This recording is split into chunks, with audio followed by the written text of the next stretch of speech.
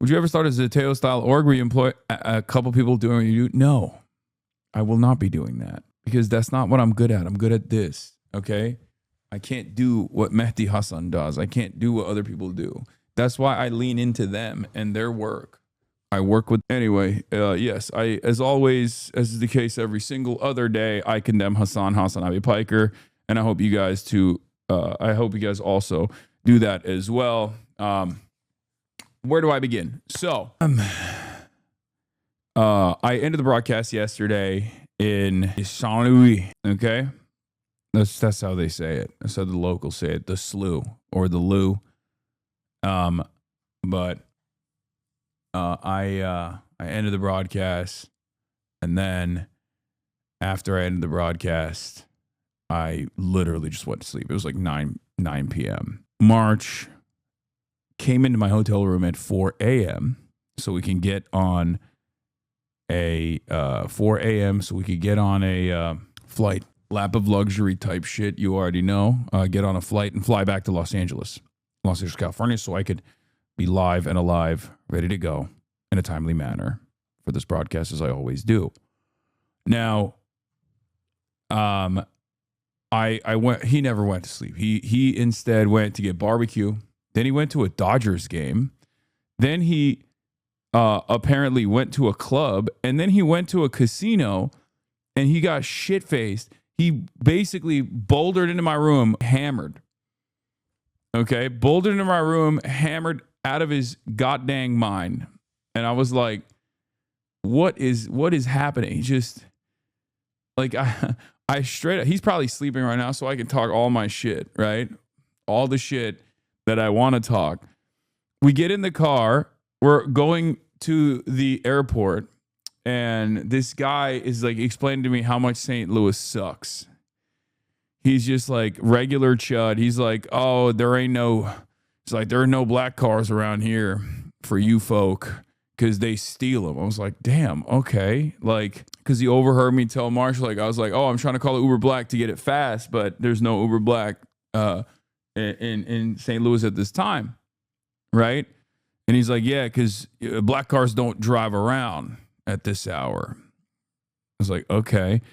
And then he proceeds to tell me how they've defunded the police, and that's why St. Louis has had, tremendous crime and how much it sucks and this and that. And I mean, he was like a fine gentleman.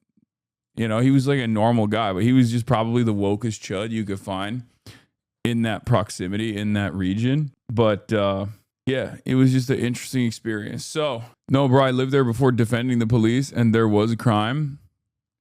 March, King of Kings, having the real STL experience. Yeah. So, interesting circumstance, interesting situation overall, but all at 4 a.m. Yeah. So we got to it. We got to the airport, checked in our luggage, got through security, got on the flight, passed out. Now, every time I pass out on a flight, I'm thinking to myself, I'm going to see this. This is what I'm going to see. Okay? Every time I fall asleep, I close my eyes on a flight, I'm like, my sleep paralysis demon is going to snap a pic of me. But basically, it was an easy, quick in and out flight. Got home, showered, and I'm here. I'm ready to go. Downloaded all the information to download all the news that's fit the print. Picked up a copy of the Wall Street Journal, thinking that the Rick Scott opinion editorial demanding that they remove funding, demanding that they revoke funding from Yale University for allowing a dangerous radical like myself to ever speak on that campus would have made it to the Wall Street Journal opinion editorial newspaper, but they decided not to put that on there. So, came back and hugged and kissed, and she's very excited to see daddy. And that's pretty much it. That's all I did. And now we're here. Not much going on other than that. I posted on Instagram. I posted Aura or a photo on Instagram for people that are constantly complaining. Some of the photos of you and the peeps from St. Louis that I took, Fox Row Media, hell yeah, Marchy Poo. Yo, I'll be honest, the suit's looking good, right? Like I'm a suit guy now. I should be a suit guy right now. I'm a suit guy. I'm wearing collars more often. You know, even my casual is still with a collar. Yes, I was asking for the brand yesterday. I don't think you saw. It's cleanest. I think the top is Hugo Boss, if I'm not mistaken. Or it could be something else. I'm not sure. But the bottom is Issey Miyake. I have a pair of Issey Miyake pleated pants that are kind of tight on me, but honestly, it works with how tight the top is. So that's it. Shirt is tailor-made from China. And the tie, I think, is like Brooks Brothers or something. You're just getting all days to hate button-ups, and now it's all I wear. I mean, yeah, I gotta act my age, right? Like, that's the way I think about it. I'm like, I gotta Hugo Boss the Nazi. Yes, Hugo Boss the Nazi. Did you like STL? I loved it. It's beautiful. The architecture is beautiful. I didn't get to see it too much. Obvious. Careful, suit gate will be the next. Why do you own a suit? Everything I do is a gate, man. What do you mean? Everything I do, people find a way to get mad at. But yeah, that was the experience. But yeah, check this out. Your boy got mad aura. Okay, let's be real. Those who chose not to listen to your calls for decades now call my voice dangerous. We will not be silenced. We will be heard. This photo is really funny. Hasan used name brand tissue instead of supporting local brands. Yeah. I don't know why these photos like lost a lot of its the quality, I guess. What is this?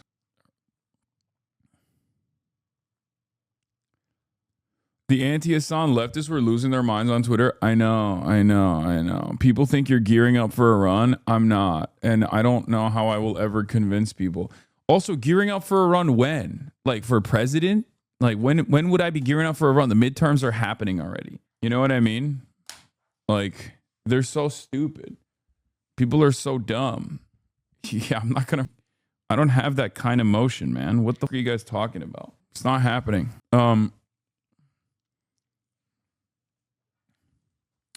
I have been busy this year, though. That's true. I mean, look, HasanAbi Productions posted this, but I have been busy. Been to New Haven, Connecticut, Los Angeles, obviously, Minneapolis, Ann Arbor, Philly, St. Louis, New York, East Lansing, and also Ann Arbor as well in Michigan, Chicago, San Francisco. Druko, I got your blast off memes. Don't worry. Saying you don't have the motion will not make the motion go away. Yeah, I've been to Vancouver as well. I've been to Cuba, Vancouver. No, this is just the United States of America. This is just a U.S. tour, you know? But yeah, let the people chirp. It is what it is. Yeah, we're still doing it. We're still doing the damn thing. Not to be parasocial, but I don't remember you ever traveling this much in such a short amount of time. Hope you don't get burnout, King. Chatters will say not to get parasocial and then say the most parasocial thing you've ever heard in your entire damn life. I love it. Come to the UK to talk with Zach Polanski? Yes, I will be doing that. I am going to the UK anyway for South by Southwest, and I will be linking up with Zach Polanski when I'm out there, obviously. But yeah, that's a given. When I'm in the UK, I'll be linking up with Giannis Varoufakis too. I like your response about not running. Would you rather be a megaphone for strong candidates than dedicate a lot of time or your money on your own political race? Yeah. Ohio will turn blue if you visit one time. Maybe. You should look like the image of who you are and what you want to present. Go bespoke and tailored. You owe it to yourself while you're in the UK. Okay. Dude. Afix Twizzy, I feel like you love this. You love this shit. Like, I've literally had to give you a 1-day timeout, and you love doing this shit. I saw, man. All of your wonderful work has finally gotten you close. Okay, socialist at Mamdani's alma mater, Bowden, to host Mayor's Israel-hating dad and Marxist influencer Hassan Piker. Okay, you did it. You got the notice. You got the New York Post notice. Congratulations. I swear to God, I feel like you're trying to get your chapter closed down or something. Like, Pittsburgh, please, Pittsburgh, come to Pittsburgh. Okay, guys, You guys can't all tell me about your favorite candidates, your local candidates, or have me demand that I come visit your neighborhood. Okay, I'm one person. First of all, not only am I one person, I'm spending unbelievable amounts of money too. Like, this is all out of pocket shit. Okay, it's not like none of these speaking engagements I get paid to do. You know, most people here. Let me put you on some game real quick. When other content creators, they do speaking engagements, they get paid for it. I would never, ever demand payment for said speaking engagements regardless, especially because like I'm not going to the Young Americans for Freedom Club, who has an alma mater that will also double the speaking payments. Like their alumni will pay for, people like Benchbird to come to our campus. I'm working with like broke ass groups like Students for Justice for Palestine and stuff like that. But beyond the financial predicament that it creates, which is marginal, it's inconsequential, it's nothing, it's totally worth it, right? It's impossible for me to be all around the country. Like, you guys understand that, right? Your cam is freaking out, is it? It's just impossible for me to be everywhere all at once. I'm one person, okay? I assume you pay your way too? Yeah. Like, not to give you guys, the boring background stuff, but yeah, I read this Salon article on the flight today. It's actually pretty good. It's pretty solid. Like, I can't teleport as much as I wish I could. As much as I wish I had the capabilities of teleporting from one location to the next, and in a moment's notice. I can't do that. Got to pay for exposure, shaking my head. No, I didn't say you have to pay me. I don't expect that, and I don't want that. And when people do actually try to pay me for appearances, I tell them, no, that's not the point. The point is the travel time. It's not easy. Okay. Oh, you meant like Salon wrote that article. I paid for that exposure. Yeah, of course. Would you ever start a Zateo style org where you employ a couple people doing what you do? No. I will not be doing that because that's not what I'm good at. I'm good at this, okay? I can't do what Mehdi Hasan does. I can't do what other people do. That's why I lean into them and their work. I work with them. I work with Zateo. I work with Dropsite News because they do that work and they're good at it. I'm not. This is what I'm good at. I try to watch Hasan, but to be fair, y'all are insufferable in this chat. To be fair, this is the parasocial hour. This is when the most annoying demands. This is like a mini struggle session for all the parasocialists, the Red Guard, to come in and just give me a couple lashings about like, you need to do this, you need to do that, you're not sufficient enough.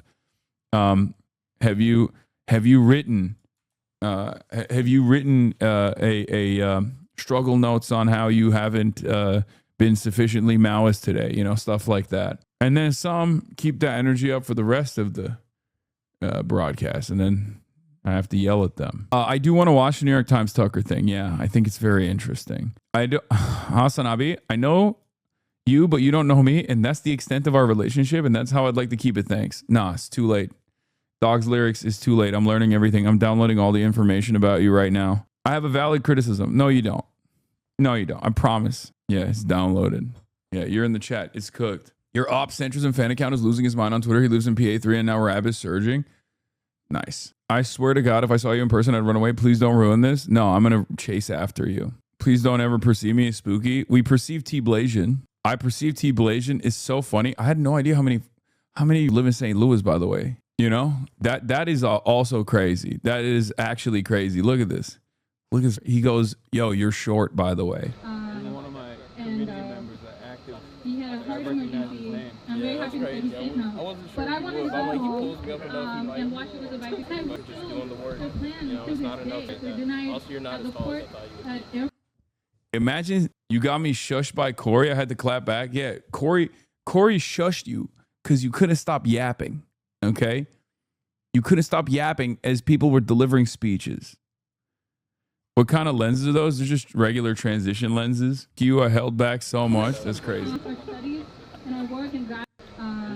Come to Wisconsin, complete the Midwest. I have to go to Wisconsin. I know. I have to go to Wisconsin for Francesca Hong. Never mind. I'm being told that Fran is actually going to be in Los Angeles, so I'm going to have her here instead. I was standing behind Donnie for your entire interview. He's right. Donnie was height-mogging the shit out of you. Can't believe you've been lying this whole time. Hello. Look who it is. Look who it is. The little lady. Hi. Hi. Hiya. Yeah, the rotisserie chicken is back. She just went to the park. Wait, Wisconsin is just bad. Minnesota, please don't do it at Father Jihad. Okay, calm down. Anyway, what was I saying? Away/home game ass schedule. It's literally not a Midwest trip without Iowa. Okay, y'all gotta. Oh my God. Yes, I know. I have to go to every single state in the country and every single township. I have to go to every single township in the country. I promise. I know I have to. I will eventually. Okay, I'll get to your township too. Yeah, I saw this. This is funny. In any case, folks, every unincorporated community. Yes. When you game Father Jihad, nothing ever happens anyways. Yeah, that's definitely not true. Things are always happening. Things are happening at an alarming rate. Okay, anyway, here it is. We blasted off, by the way. Let the people know we're live. We're alive. Yeah, the Jihad is here. Also, I have the poster behind me. If you noticed, I brought it back. Our glorious infidel poster from our glorious infidel poster that the Philly fans made. I took it back with me, even though it was massive. We're gonna get that framed up. Quickie before news time. What is this? What's up?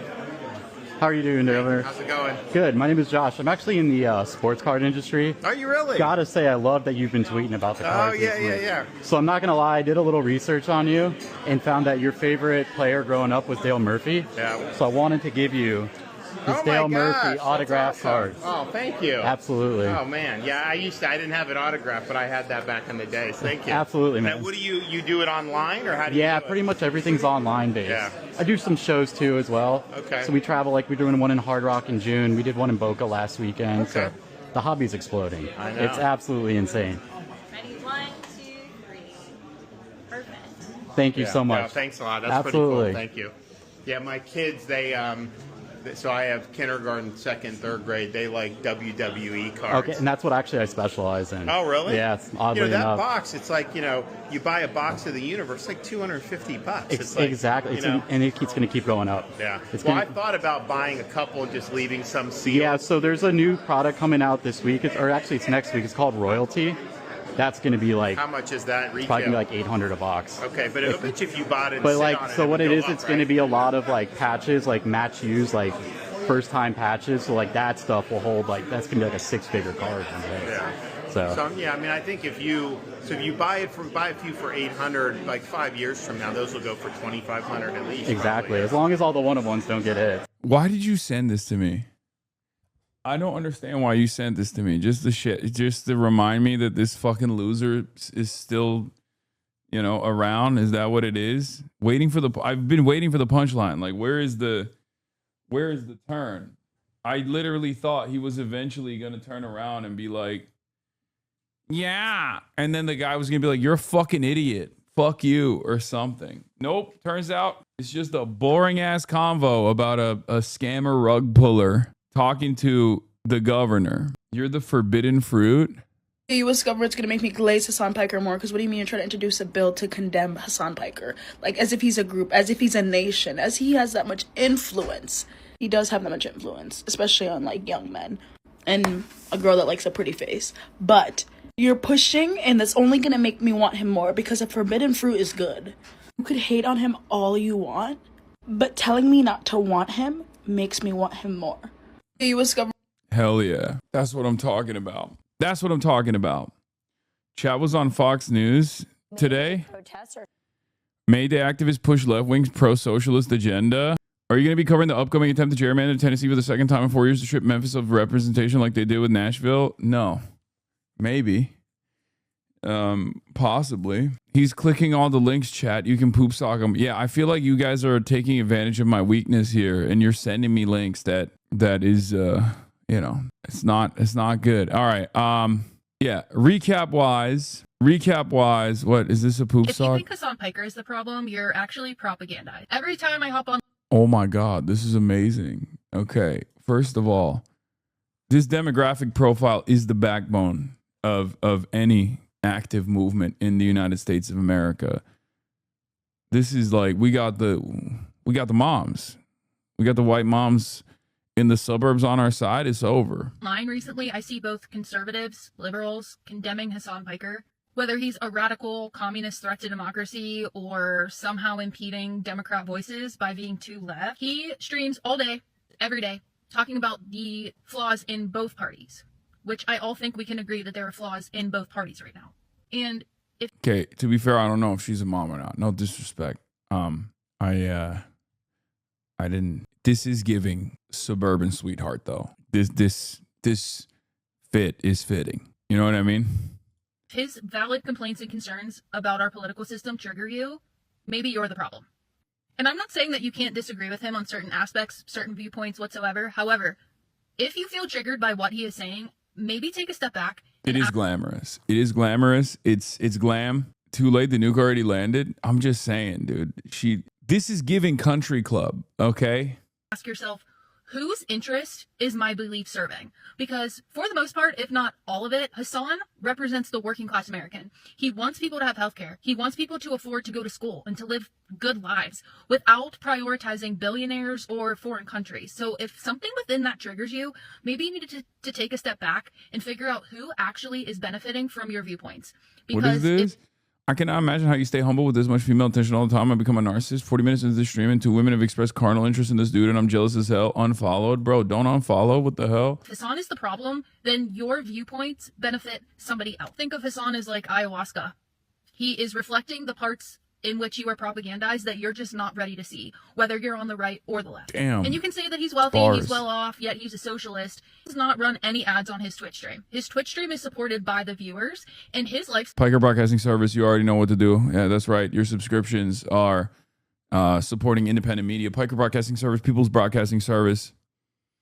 Don't unfollow. Subscribe instead. Use your Twitch Prime, which is free, by the way. Twitch Primes are free. Twitch Primes are free. Use your Twitch Primes here. Or gift a sub if you got it. Allows him to go to different places. Like he was just in Michigan. He's going to New York. He's going to Philadelphia. He's making an influence where he can. He's not the problem. Billionaires, foreign countries, corporations are. And he's highlighting all of that and you don't like it. That's true. Damn. Another banger. 2 bangers in a row. Don't unfollow. It's not just listing. We yell at him too. Okay. I just praised you for covering women's issues today, and you had to ruin it by commenting on homegirl's appearance instead of her words. I'm going back to hating you now, femininely. I'm sorry. I'm looking at it as a demographic voter profile. You know, I just entered the first thing I hear. Think of Hasan like ayahuasca. Yeah. Anyway, yeah, we got this, which we were covering. We got Fox News, Mayday. I've noticed that, like, so Mayday is. Like, Mayday has its roots in the American labor movement. The American working class is a part of the international working class, okay? However, Labor Day in the United States of America is not on May 1st. We have our own Labor Day, right? And I think that's by design. Even though the initial May Day is an international... It's an international event, but like it has its roots in America, okay? It is the commemoration of the Haymarket movement, the Haymarket affair, if you want to call it that, or the Haymarket riots, right? And what's fascinating about it is that regardless of its inception, workers striking for facing violent class trade or police confrontation. It's an International Workers' Day celebrating labor rights. And we try to do that here on the broadcast every Friday. That's like part of the reason why I always celebrate Fridays with Mufasa. The reason why I celebrate it is because it's to commemorate and it's to show respect to the workers that came before us that worked long and hard and actually, even lost their lives. Like they put tremendous sacrifice into this movement, into labor militancy to get some of the amenities that we take for granted now. Like the weekend, the abolition of child labor, and many other workplace protections that in many visible and also invisible ways help us, right? Make our lives a little bit easier. And that's what's so interesting, I guess, about like American labor history. American labor history is very radical at times, right? And it's not so radical nowadays. But I will say that May Day participation from the broader labor movement year over year, the increase of May Day participation from the American labor movement year over year, I think shows promise. It says something. It shows that like there is an increase in class consciousness in this country, and there's an increase in workers recognizing their class position in this country. So I see that as a positive trajectory. Okay. The Haymarket Memorial is the smallest statue on the side of a busy street that didn't go up until 2004. The plaques on it from all around the world kind of me up. The rest of the world genuinely cares about it more than anyone around here, right? Site of the Haymarket tragedy. On the evening of May 4th, 1886, a tragedy of international significance unfolded in the site in Chicago's Haymarket Produce District. An outdoor meeting had been hastily organized by anarchist activists to protest the violent death of workers during a labor lockout the previous day in another area of the city. Spectators gathered in the streets as speakers addressed political, social, and labor issues from atop a wagon that stood at the location of this monument. When approximately 175 policemen approached with an order to disperse the meeting, a dynamite bomb was thrown into their ranks. And you have the Iraqi trade unionists commemorating it. Okay. You have the Swedish Trade Unionist Confederation commemorating it. It's interesting. It's interesting that like this day is unbelievably significant for the international labor movement, and yet Americans don't have a national like public holiday around it, even though many countries around the world, even in like places like Europe, Turkey, where I grew up, May Day is very significant. May Day is when trade unionists, socialists, communists alike get together and participate in a day of action, a day of protest. And I grew up watching cops tear gas and use water cannons on protesters from the labor movement. And it's the same sight almost everywhere around the world. Now, of course, that's a testament to the way that capitalist countries treat their working class when they demand more, right? When they demand what's just, when they want to take home more of their productive output, right? And it's interesting because when you look at May Day celebrations in countries run by communist governments, for example, it's very different. In Cuba, it's a day of celebration. Mass movement, mass mobilization took place in Cuba yesterday. Same with China. In places, in places that at least cherish a socialist history, the more labor protections these countries have, or the more they cherish this revolutionary history, the less resistance there is from the police. And in the United States of America, there's not really a lot of police resistance, not a lot of police presence at all, because it's altogether forgotten. But I think it's changing. It was very interesting to observe this significant day for the international working class have more mobilization than I have ever seen in the United States of America in my lifetime. And it's only going to keep growing from here on out. That's the way I see it. But let's take a look at how Fox News covered it. They're sweeping the country with left-wing groups organizing on a pro-socialist platform, calling to tax the rich. Watch. The idea that my politics are too radical, I find somewhat laughable. It's not surprising that the Republican Party is going to attack me with that. I mean, these are a lot of people who've never worked a day in their lives. And if they have, it certainly hasn't been with their hands. I think the claims that millionaires are going to leave our state are like super overblown. And if, you know, the ones that leave, like, bye.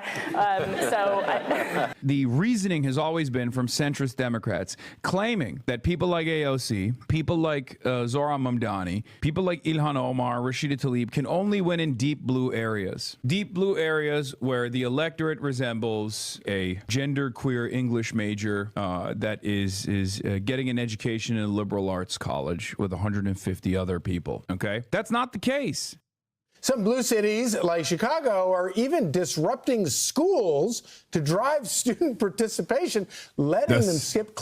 They put Father Jihad on there. I mean, you're dead ass on the news regularly. How's that feel? Feels weird. Feels very strange. I don't like to be perceived like this. I like to control who perceives me. Things were a lot better when it was just us in here. You know what I mean? Nowadays, the HasanAbi Clips industrial complex, as the chatter just pointed out, has moved to mainstream media. They are my clippers. The drama farmers on the independent side of YouTube have nothing on Fox News at this point. They're in here all day, every day. Oh my God, look at this. Virtually every single outlet has written a piece. New York Post has, oh, Jesus Christ. Post has two articles. Socialism, Mamdani's alma mater. Less than a third of New York City's Jewish voters think Mamdani's doing a good job.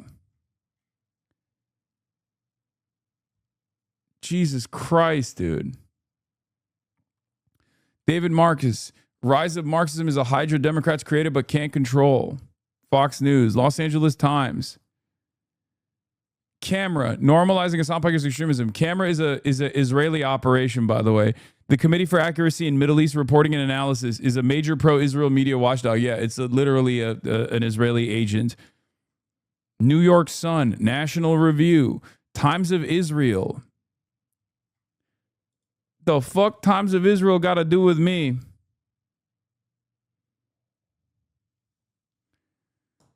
I hope the chatter that made this site got some free merch or something. Whatever the chatter wants.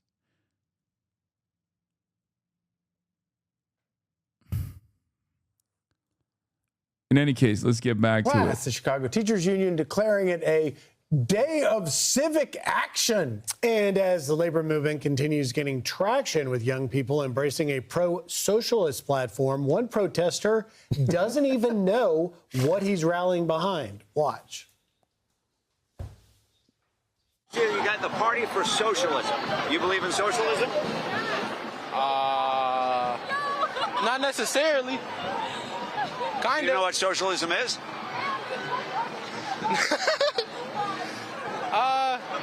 Not really. Not too much, but. Bro, that's a kid. That's a child. You're putting a microphone on a child. He'll learn. Leave the child alone. He's like 14 years old, man. Yeah. Saturday in America host Kayleigh McEnany is here now. You know, Kayleigh, I look. Who stuck the little man with that PSL poster, by the way? That's so funny. Look at this, and I really miss Charlie Kirk. Yeah. I mean, he was somebody who was on the camp. I mean, come on. We are Charlie Kirk. We carry the flame. We'll fight for the gospel. We'll honor his name. This is in the most effective way possible, which is why I think they took him out. Why they did. Bro, what are we talking about? Are we really talking about how stupid people are in any movement? Like, we're talking about the lack of knowledge amongst Americans on issues like socialism. All four of these dumbasses don't know what socialism is either. Why? Why is that? If that's the standard for intellect, I mean, which, by the way, benefits our side of the argument, let's be real.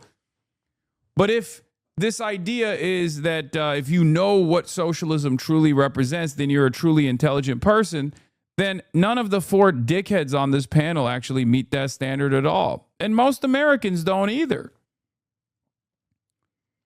Most Americans are unbelievably propagandized against what socialism is. They're lied to about what socialism represents.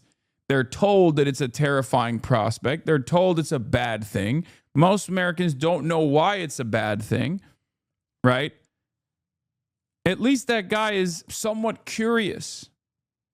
I will take intellectual curiosity instead of shutting off this alternative mode of organizing the economy. Curiosity towards socialism is infinitely better than assuming you know what socialism is and you hate it, especially when you're a working class individual. Anyway. He was effective in pushing back on what the left has been trying to do. They've had a captive audience for decades with indoctrination. And Charlie and Turning Point were providing that answer on campus, weren't they? Yeah, and Charlie... Well, Turning Point USA still exists, so why are you shitting on Erica Kirk? Are you saying that currently Erica Kirk is not carrying the flame? We are Charlie Kirk. Like, I don't understand. Is that the frustration here? Because I feel like Erica Kirky is carrying the flame. It's not like Charlie was like the most competent individual either, you know? He got carried a lot. He got carried by massive Republican mega donors, you know, titans of industry. He also got carried by the TikTok algorithm when the Chinese Communist Party was like terrified of TikTok being blocked in the country. So they were like, oh, we'll lean into this Trump shit, you know, which I guess gave him a stay of execution. And then they inevitably ended up giving TikTok to Americans anyway, which, let's be real, if I'm Chinese, I'm thinking, yeah, it was an unbelievable W that we got Donald Trump elected. Okay? Straight up. Who could have foreseen this? I don't think anyone could have foreseen this. The one Chinese father who famously said Trump is a great nation builder, but for China. It's true. He is. He has done tremendous damage to American empire, right? He has proven the acceleration is right.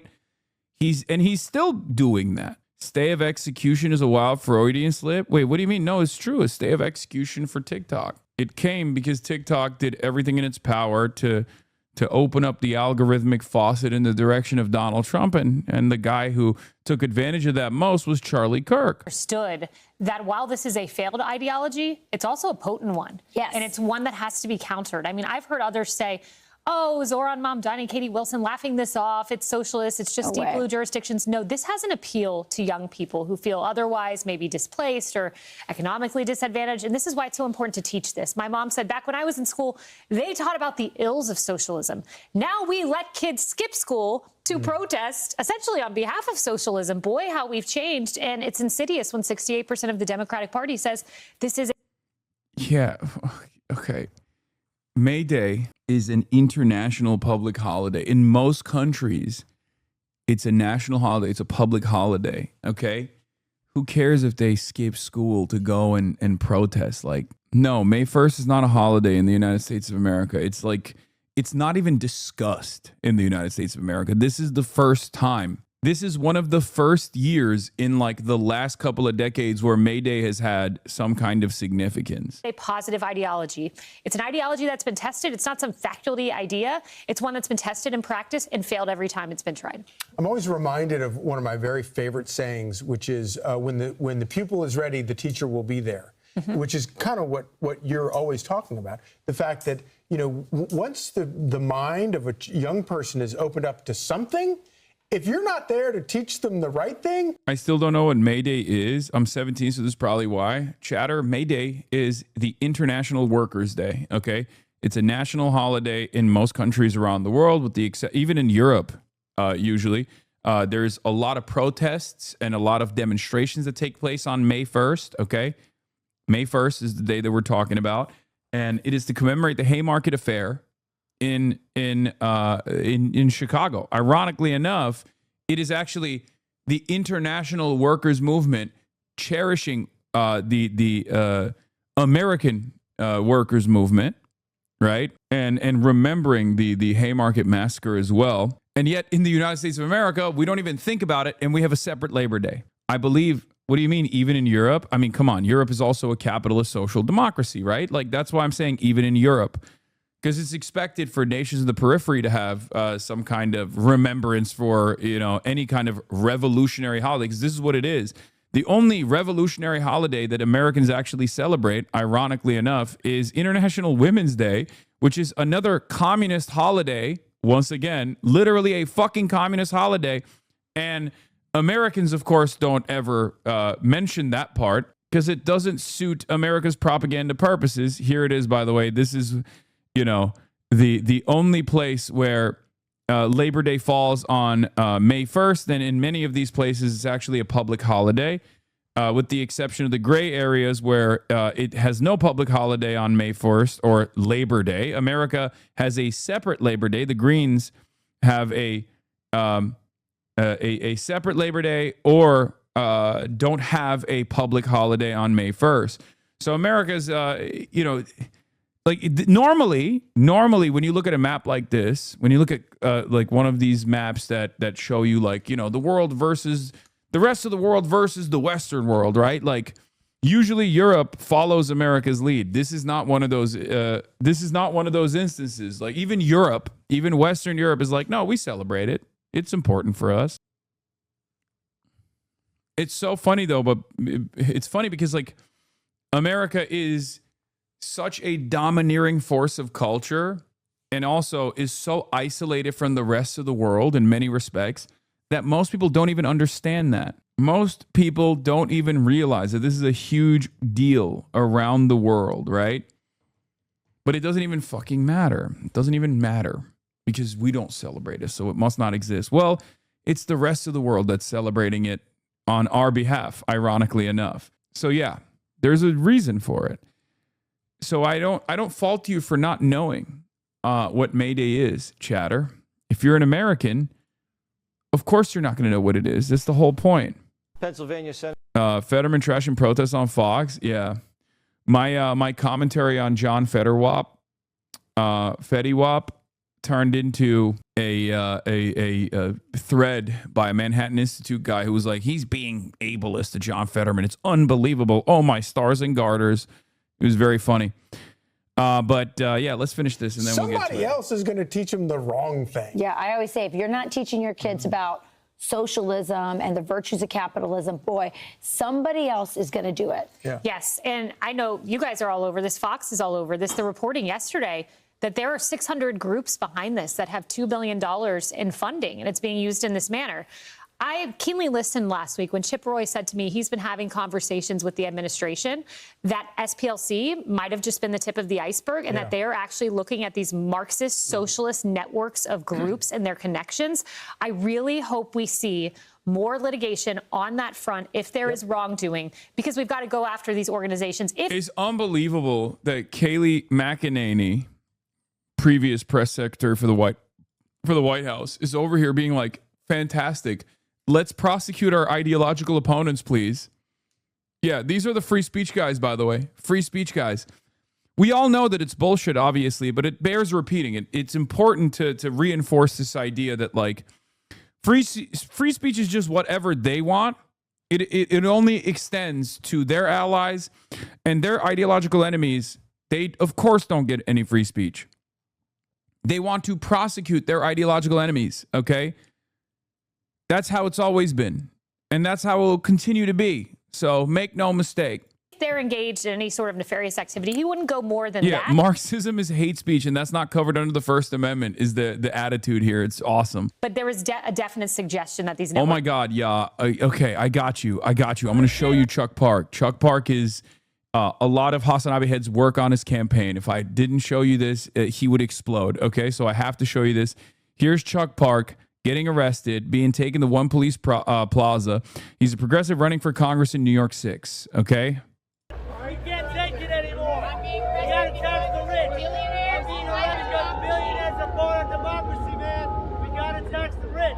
Working people in Queens, we gotta fight back.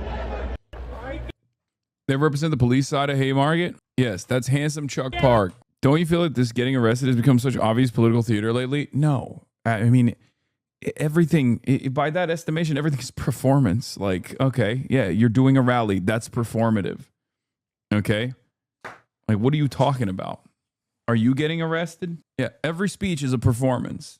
Okay. Okay, let's continue. Kaylee, let's broaden it a little bit, though, because this message is getting through in elections because we now have a list of socialists that I have said that the Democrat Party is now officially the party of Bernie Sanders. These are candidates running on the platform that 10 years ago Bernie Sanders was saying it and people were laughing it off. Now candidates are getting elected. It's not just socialist-style Democrats with growing presence. Zohran Mamdani, Katie Wilson, Anna Lilia Mejia, Graham Plattner, Hasan Piker, Alexandria Ocasio-Cortez. Why am I on this list? I mean, this is an awesome list to be on, but it's so funny that they just like slam me onto it.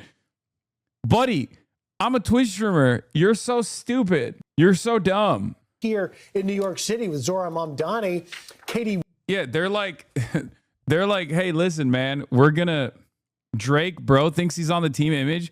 Bro, I don't think I'm on the team. I'm not doing that. They're making it seem like I'm running for not only just any office, but the presidency. Okay. They're like, oh, this is Hasan Piker, this dangerous socialist. He's going to be president one day. It's like, no, I don't plan to do any of these things. Okay. I am a fucking Twitch streamer who just pussy. Okay. What does that mean? Do you want me to run for president? Is that why you're calling me a pussy? Is that what it is? First time chatter? You're like, oh, dude, you're a pussy. You should. Now, what's funny about all this is that, first of all, and pussy too. That's the only thing I'm running for. Okay, I'm running in that direction. I'm running in the direction of and pussy too. That's right. But also, these guys are so funny. All my haters are so funny. They're like, bro, you never go outside. You never put yourself out there. Now I'm putting myself out there, and these guys are up my ass. And then they're like, oh, you're a pussy. It's like, buddy, you lose your mind when there's like a second of attention on you. Like if this community were to figure out what your other social media accounts look like, and then they start, yelling at you about your perspective for even like approximately 30 seconds, where you lose like a fraction of your anonymity, you genuinely lose your mind. You freak the fuck out.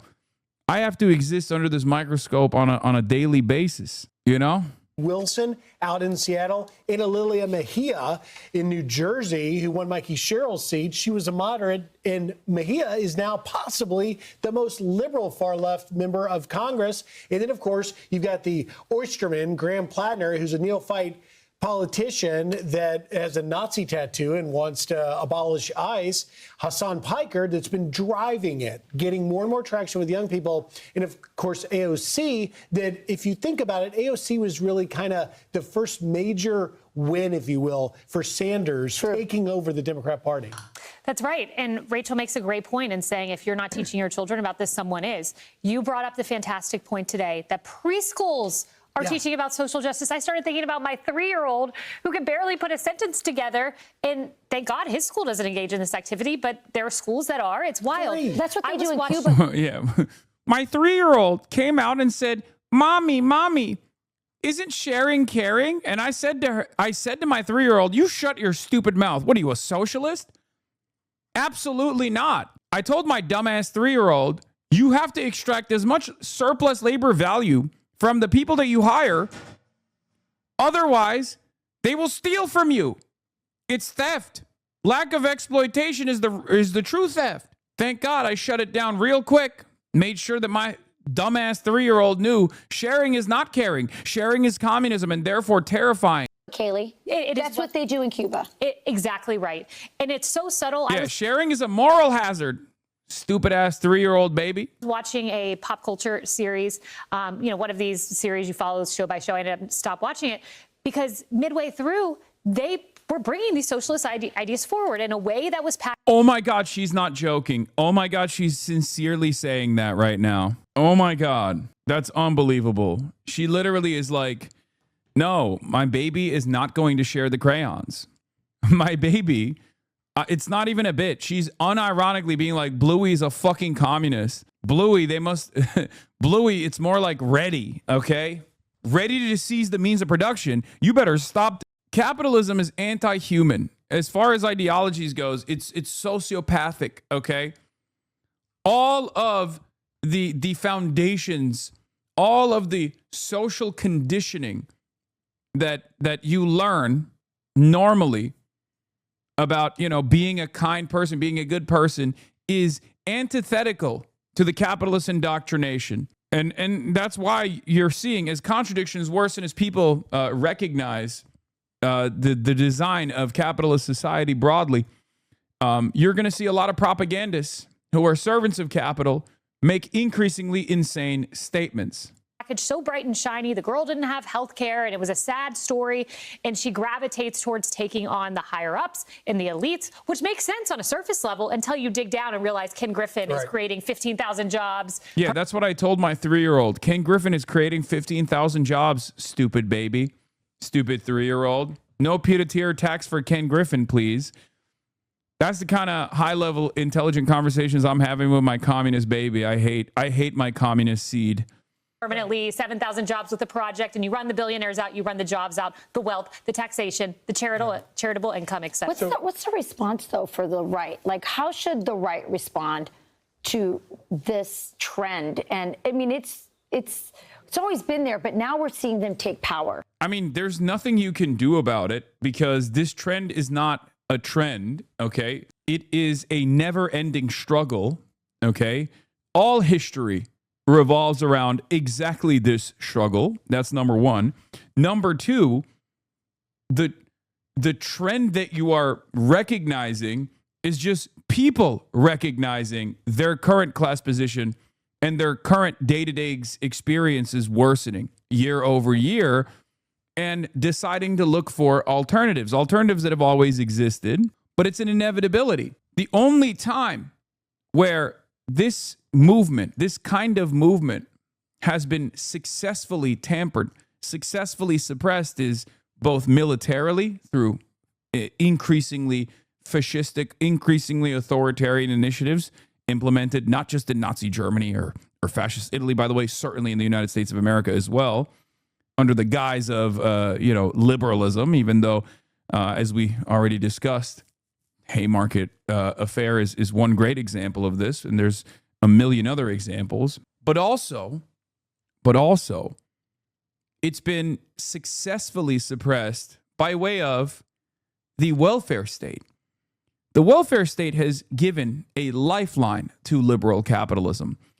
And because of the unlimited greed of capital, they've forgotten that if you don't give any amenities to your industrialized labor class, if you constantly take away their well-paying jobs, if you take more and more of their productive output because there's diminishing there are diminishing profits no matter what due to technological expansion, and the appetite for more profit seeking never goes away. So you just end up suppressing your labor force because labor is the most malleable aspect of production.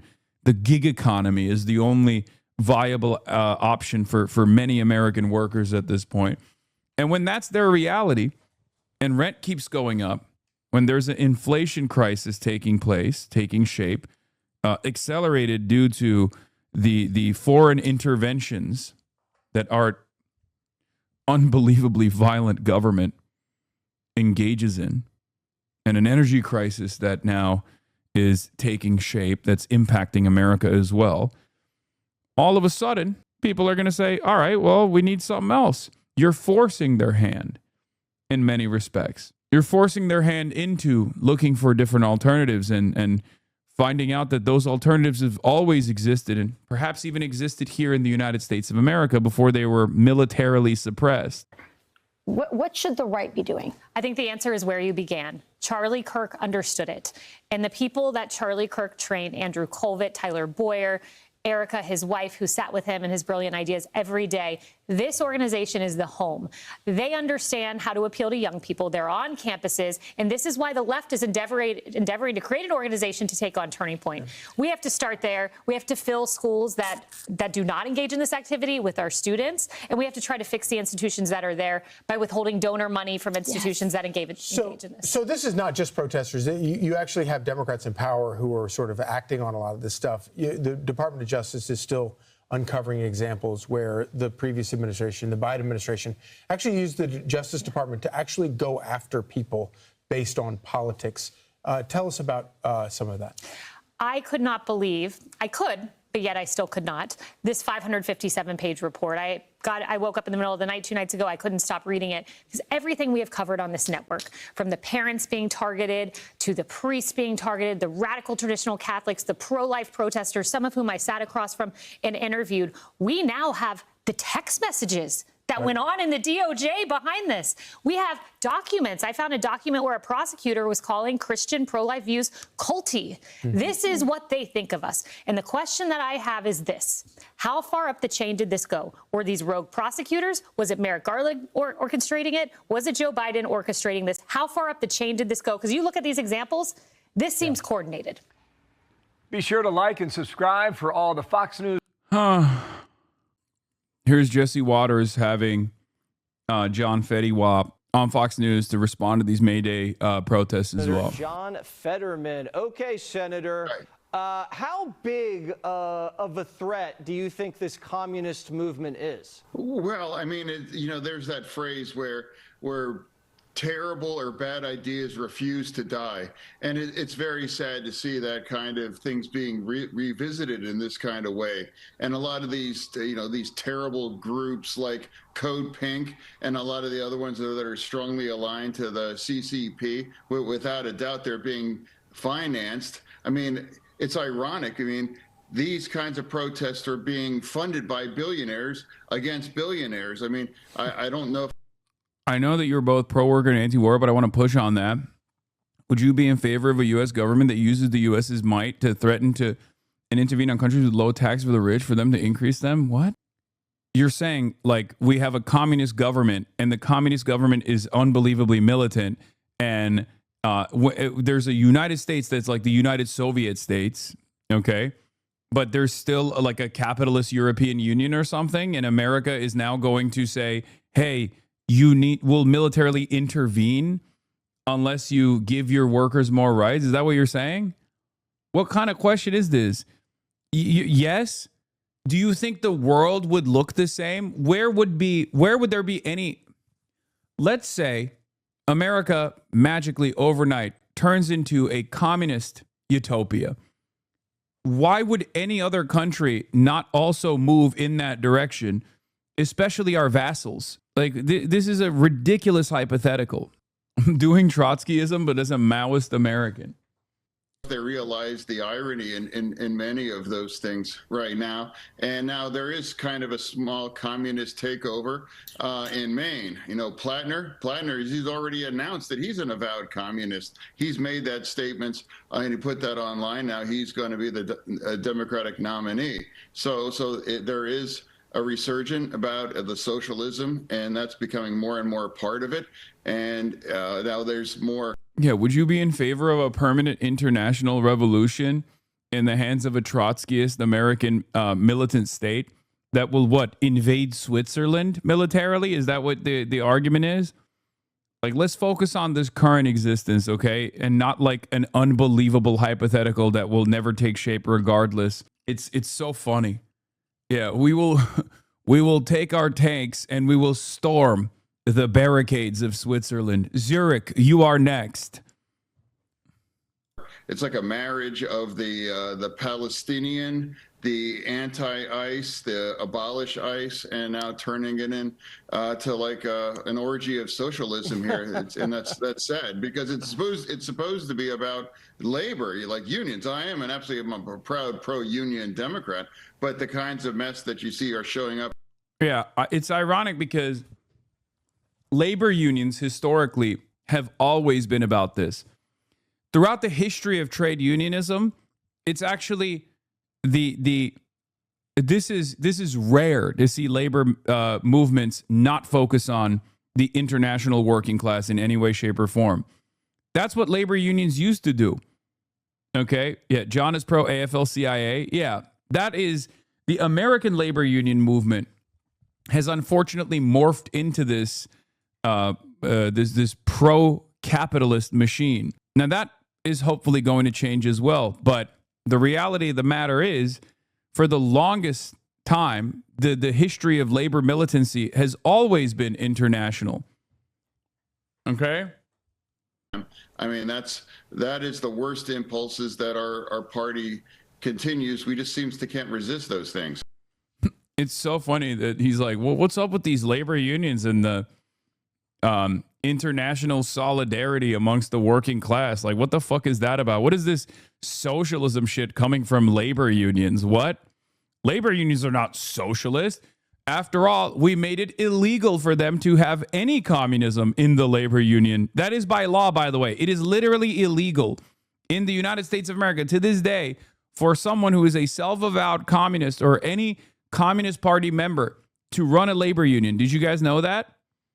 That is the fucking law in this country. First Amendment, by the way.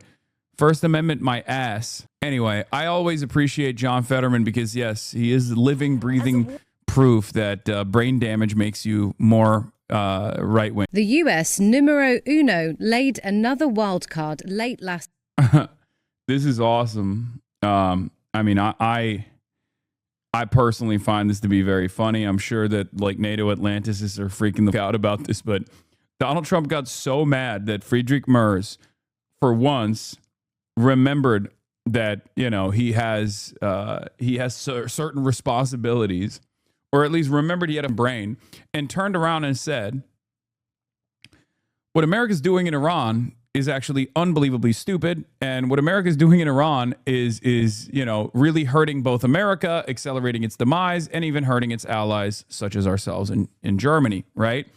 The one time where he offered a little bit of pushback, and Donald Trump's like, well, guess what? We're withdrawing 5,000 troops from Germany to, I guess, somehow punish Germany, because Germany is not involving itself in our unbelievably stupid military conquest over Iran that has been a failure, which Merz said was humiliating for America. He said the United States is being humiliated by Iran due to the actions that it's taken. Now America's saying, okay, no more military occupation of Germany? Oh no. Oh no. Germany might have a semblance, a crumb of autonomy. Oh no. What will Germany do? Okay. What will Germany do? Perhaps maybe our German socialist comrades can take advantage of this moment for once in their lives and organize around this to be like, yes, this is great. Please keep it going. Keep up the movement. This is good. This is good for a better utilization of American resources. This is good for Germany to develop some semblance of autonomy and sovereignty. Not that it's going to happen regardless, but you know, it's a good thing. Good job, Trump. Keep it going. More of this, please. I am in favor of this. Night. Shortly before this post, Trump ordered thousands of US troops out of Germany in a spat. And despite growing pressure to reach a lasting deal with Iran, he sees little reason to fold, rejecting Tehran's latest proposal to end tensions. They're not coming through with the kind of deal that we have to have, and we're... Yeah, Merz is one of the most unpopular PMs, and the cooked SPD are in still coalition with him after being super unpopular themselves before. They're cooked. Die Linke is nothing. I know, it's very disappointing. AFD is going to be elected in the next elections. I hope not. But ironically enough, the one party that is like spiritually MAGA is the AFD, and they're the ones who are actually demanding that the American military withdraw from Germany. So it's again a huge issue for there not to be loud anti-imperialist German leftist voices in this goddamn country. Because like American military withdrawal from Germany is not a bad thing. Okay. It's not a bad thing at all. Unless it's being shepherded by Nazis like the AFD. Okay. And the problem is they are the ones who are championing this movement. They're the ones who have openly championed this initiative, and now they're going to look victorious. AFD leader, lesbian, far-right woman dating Sri Lankan. She also lives in Switzerland and opposes gay marriage. She's anti-immigrant too. What a character. I mean, that's the reason why all this identity stuff is just like totally irrelevant. It's totally secondary. It's just optics. I know. Okay, I mean, Candace Owens was, and still is in many respects, one of the most outspoken white supremacists in the country. Who gives a shit about your background, right? Like, your background only matters as much as your lived experience and how that has contributed to your advocacy. Trita Parsi's take on Merz. Germany's Merz welcomed Israel's attack on Iran in June 2025 and said Israel was doing Europe's dirty work. He welcomed Trump's war on Iran in February and dismissed its illegality. Now, as a rat jumping off a sinking ship, he claims he always had doubts about the war. The Germany that proudly stood against the Iraq war in 2003 is long gone. The German government has turned Germany into a vassal of the United States. Of course, Trita is still, I think Trita doesn't go as hard as I do, obviously. He's at the Quincy Institute. Quincy Institute, I would say, is one of the only think tanks that's like anti-war in Washington, D.C. But even then, it's not imperialist a think tank, of course. I mean, far more radical than the average Washington foreign policy think tank, make no mistake. And I really appreciate their existence. But the reason why I bring up this difference in opinion is because Germany has been a vassal of the United States of America since World War II ended, West Germany specifically, and now all of Germany. So, it's not a new phenomena at all. It's just gotten worse over the years. But this vassal wants its cake and to eat it too. Benefit from America's wars if they go well, while washing its hands of the war if they go badly. This is why America should refrain from turning once good allies into vassals. It benefits neither in the long run. AFD politicians also farming sympathy by criticizing Israel before any other party, even if it's out of anti-Semitism more than anything else, but in a vacuum where nobody ever raises their voice. Yeah. Yeah. Merz leck Eier. What is that? What's Eier? Ear? Eier? Yeah. Oh, balls. Oh, testicles. Ja, jawohl. Ja. Jawohl. Merz, he is always licking the Eier. Oh, yeah. Testicles. Always. Ja. Nein, Herr Delfs, ganz und gar nicht. Das Look at how bald he is, ja. I can't believe it. Oh mein Gott, ich kann nicht glauben. Merz. You are the baldest man in Europe. Going to get this thing done properly. We're not going to leave early and then have the problem arise in 3 more years. مذاکره. You can get dragged to court for this in Germany. Well, good thing I live in the United States of America, which hasn't turned fully into the vassal status that Germany is, both a vassal to Israel and also to the United States of America, which is crazy. Negotiations are not about us accepting what they dictate, not about us accepting what they want to impose with threats. This is not negotiation. This is the acceptance of an imposition. Trump says he holds all the cards, but some Europeans got nothing to play. This was the German Chancellor earlier this week. Ich erkenne im Augenblick nicht, welchen strategischen Exit. I cannot see what strategic exits the Americans are now opting for, especially as the Iranians are obviously negotiating very not negotiating. An entire nation. It's a very well-known meme because there was a minor student protester who demonstrated with a paper shield that said Merz leck Eier, who got arrested. In Germany, you'd be in jail for real, for real? No, I wouldn't. I don't think they would. Is being humiliated by the Iranian state leadership. 3, 2, 1, go! In a punishment for those remarks, the US has now announced it'll be withdrawing 5,000 US troops stationed in Germany. And when asked if other European allies might face the same, Trump said, Yeah, I probably will. Why should I? Look, why shouldn't I? Dude, I first of all, in Germany, I would probably go to jail far before my thoughts on Merz for what I say with regular frequency on Israel. I actually do wonder what it will look like eventually when I do travel to Europe, because Europe obviously doesn't have the same standards on free speech. A lot of European countries, especially when it comes to the Israel issue, are unbelievably restrictive. So I do think about that. Like, I wonder if I was like going to Germany now that you have like these congressional condemnations and whatnot. I wonder if like Germany would try to restrict my travel. I haven't even thought about it.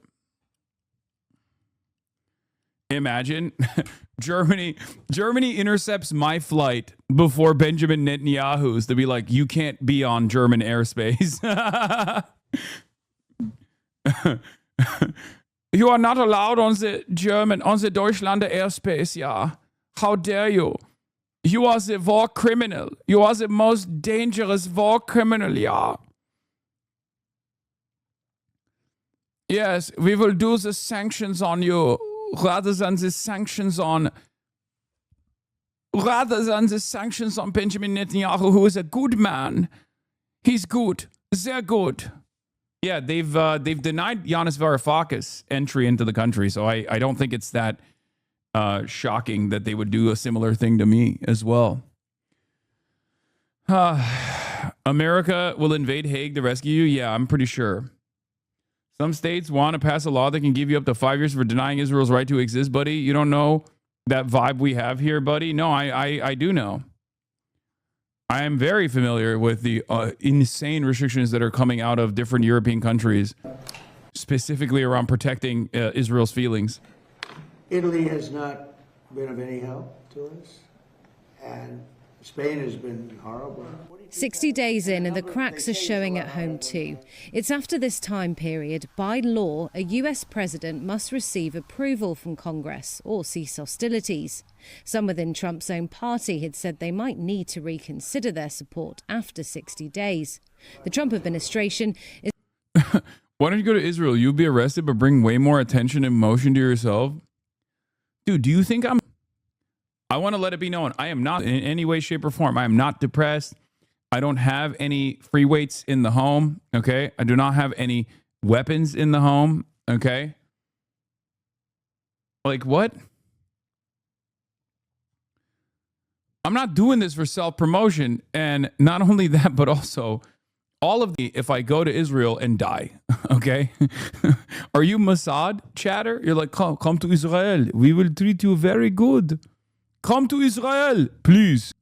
Why don't you go to Israel? It's a tiny nation, surrounded by scary countries. Come to Israel. See, it's bad neighborhood. Yeah, size of New Jersey. It's fine. Come to Israel. They will just arrest you, and then it will boost your profile. Is arguing the rule doesn't apply as the war in Iran ended with the ceasefire in early April.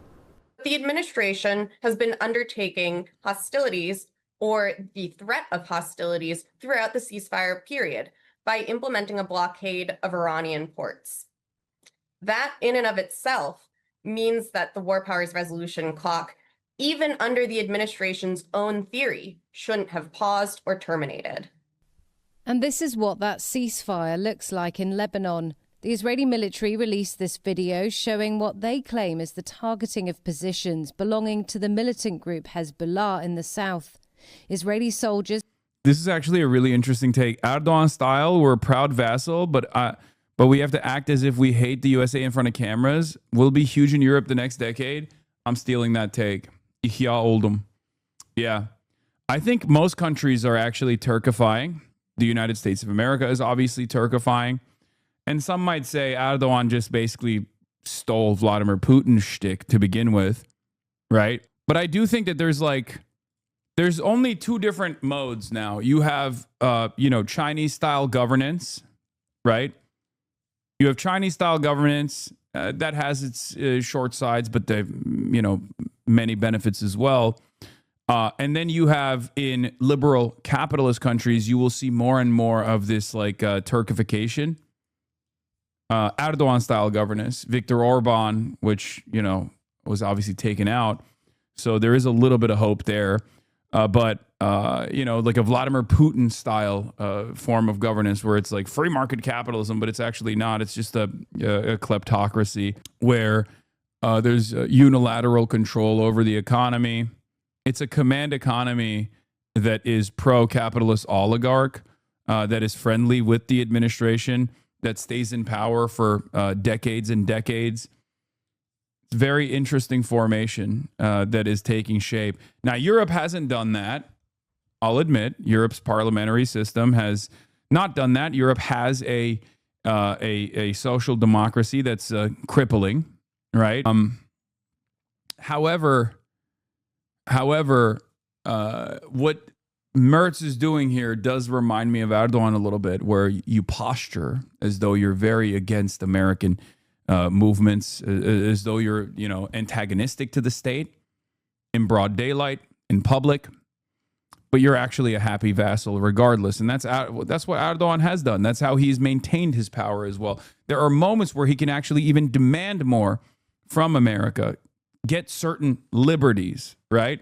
Look into Hussein Doğru. Bro, I know. I have covered Hussein Doğru. Okay? I have. I don't know what's wrong with you. For the love of Allah, please look up Hussein Doğru and what the German state did to him. Yes, they declared him stateless. He's like locked under a de facto house arrest. They took away his credit cards. I know. I'm very familiar with Hussein Doğru. I've covered it before many times, as a matter of fact. Okay? Please stop spamming. Yes, Hussein Doğru, head of Red Media, was basically declared stateless. He can't even fucking travel. His family can't even bank in Europe. It's like EU imposed sanctions. Open Presence is back. Never here to judge you. Appreciate your analytical takes more than any other. Open Presence, where you been, dude? As soon as Qatar started getting bombed, you went away. It freaked us out a little bit. This man used to drop restream. What does that mean? This man used to drop like hundo bombs multiple times throughout the fucking day, and then he just went away. One day he vanished. When the world needed him the most, he vanished. Yeah, Open Presence was the primary funder of the People's Broadcasting Service. It's odd. It's odd that once the Strait of Hormuz closed, so did the gifted subs. Oh, Red Stream, not Red Media. Sorry, Red Stream.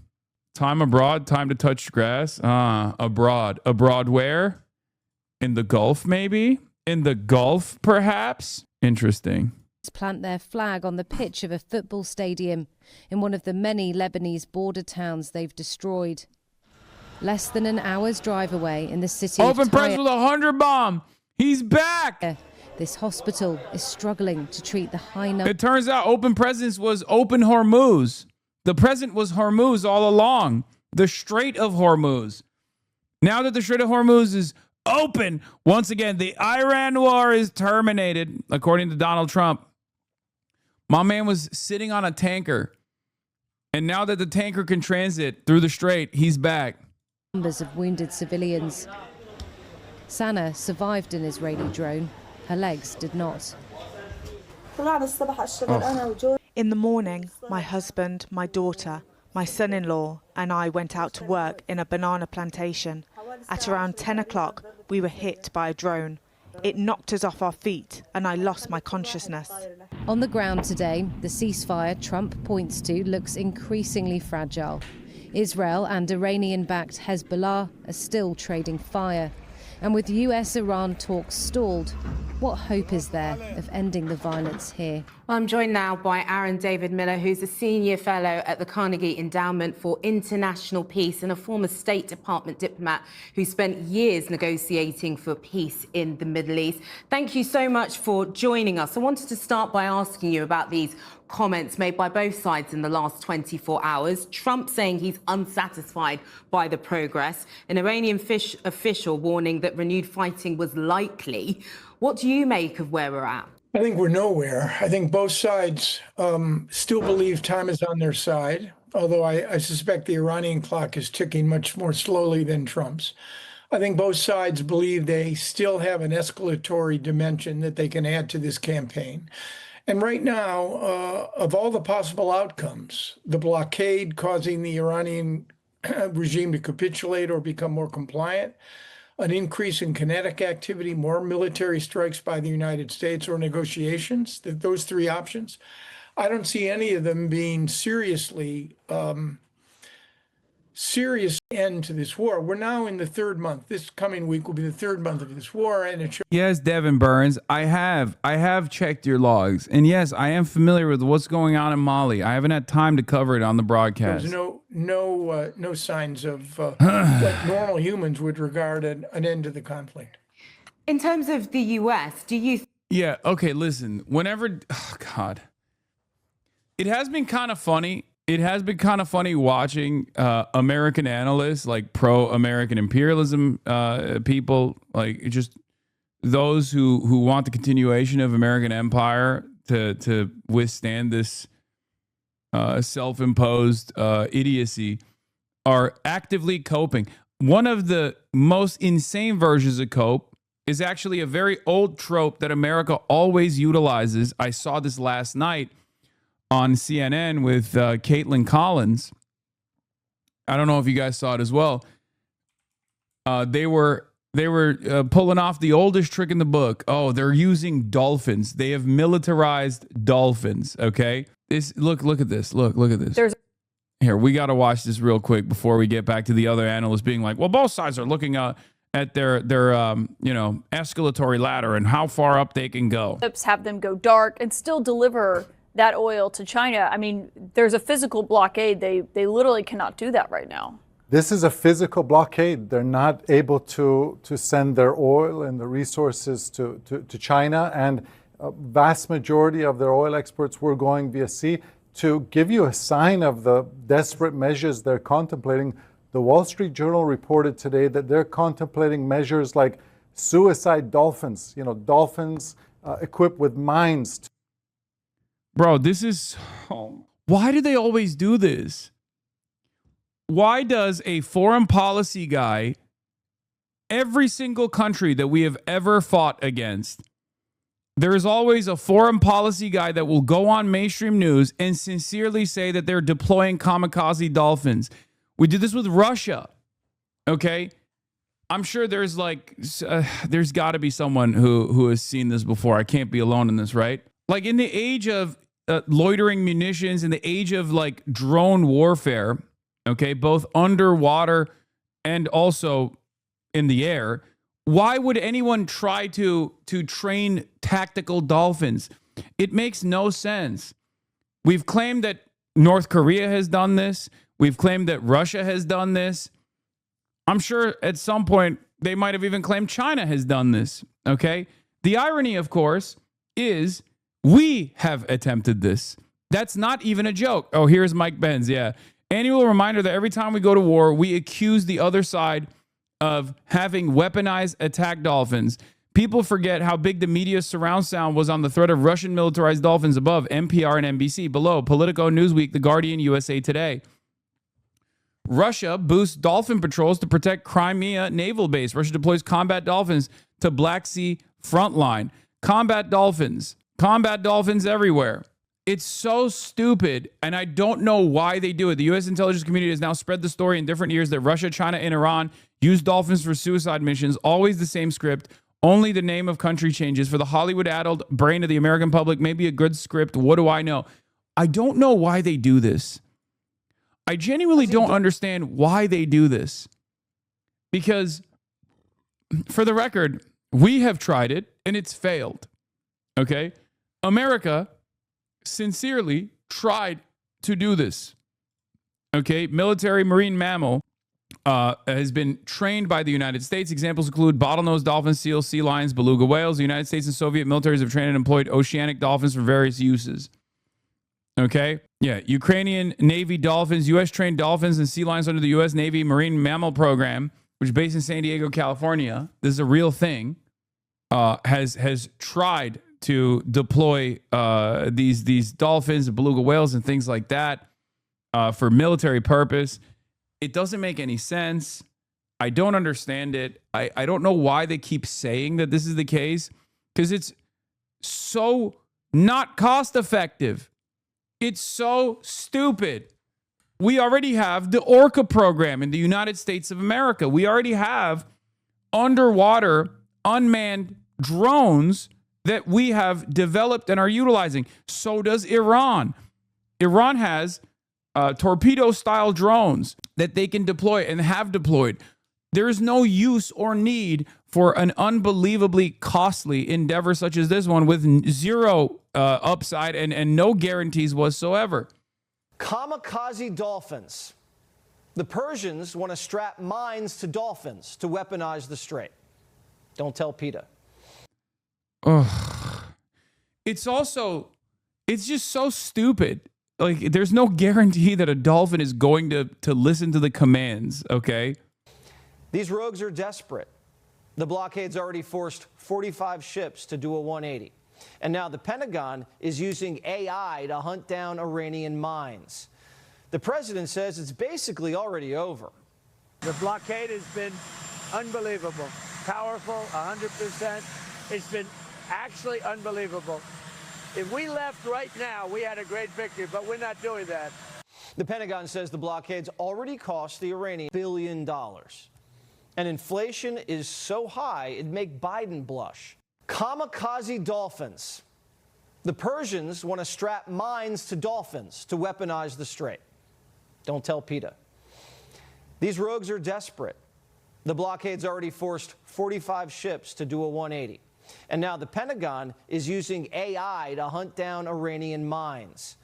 The president says it's basically already over. The blockade has been unbelievable, powerful, 100%. It's been actually unbelievable.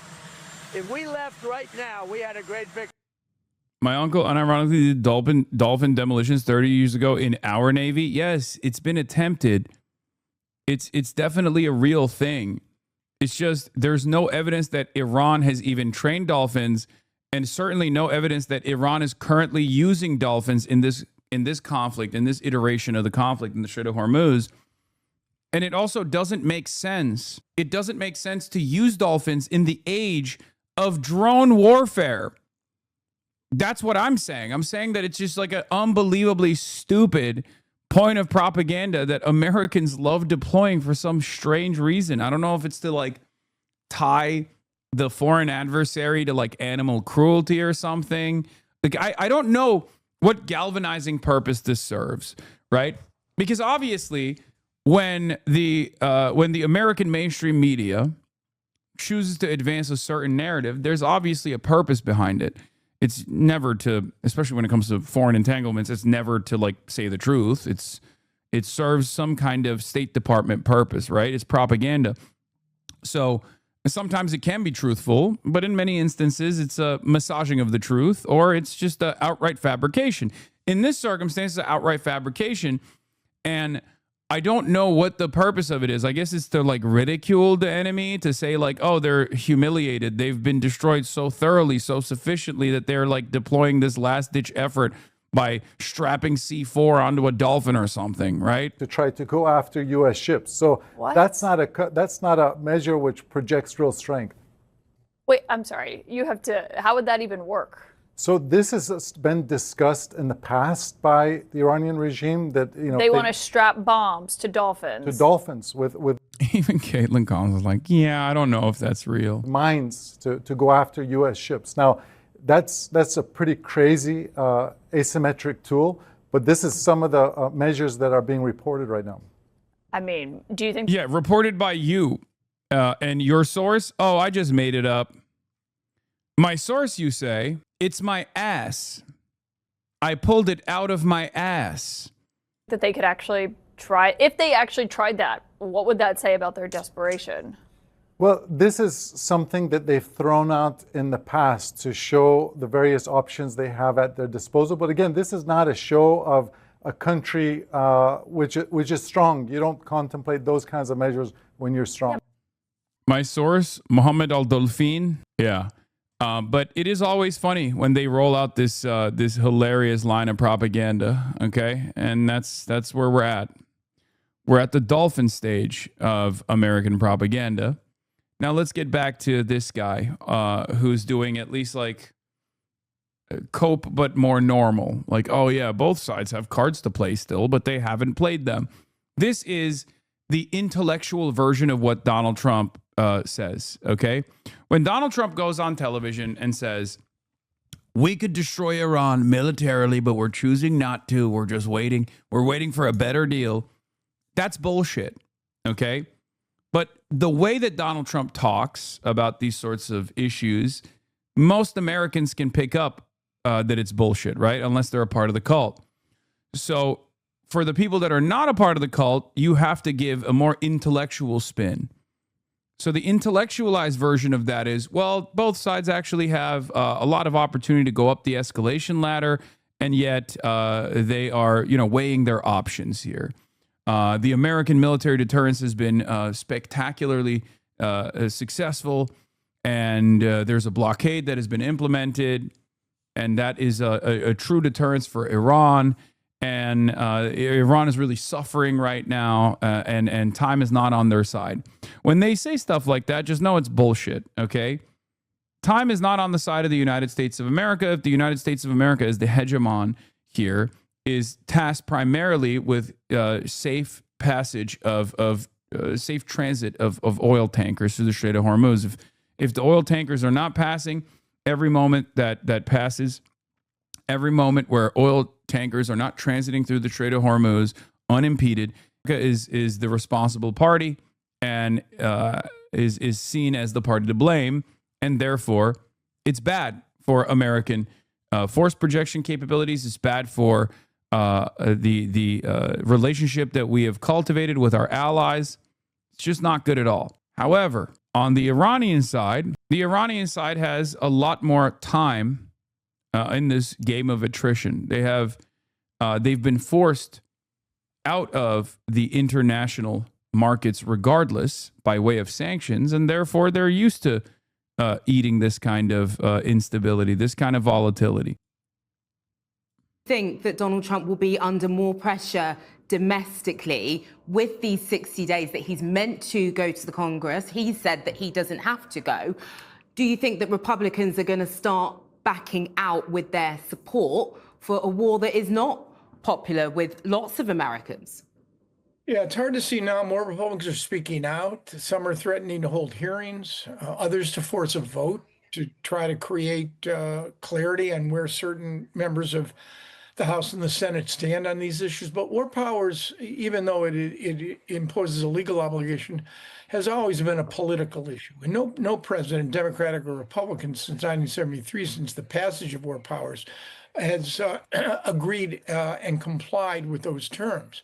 And it's largely because in our system, the president, unlike the Supreme Court or the Congress that goes in and out of session, the presidency never goes in and out of session. It has access to intelligence, and the Constitution gives the president extraordinary discretion and leeway with respect to foreign policy. So I don't see war powers being a hindrance. It's usually a tool that the opposing party uses to criticize the administration, or in the case of this one, you will, if the war goes on another month or two, I think you really will begin to see Republicans gin up efforts to try to pressure the administration to stop it. What's your sense of how long this will potentially go on for and the ramifications that it has for the world economy right now? You know, the average length of an interstate war since 1815 has been roughly 3 to 4 months. This was begun as a war of choice. Now it is a war of necessity, in large part because the Iranians have weaponized geography, forcing the closure, or at least the a sort of orchestrated effort on who gets through the straits and who doesn't. And the Americans have responded with a net of American destroyers outside the straits to block traffic. I think that the international community, though, may have to get used to the fact that returning the straits to status quo ante, where it represented an international waterway with unfettered access, I think those days may be over. Because I think the Iranians now believe they can use the straits. They don't want them closed, but they can use them for leverage and as a way to orchestrate pressure on the Gulf Straits or the Americans if necessary. So we may be in for a completely different reality if, in fact, this war, or when it does conclude. And just, I have to briefly ask you while I have you, ceasefire looking increasingly fragile, also on the other front with Israel and Lebanon as well. What hope do you have that that may end soon? Very little. Unless you get a U.S.-Iranian negotiation that's serious and the Iranians begin to demand that the Israelis stand down in Lebanon, I think the president, under those circumstances, would in fact impose an end to Israel's offensive operations in Lebanon. But getting the Israelis and to give up on Hezbollah, or Hezbollah, frankly, to stand down, or the Lebanese government to disarm and forcibly demilitarize Hezbollah, it's a long way off. So I suspect that Lebanon's future is still quite grim when it comes to that Israeli-Hezbollah confrontation. And one more assessment, actually. This pull-out decision to take 5,000 American troops out of Germany, Italy and Spain could follow. Is this a new low for US-Europe relations? Could it get any lower? I would argue it is. And the Germans have stepped up, which is the irony here. I mean, why punish the Germans? They're actually trying to remove constraints on military spending. They've ramped up their own. They now. It's so funny that, again, fascism is a suicidal ideology, and in some respects, like Trump's demand for instant gratification and the anger that he feels towards the German chancellor saying correct things about America, being humiliated here, is going to hurt America's expansive military conquest in the long run. Like, yeah, pulling out of NATO or like removing a number of troops from German soil is not something that I ever imagined would take place. But it does actually move the needle against American empire, so I'll take it. I don't have an issue with that. I think it's good. Let him do it. Take out 10,000 troops. Bring him back here. What the fuck are they doing in Germany? You know? Respect. Yeah, it's further degradation of U.S. global hegemony. It's correct. Germany is a profoundly important security partnership for America in the European Union. Any sort of friction between Germany and America that causes Germany to maintain some semblance of dignity, some semblance of sovereignty, I'll fucking take it. I think that's good. Now, of course, there's 35,000 total troops, as far as I understand, in Germany. There's like 80,000 in Korea, by the way. Let's take some out of Korea, too, while we're at it. That'd be fantastic. But yeah, you know, to take out 10,000. Why 5,000? Let's do 10. Let's do 20. Okay? Yeah, both Gulf Wars in Afghanistan wouldn't have been possible without the Ramstein Air Base is correct. It's not just the Ramstein Air Base, though. It's what that, like, what the American troop presence in these countries actually means. It means control. It means domination, right? That is a ever-present, not so subtle threat. Now, we don't see it as such because currently, as I have repeatedly explained to you guys over and over again, we have a security cooperative agreement. We have a security, we have an understanding here, right? It's a security cooperation that we have with Germany, with all of our partners, with all of our security partners, with our 800 military bases that we know of all around the world. Now, when soft power diminishes and it's just hard power, when Trump is behaving like he is as a madman, okay, there aren't 80,000 in South Korea, more like 25,000. My mistake. I exaggerated vastly. I don't know where I got that number from. I pulled it out of my ass like the dolphin guys do, okay? However, as I was saying, by the way, think about how insane that number is regardless. Like 25,000 troops, still insane.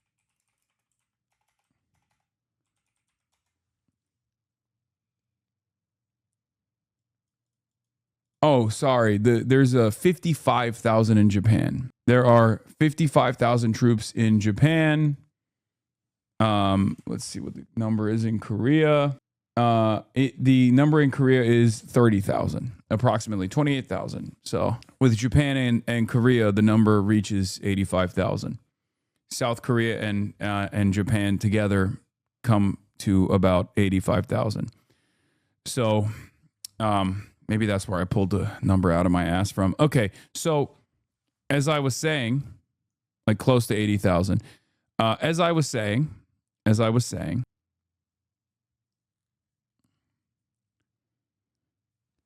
800 military bases can turn into 800 separate invasions overnight. Okay? It's all a matter of the relationship that we have with these countries. So as long as it's positive, then we're happy, right? Everybody's happy. But if the relationship is no longer positive, it turns sour, all of a sudden, the 35,000 troops that you have in a NATO base, in a NATO facility in Germany, is now 35,000 armed combatants on enemy soil. Do you understand? Represent the largest conventional military in Europe. They're a good ally. This is a function of an impulsive president with a very thin skin who simply can't abide criticism. And Merz fell into this. But again, I think the Europeans also have to demonstrate where they stand on these things. And opposing the Iran war is, I think, important for their own credibility and for European public opinion. Aaron David Miller, great to have your insights this weekend. Thank you very much for your time. Thank you. Thanks for having me. We should just let them. We should just let them survive. We should just let them exist. I think. Feels kind of crazy. Feels kind of crazy that we don't. Almost every weekend, it's easy to find a pro-Palestine march, even if it's a smaller one like this in Lewisham, southeast London. Yeah, this is what I was talking about when I was referencing the lack of protections. Meanwhile, the U.S. is intensifying strangulation of Cuba. The U.S. sanctions are already associated with increasing infant mortality, according to a recent study totaling 1,800 infant deaths. Trump and Rubio are willing to babies to advance their depraved imperialist fantasies. This is from CEPR, Center for Economic Policy and Research. U.S. sanctions and the sharp rise in infant mortality in Cuba. That's just like, that's on autopilot. That's just rank cruelty for the sake of cruelty with no real discernible purpose. And yeah, it's just ongoing. And many Americans, I mean, they've been polled on this, right? There was a Data for Progress poll that was conducted by Progressive International, that was paid for by Progressive International, that showed that the overwhelming majority of Americans want ease of sanctions on Cuba when asked about it, because most people don't know what it is. Some hold these marches responsible for the troubling rise in anti-Semitic attacks and abuse. And the Prime Minister has said marches could be restricted. When you hear some of those chants, globalise the Intifada would be the one that I would pick out, then clearly there should be tougher action. Oh, God, shut the up. People in the Jewish community have said to me, it's the repeat nature, it's the cumulative effect. Now, I accept that, which is why we intend to deal with cumulative effects. I think it is time to ban these marches. They are trying to let people know that there is support for harming Jews. We need to make sure that that is stopped completely. Otherwise, we're going to continue seeing horrific events like we saw in Golders Green this week. Some here understand that call for restraint. It's horrible to think that any community anywhere is living in fear, and if a small... Dude, the UK is abysmal. It blows my mind that instead of hearing the voices and the chants that demand an end to the bloodshed that Israel has committed, their response is, well, this hurts our feelings, so you should just shut the up. And if you don't shut up, we are going to force you to shut the up. Not realizing that this only will galvanize the movement. This will only push people further and further into taking action. Reduction would help that community to feel more settled.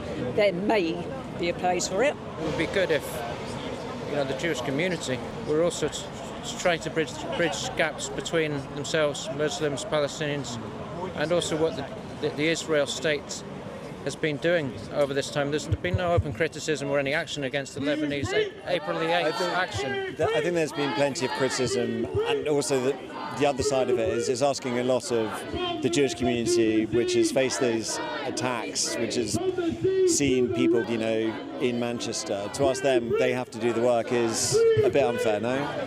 Yeah, also, sure. What's crazy is what has taken place in the UK. There was like a crazy guy, I think, that what's crazy is LBC TikTok to piss you off about this. Why should... Yeah.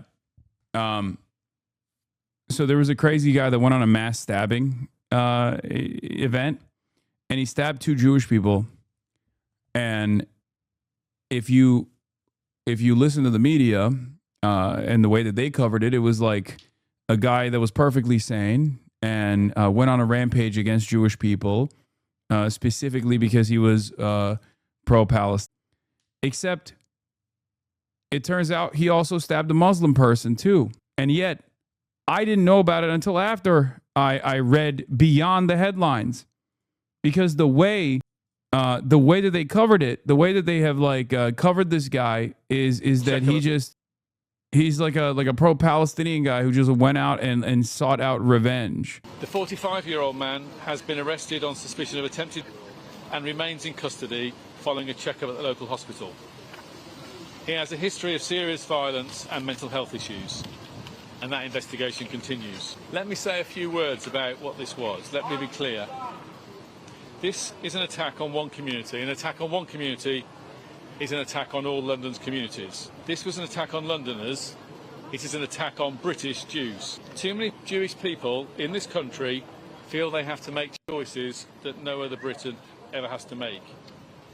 That's also kind of crazy to say, because right after Keir Starmer came into office, I recall there were literal directed pogroms against all refugees in the country, specifically against Muslim refugees in the country and anyone who looks to be Muslim. So the idea that this is like the idea that the hate crimes only go in one direction is crazy, when there were hotels that there were known refugees staying inside of those hotels. They were literally throwing Molotov cocktails at the exits. We watched it unfold. The idea that this is exclusive to Jewish people in the UK is crazy. The UK is incredibly towards anyone that they consider at any given moment to not be fully British. Okay. Of course, Keir Starmer's response to that was to lean into the demands being made by those who were, committing pogroms, and to say, we don't want an England where we don't know our neighbors, right? A restrictive anti-immigration policy rather than trying to tackle this issue at its root cause, which isn't even to like combat the hatred and extremism necessarily, which they tried to do as well to a certain degree. But it's more so to tackle the underlying social services that are in a dire state of disrepair that has caused people to lose their minds and assume that the reason why they don't get the proper healthcare treatment from the NHS is because of migrants, not realizing that it is the migrants that keep the NHS operational. So it's actually the opposite in that circumstance, because once again, fascism, white nativist anti-migrant sentiment, which is reactionary in nature, this kind of ideology it's self-defeating. The story is the same, okay? It's always the same. First comes austerity in the interest of capital. Then comes privatization and diminished quality services, more expensive services, okay? Less reliable services. That frustrates the population, the working class. And then right-wing forces take advantage of that frustration, that anxiety, that animosity, and redirect that frustration to migrants, leaning into the idea that these foreigners that you don't know are coming in to ruin this country, and people believe it. This is an endless feedback loop. The solution to that is to say, no, these guys are just your neighbors. They're not any different than you are. They have the same class interests. We must solve the underlying problems in British society. All of this, of course, ironically enough, dramatically escalated after Brexit, which was following the same exact trend. This guy had a history of stabbing. He stabbed 2 cops and a dog before 2008. He was in psychiatric ward, but they let him out, which hasn't been disclosed why. He stabbed a Muslim not long before he stabbed 2 Jewish people. He was someone who needed help, but the system failed him, and the system caused these stabbings. I mean, yeah, this is a direct byproduct of cutting some of these social safety nets, for the record. Like, this person should be in an involuntary hold. Like, he's very clearly, he should be getting the necessary medical treatment. Or he was supposed to be getting the necessary medical treatment. And yet the system is collapsing, and he was out and about with a knife, and he did these heinous acts of violence. And instead of addressing the root cause of this problem, this incompetent government will turn around and say, oh, this was motivated entirely by the Free Palestine movement, and that's why we have to make sure that you can't say Free Palestine. We have to have even more strict speech rules. They have to make choices about how they dress, where they go, or how visibly they live their lives. That's completely unacceptable. This, by the way, ironically enough, is an identical pressure for Muslims in the UK and Muslims all around as well.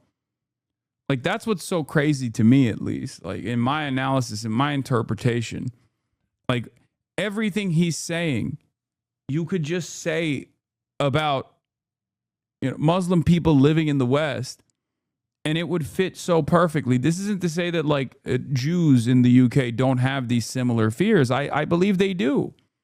Okay? But it blows my mind. It blows my mind that this only goes one way. Like, all of these institutions only care about it in one direction and actively foment it in the opposite direction. And has gone on for far too long. And to make matters worse, Keir Starmer is utilizing this as an opportunity to punish pro-Palestinian speech. Now, when I then see Zach Polanski come out and retweet... He's also using this as an attack against Zach Polanski. ...tweet or support a criticism of that, I think it's disgraceful. I think it's disgraceful. Zach Polanski is the leader of the Greens, okay? And the Greens have been blowing up and eating away at Labor's unpopularity. A lot of people are leaving the Labor Party to join the Greens. Zach Polanski, HasanAbi head, is incredibly woke, okay? He's incredibly woke in a British way, though, and sometimes when you're that woke in a British way, you make missteps. Zach Polanski also happens to be Jewish, for the record, okay?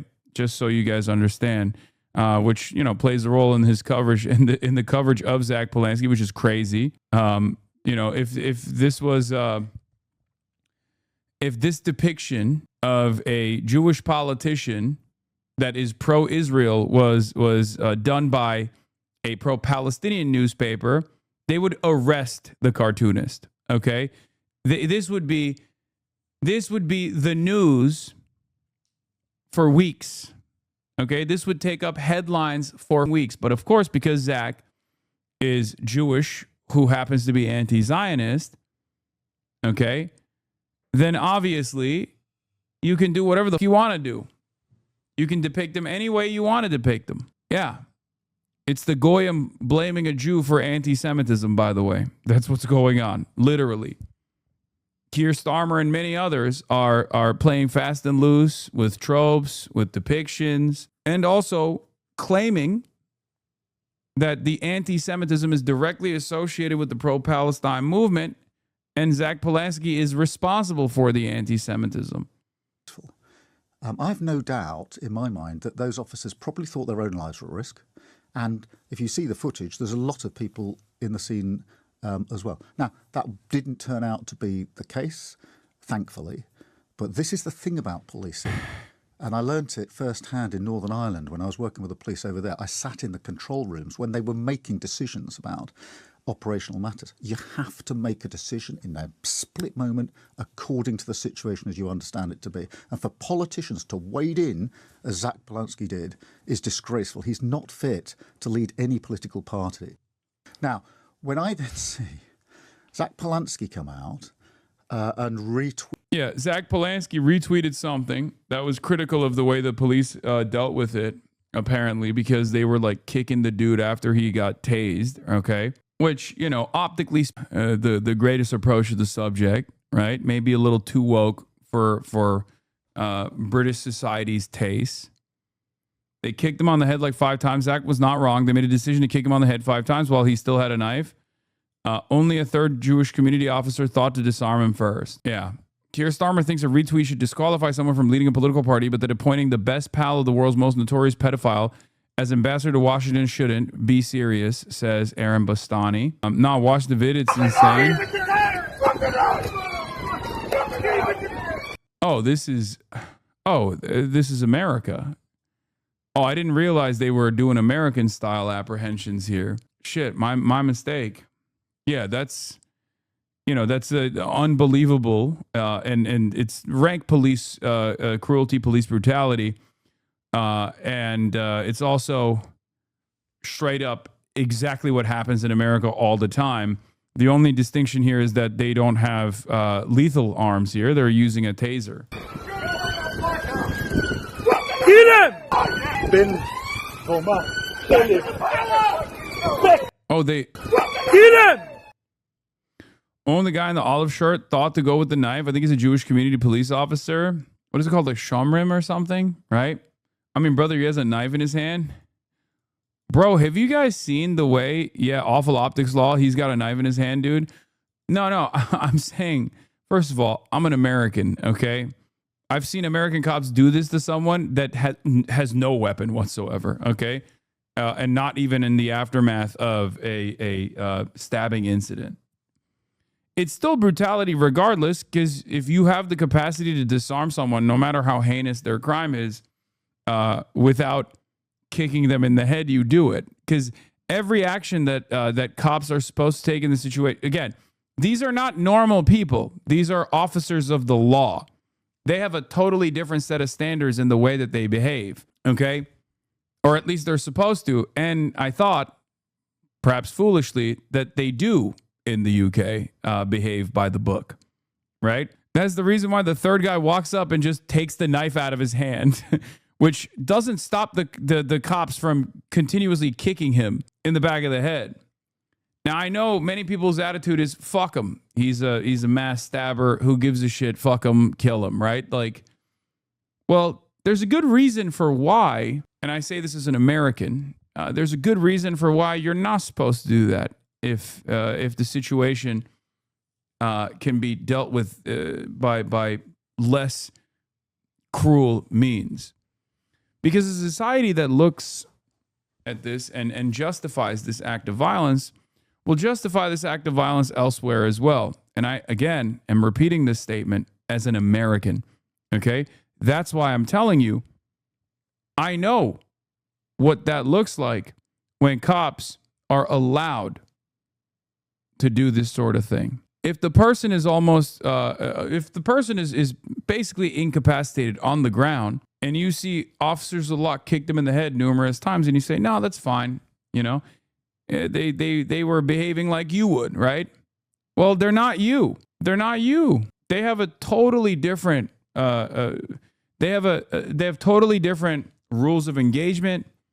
They're supposed to be trained to de-escalate. They're supposed to be trained to apprehend with the least aggressive means possible, right? You are wrong on this one. He had a knife in hand, already tased. Absolutely not abuse of force here in the UK. I'd be shocked. I'd be shocked if that was the case. I don't know if they stop trying to defend the guy. Oh, God. Do we have to do this every time? I'm not defending a fucking stabber, you absolute dumbass. Oh, my God. Oh, God. Every time. I forget that it is moronic. People have only one speed. You know what I mean? Yeah, of course, it's great that they fucking apprehended a stabber, you idiot. Like, that's a given. That's understood. That's, like, well established, right? Stabbing is I mean, this is a heinous act of violence. There's no, you know, there's no excuse for this kind of behavior, okay? Every single action taken in the apprehension is supposed to be treated as, is this actually advancing a successful apprehension, or is this someone who is like angry and just taking out his anger on a person? There's a good reason for why. Hopefully it'll be, hopefully there will be enough necessary nuance to have a conversation like this in a community like mine. But I worry that the UK will become the United States of America. I hope the British people in my chat that are watching right now will understand that you let this kind of stuff slide because you're like, oh, it's a passionate moment. It's a heated moment. Okay. And these cops were just like, doing their brave duty or whatever. Eventually, that's how you arrive at America. Okay. So if you're horrified by the rank violence that you see from American law enforcement against both armed and certainly unarmed individuals, understand that we didn't get to that overnight. It didn't happen one day randomly. It happened through years and years of expanding the permission boundary on what cops are able to do to people that have done something wrong. Yeah. Today it's a stabber. Tomorrow it's a shoplifter that will receive this kind of brutalization. Just so you understand. And given the trajectory of the UK, maybe it's someone who says free Palestine that will be on the receiving end of this brutalization. Today it's a stabber. Okay.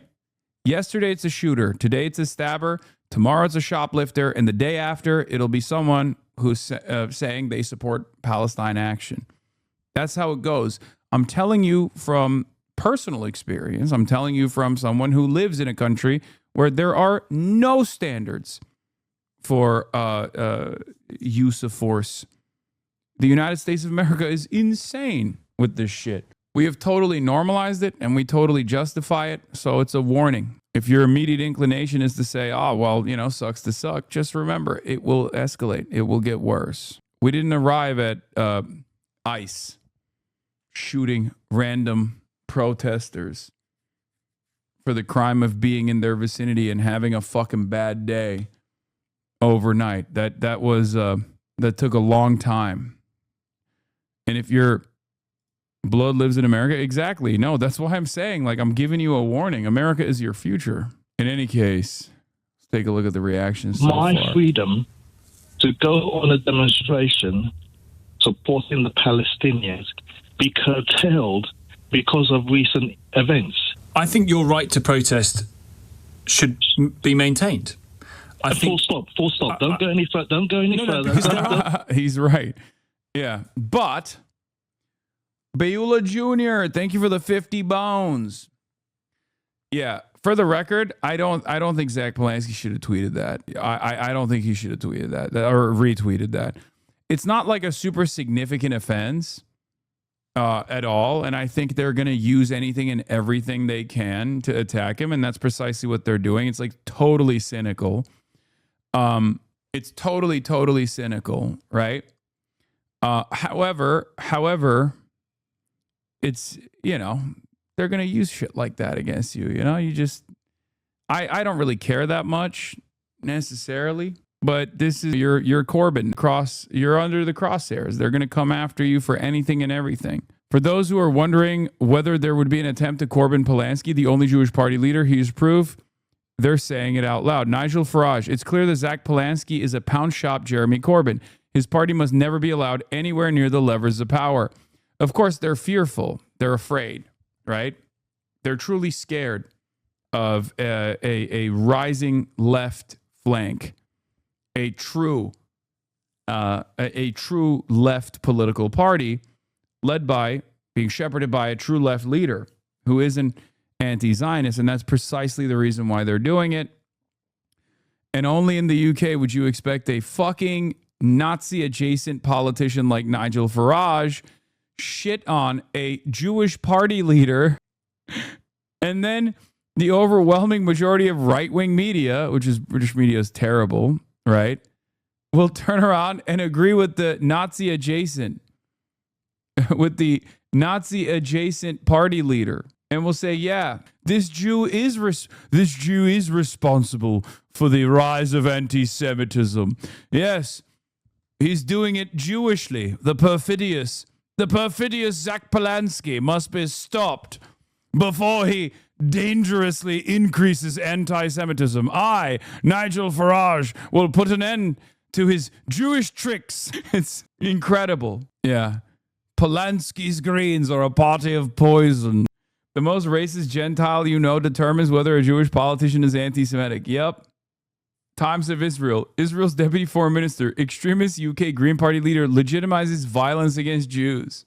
Ay, ay, ay. What a time to be alive, man. What a time to be alive. I will say, however, once you come out swinging, if you're going to say, like, look, I'm glad that the guy is apprehended, but, you know, we have standards. We're not America. That's what, in his shoes, that's what I would say. I'd be like, look, we got standards. We're a civilized nation. We're the United Kingdom. We're not the United States of America. What the fuck are we doing? If we allow this to happen, who knows? If we don't make sure that you know, proper protocols are followed in all apprehensions, no matter how heinous the crime is, then we're going to let this go. And sooner rather than later, we're going to turn into the United States of America, right? Like, if you say that, you got to stay on it. If you back away, which Zach Polanski did, he apologized from what I understand. then you've given an opportunity to the reactionaries to continue pushing, right? Breaking, Zach Palensky has apologized. But once again, he's under tremendous pressure, right? He's under tremendous pressure. Yeah, he apologized for sharing a post criticizing the Met police officers at the Golders Green attack. Everyone in leadership is responsible for lowering the temperature at a time of such tension, and I apologize for sharing a tweet in haste. Police response to emergency situations such as these do need later reflection of the right forms, but I accept that social media is not the appropriate channel for doing so. I've invited Mark Rowley to meet with me to discuss the police response and the wider issues raised in his letter. Zach Palensky needs to speak to Zoran's team. Buddy, I think Zoran apologizes a bit too much too. But I'm glad that, yeah, Zach apologized for the how, but not the what, which is an okay sign. Yeah. Caveats, sir. There are caveats. For instance, the caveat about where you can protest and what you can say on those protests are legitimate caveats to put in place, I think, given what has happened. So caveats over what? Caveats over what you say and where you say it. And what comments can I say and what comments can I not say? I think the Prime Minister is right to say talking about globalising the Intifada is a call for action against Jewish people, for violence against Jewish people. He's wrong. He's completely wrong. He's wrong. Let him try and test it out in court. It is completely wrong. Globalise the Intifada means shaking off. It doesn't mean no. Hold on. Yes, it means shaking off. It means continue the struggle. Like, that's it. That's it. There are similar struggles all around the world. Like, it's an uprising. Continue the uprising. LBC callers are so fantastic all the time, by the way. Respect to the LBC callers. I myself became an LBC caller at one point in time, and it was great. Yeah, it means continue fighting for freedom. Perfectly an understandable sentiment. It can mean shaking off your troubles. Yes, whatever those troubles may be. Right. Why should my... Oh, God. I'm not sure Zionists quite understand the implications of the way Candace Owens dismantled Ben Shapiro and the Daily Wire, but they are profound. Zionism is done on the right. It's just a matter of time. I think Candace Owens did play a big role in this. I don't know if she was single-handedly responsible for the demise, though. My dad only listens to LBC in the car, and I swear to God, I get rage-baited so much. The UK government and the manufacturer of blame. Keir Starmer and his government are exploiting an act of violence it failed to prevent in order to criminalize dissent, scapegoating protests rather than confronting its own negligence, incompetence, and appetite for repression. Chris Kunzler, our boy in the UK, doing the work. Let's take a look at what he had to say. Then there is no way you can understand how insane the last 2 days have been, because our government is currently trying to ban yet more protests and marches, and their justification is an attack that was carried out against Jewish people in London 2 days ago. And they say that it is the protests and slogans at the protests that radicalized the man to do this. But this stands up to absolutely no scrutiny, because on the day of the attack, the man literally targeted one of his friends called Ismail Hussein. He tried to kill him too. But even worse, back in 2008, this man, 2 police officers and a police dog, he went to prison for it. In 2020, he was referred to the extremism watchdog Prevent. Also, just before the attack, he was receiving treatment for mental health issues. His friends said that he was dangerous and scary to be around, and yet he was just out on the streets. Our government wants you to believe that protests that started back in 2023 and have dwindled both in size and frequency are responsible for this. It is genuinely unbelievable. It doesn't stand up to the most basic scrutiny. Yeah. It's clear that they're using anything and everything they can to just be like, they want the pro-Palestinian protests to stop. They think that if they get the protests to stop, that the discontent will go away. And their way of doing this with the Palestine with the Palestine Action protests as well has always been to just criminalize it. Okay, and that hasn't really led to a significant that hasn't really led to a diminishment of a diminishing impact on the intensity, the severity, the frequency of the protests, as far as I understand. And that certainly hasn't changed people's attitude towards Israel. If anything, it makes them more annoyed. It makes them more angry, more frustrated with the way that Israel not only continues to do a genocide with impunity, but then also gets to dictate what happens in their domestic affairs, right? Unbelievably frustrating for the average person. So I feel like it's just brushing this issue under the rug instead of addressing it, instead of trying to find solutions. It's very stupid. And I don't know, it's very frustrating to watch. I don't think so. I think it's the work of both sides. It's not long after the march begins that the familiar, controversial chant rings out. From the river to the sea, a lot of people... The man with the microphone didn't want to talk, he was busy. I've heard chanting from the river to... Oh, from the river to the sea. Don't you feel like this is a dangerous chant? Bro, you know what's dangerous, buddy? 2,000-pound bombs. You know what's dangerous? The Royal Air Force giving the Israeli Air Force targets to strike, which happens to be mosques, which happens to be civilian sites in Gaza. That's the real danger. It's not dangerous to call this behavior out. It's not dangerous to oppose this. Our priorities are so out of whack, man. Yeah. What's dangerous is selling the weapons to the Israeli state, weapons that they use to commit genocide, weapons that they use to turn Lebanon into Gaza now. It's not the words opposing this violence that is violent itself. It's the violence itself. To the sea, a lot of people would say that is an anti-Semitic slogan. Well, they say it is, but they know it's about everybody who lives in that region living under democracy without any kind of apartheid regime or anything like that. Other people interpret it as wiping the Jewish state of Israel off the map. I don't see why there's any need for anything like that, why you would actually interpret it that way. So this is obviously a small-scale protest, but what Keir Starmer, the Prime Minister, is talking about is the cumulative effect of having march after march on the pro-Palestinian cause. There have been 34 national-scale demonstrations since October the 7th, 2023. Their organisers reject claims that marches lead to anti-Semitism. Our stewards, when they see inappropriate slogans, intervene and ask people, we don't have the force of law, ask people not to use them, and by and large, they comply. So we have to be absolutely clear here.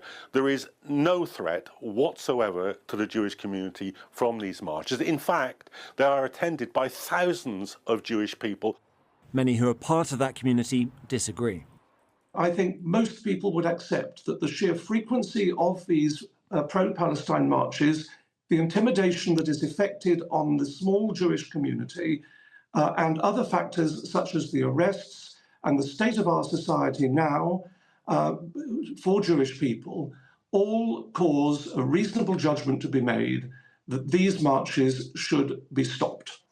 They won't stop here in southeast London or on streets up and down the country unless the government intervenes and decides the balance between freedom of speech and the safety of British Jews. Brother, this has nothing to do with the safety of British Jews, man. Like, what are we doing? What are we doing? What are we doing? Oh, it disrupts it hurts the feelings of people that want to defend their like emotional support apartheid state. That's crazy. That's crazy. You're on Fox News at my gym again?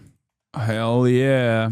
Let's see what they're talking about now. Indoctrinating America's youth and really preventing them from knowing the truth about these things. Well, we got to fight back. But as we just mentioned with Azra, the Democrats' radical message is being spread by their new spokesman, a fan of this show, Hasan Piker. He hit the campaign trail with two Democrats this week to push his vile rhetoric. We all know the Republicans are corrupt. We all know that they're monsters. They're racist. They traffic in hatred.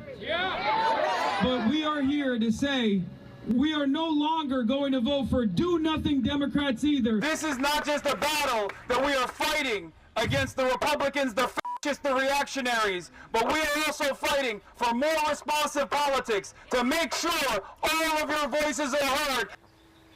And he's not the only one spreading these anti-American messages online. So dangerous. We need socialism because reforming capitalism isn't a solution, it's a band-aid.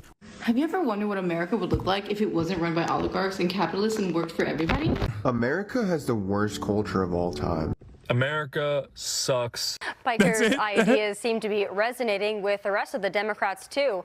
Less than half of the party has a positive view of capitalism, while 2/3, well, they support socialism, whether they know what it is or not. Dr. Siegel, I want to talk about some of these podcasters and the influence that they have. Listen, I love the First Amendment. Hasan Piker has got the right to go out there and say whatever he wants, but there seem to be more and more young people that have caught on to what he's doing. But we should maybe throw him in jail. It's resonating with them. Do we have to worry about young people gravitating towards socialism in a way that's going to disrupt our elections and give us more socialists like Mamdani? Yes. And the reason we have to worry is something Asra just pointed out. It was such an honor that she brought up an old book of mine, The Inner Pulse, because I talked there about what makes somebody cognitively susceptible to something. And it's emotions. It's appealing to emotions with hatred, with rhetoric. You hear how your friend there talks? I mean, how Piker talks? He's appealing to non-rational thought, where you don't know what socialism is. My wife came from the Soviet Union. She never stops thinking about it. Immediately became a Republican when she came here. She said, I want to get as far away from what I grew up with as possible. The young people don't know what it was like or what it is like in Moscow. Yeah, they certainly don't. I don't think Hasan Piker does either, Joey. And like I was saying with Dr. Siegel here, we love the First Amendment. We love having ideas on display so you can choose. But what do you make of his recent comments and the fact that so many Democrats are cozying up to, if not campaigning alongside him? Yeah, he's a paper tiger, and he'll have his moment. People will enjoy it, and then it'll move on because there's no substance there. And I hate that for him. Maybe he'll learn and grow. I think he's a pretty young guy. I mean, listen, his main demographic are people I'm that probably haven't lived like only their a lives couple enough years to younger know than you. the bullshit that he's spewing. That's the problem, right? He reaches young people. They're full of emotions, they're full of excitement and dreams, but they're not full of experience. They don't know what's left in life. This is a guy that was raised in a rich household, went to good schools. He says his dad lost everything. I don't have a reason to disbelieve that. But up until that point, his dad made his money on futures trading. So he knows exactly what this system is that he's upset at. It paid for his entire raising. But on top of that, he sits in a $3 million house in West Hollywood and does these videos. From the time of going to college, all he's ever done is talked for a living. He's never, I don't know, laid brick and block, framed a house, welded something. He's never done something to where the fruit of his labor is something that will outlast him. He makes videos online, so he can advocate for workers in this country for the rest of his life. He'll never understand them, thus he'll never understand what they want, what they actually want, and what they want is a chance at mobility. He is an entrepreneur. I'm sure he owns a company to get his videos out there. Why would he advocate to take that dream away from the welder or the plumber or anyone else by straddling them and chaining them to some union that one day the government controls? Oh, yeah. But Unions that's what he are does bad. because he doesn't know any better. He's a little young guy. He'll grow and learn, and he'll figure it out. And then hopefully there's enough grace there that we'll welcome him on this show when he does. Socialism and communism. A lot of those countries don't have the First Amendment, and you can't make your videos and post them online. Just fruit for thought. But still ahead on a jam-packed big week. But they want that here. Okay, they didn't even, this was actually kind of polite. I like that their argument was, he's just a rich guy. He doesn't know what it's like to be a worker. It's like, okay, in spite of my background, I have a much better understanding of the problems that the American labor force faces than a Fox News commentator, clearly. You just advocated against labor unions. That's not even a concession at that point. It's like bare minimum. Unions are the first necessary step. They said they want to give you a job. Yeah, I see that. Also, their guy is Donald Trump. Donald Trump comes from a real estate dynasty. He's an unbelievably wealthy person. He's never had to work a day in his life. At least I did, Everything they just said is basically glass house. They make their living talking politics, and they're not tradesmen. Yeah, I know. Yeah, if only I laid one brick instantly in the aftermath of laying that brick, I'd be like, I hate labor unions. That was interesting, though. They were basically like, hey, we like what we're hearing. This guy clearly has a little bit of emotion, so maybe we should bring him on our team. But yeah, I saw this earlier. This is why there's a bajillion articles in a congressional bill about him. They're scared. They said you couldn't post your videos in communist countries. You literally did in Cuba and China. I know, that is also funny. Yeah, try that shit in a communist country. Try that shit in a communist country. Well, I did. I did do it in Cuba. I did do it in China, and it was perfectly fine. So, yeah, Israel quadruples propaganda budget to 730 million as it loses global war for hearts and minds. Now I know where this shit's coming from. Okay. Now I know where this is coming from. You have no idea how much money you would make if you switched up and became a Fox News host. I do know. Okay. Of course I know that. I have full knowledge of this. I could also be making more money right now without even switching up what I'm doing. I could run ads, for example. I could take corporate sponsorships, for example. It's not that people aren't coming over to give me money and I'm desperate for it. I choose not to work with most of the sponsors that come through. Okay? Yes, Kalshi and Polymarket both are desperately seeking this community as a viable target to sponsor. And they got unlimited funds. There's a reason why I choose very carefully who I work with, okay? And I make sure that any sponsorship I get is a good fit. And I choose not to work with most sponsors. You'd make a few mils, but your community would be dust, to be honest. First of all, look at Van Jones. Look at Van Jones. He got $100 million from Jeff Bezos. If money is all I cared about, I wouldn't even need to go all the way to the right. I could just be a pro-Israel, liberal, right? A conservative liberal. I'm sure plenty of these outlets that are, calling me a demon would love a story about rehabilitation, a guy who was inside of the movement, a guy who was deeply embedded in the socialist movement, one of its leaders, as a matter of fact, the arch communist turned capitalist once he learned the dangers of communism, once he truly faced it for the first time ever. Do you know how many in that direction? Do you know how much money they would love to throw my way for me to turn around and just be like, yeah, this communism shit was so up, I just never understood the dangers. Okay? Yeah, liberals love a redemption arc. Guy's dreaming. Yeah. Modi Muzz 39, thank you for the 10 gifted subs. Would you sell out for $1 billion? No, because there's no difference in my way of existence currently between doing what I'm doing and making the amount of money I'm making now and $1 billion. Okay? Obviously, there's an unbelievable amount of difference between the amount of wealth I have, the financial security I have, and $1 billion. But from where I'm standing, I already have all of the freedoms that I need to have. If anything, the amenities that come in that situation isn't like the generational financial freedom. It's actually the lack of hit pieces. Because if I were to turn heel, if I were to, become an anti-communist, a vicious anti-communist, and still maintain some of the progressive values too, while I'm at it, if I were to become the person that those on Twitter to my left claim I am right now, I would get 0 hit pieces. Every day would be another Glaze sesh, the Joe Rogan of the left, shepherding young men out of the dangerous pits of radicalization and shepherding them in the direction of the Democratic Party. A man who really wants to save America. Okay? It would be great. It would be great. I mean, I respond to one of these guys, by the way, here. Hasan's message is vote for the party that did a genocide in Gaza, this inhumans of capitalism, Ojibwa. Okay, Hammer and Sickle account. I said AIPAC spent $9 million against Corey for calling out Israel's genocide, you moron. I guess you're happy with a servant of Israel occupying this seat, but I am not. Perhaps I should just keep posting about how bourgeois democracy is a dead end for the working class and then wait for a spontaneous revolution to take shape like you are. That guy's ACP, I think. I don't know what it is, but there are a lot of people that don't understand what I'm trying to do.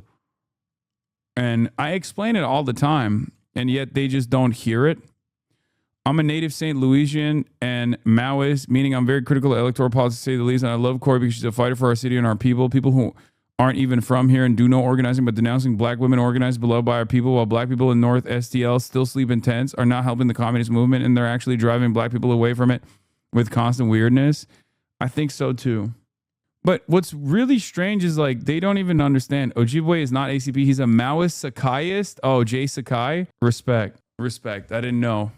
We had a Maoist Sakai enjoyer. My mistake.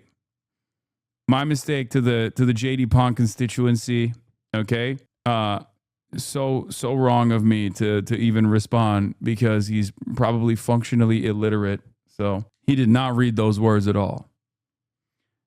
In any case, I make it very clear, okay? I'm not standing in opposition of a communist party in this country, okay?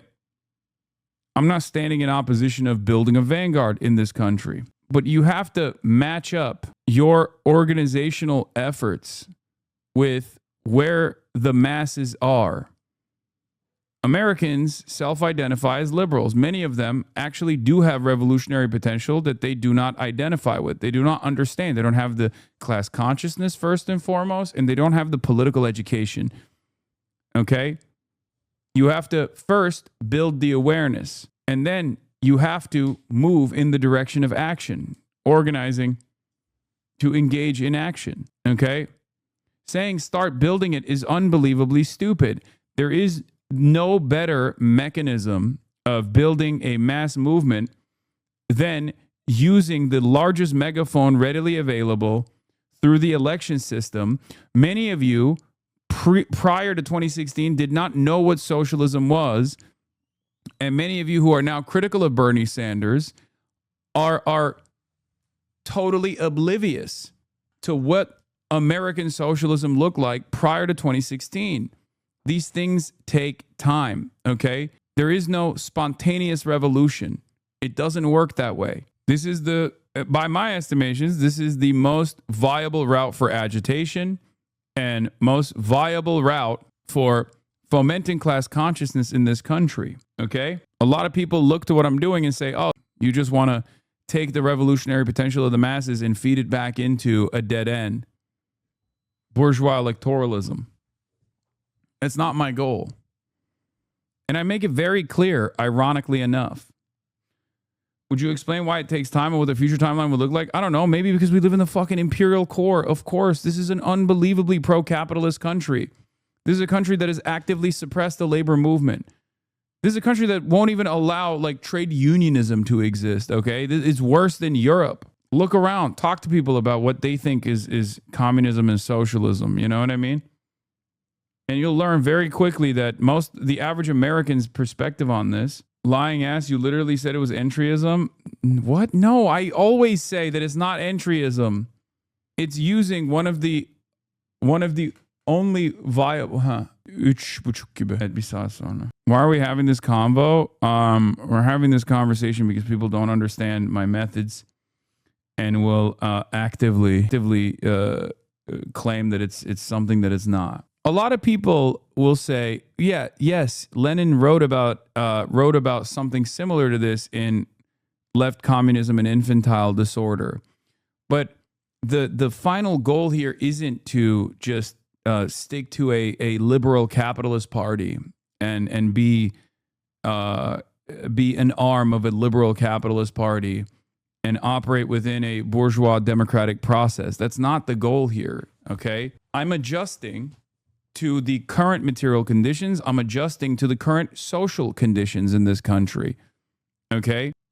Lenin's time was objectively different. His material conditions were objectively different. You have to interpret, you have to go to the masses and speak to the masses in the language that they understand and try to identify what the major hurdles are in front of developing class consciousness. In the United States of America, the number one hurdle is class consciousness, a lack of class consciousness. The thing that ultras and centrist liberals both fail to understand is that the Democratic Party isn't an actual political party. It's an empty signifier, a slot on the ballot. You pay no dues, and there are no positions you are required to hold. We take it because we can. Yeah. Zachary Kirk, if you hate the Democrats, then don't run as a Democrat. Build the DSA and leave us alone. Girl, bye.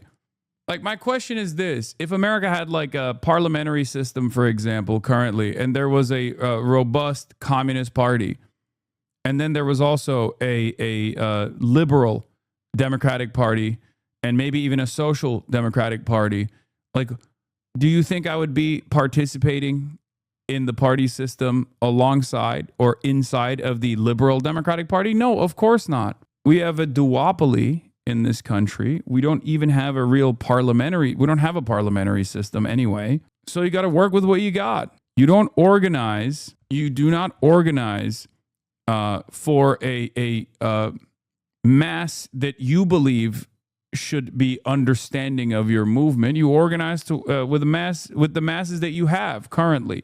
I'm bored of this politics thing. Please cover drama. Well, sometimes you have to interpret politics through the lens of drama.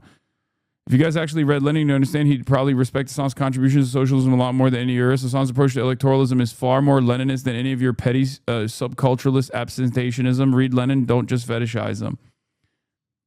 You're correct. Hasan does not fully internalize a paradox, yet he is still far closer to understanding it than anyone who thinks that this disillusionment can be brought about through propaganda alone. I wrote about this at length below, and you can DM me for an in-depth combo. I'm hoping you'll engage. Do you believe Hasan supports Platinum with the intent that their failures would disillusion people to reformism? Because that is not the impression I get from Hasan whatsoever. His position seems to be one of harm reduction, not what Lenin is advocating. There is no current, operational, existing, viable communist or socialist movement in this country. Okay? We don't have the numbers. We don't have the movement. We don't even have the broad awareness. Many people who even are a part of the Democratic Socialists of America, out of the 100,000 in their ranks that are paid party members, right, are not even fully understanding of what socialism is. Okay?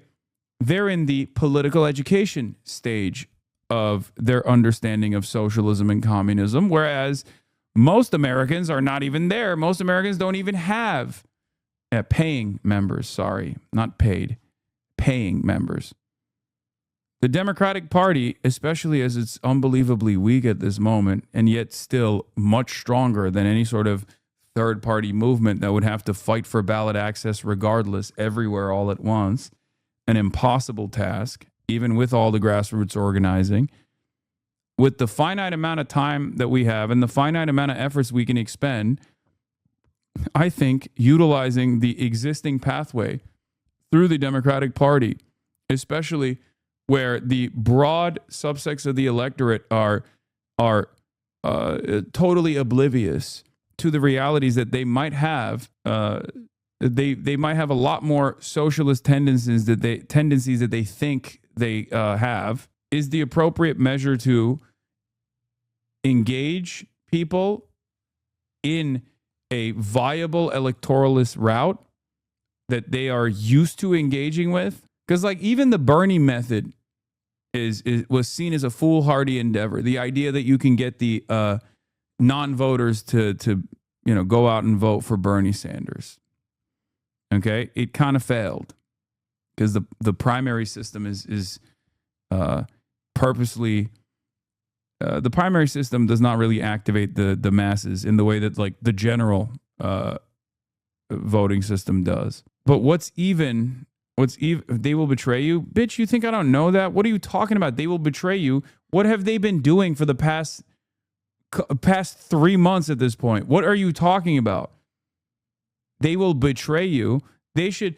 If I was this person that those to my left claim I am, the Democrats would be going crazy. They'd be like, oh my God, finally we have a guy who can hide, who can behave like a radical, but is actually a sheepdog for us. Oh, thank God. What are you talking about? Why do you think they don't talk about the Maoist LARPers and the hammer and sickle LARPers on Twitter and they're just like fucking up my ass nonstop? Why do you think that's the case? Do you think that's the case because they're too afraid of how good your opinion is? They're too afraid of engaging you in any way, shape, or form because they're worried that, Maoist JD Pon, Revolution Now account is actually going to be mentioned on Fox News and boom, instantly, lights off, permanent revolution, permanent international revolution tomorrow. Is that what you think is going to happen to all the trots? The one time that they mention you on Fox News, every suburbanite is going to take out their AR-15s and immediately foment revolutionary warfare. Is that what they think? Is that what you think is going on?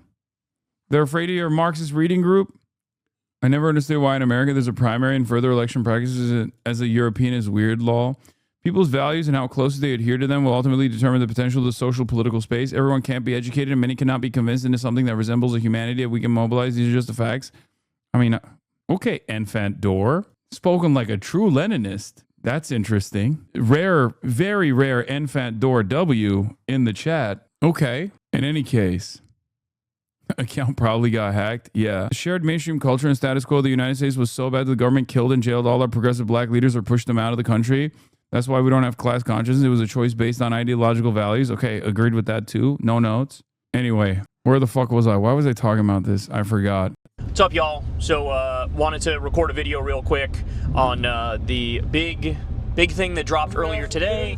Namely, they are, some corporate Democrats, some AIPAC Democrats decided they are going to draft a condemnation of Hasan Piker. So, well, I think in fairness, it's a bipartisan effort. Oh, it's a bipartisan effort. Okay, it's so that makes it. Gottheimer and Mike Lawler, who's a Republican.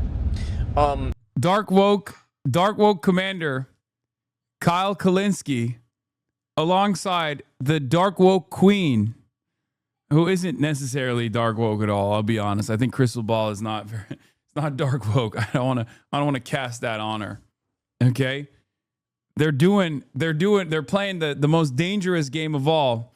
Kyle is driving under rainy conditions, ranting and raving. Okay. Yapma baba. Allah. Komik adamsın. Luckily, Crystal's in the car. The queen is in the car to read the articles for our dark lord, our dark woke general.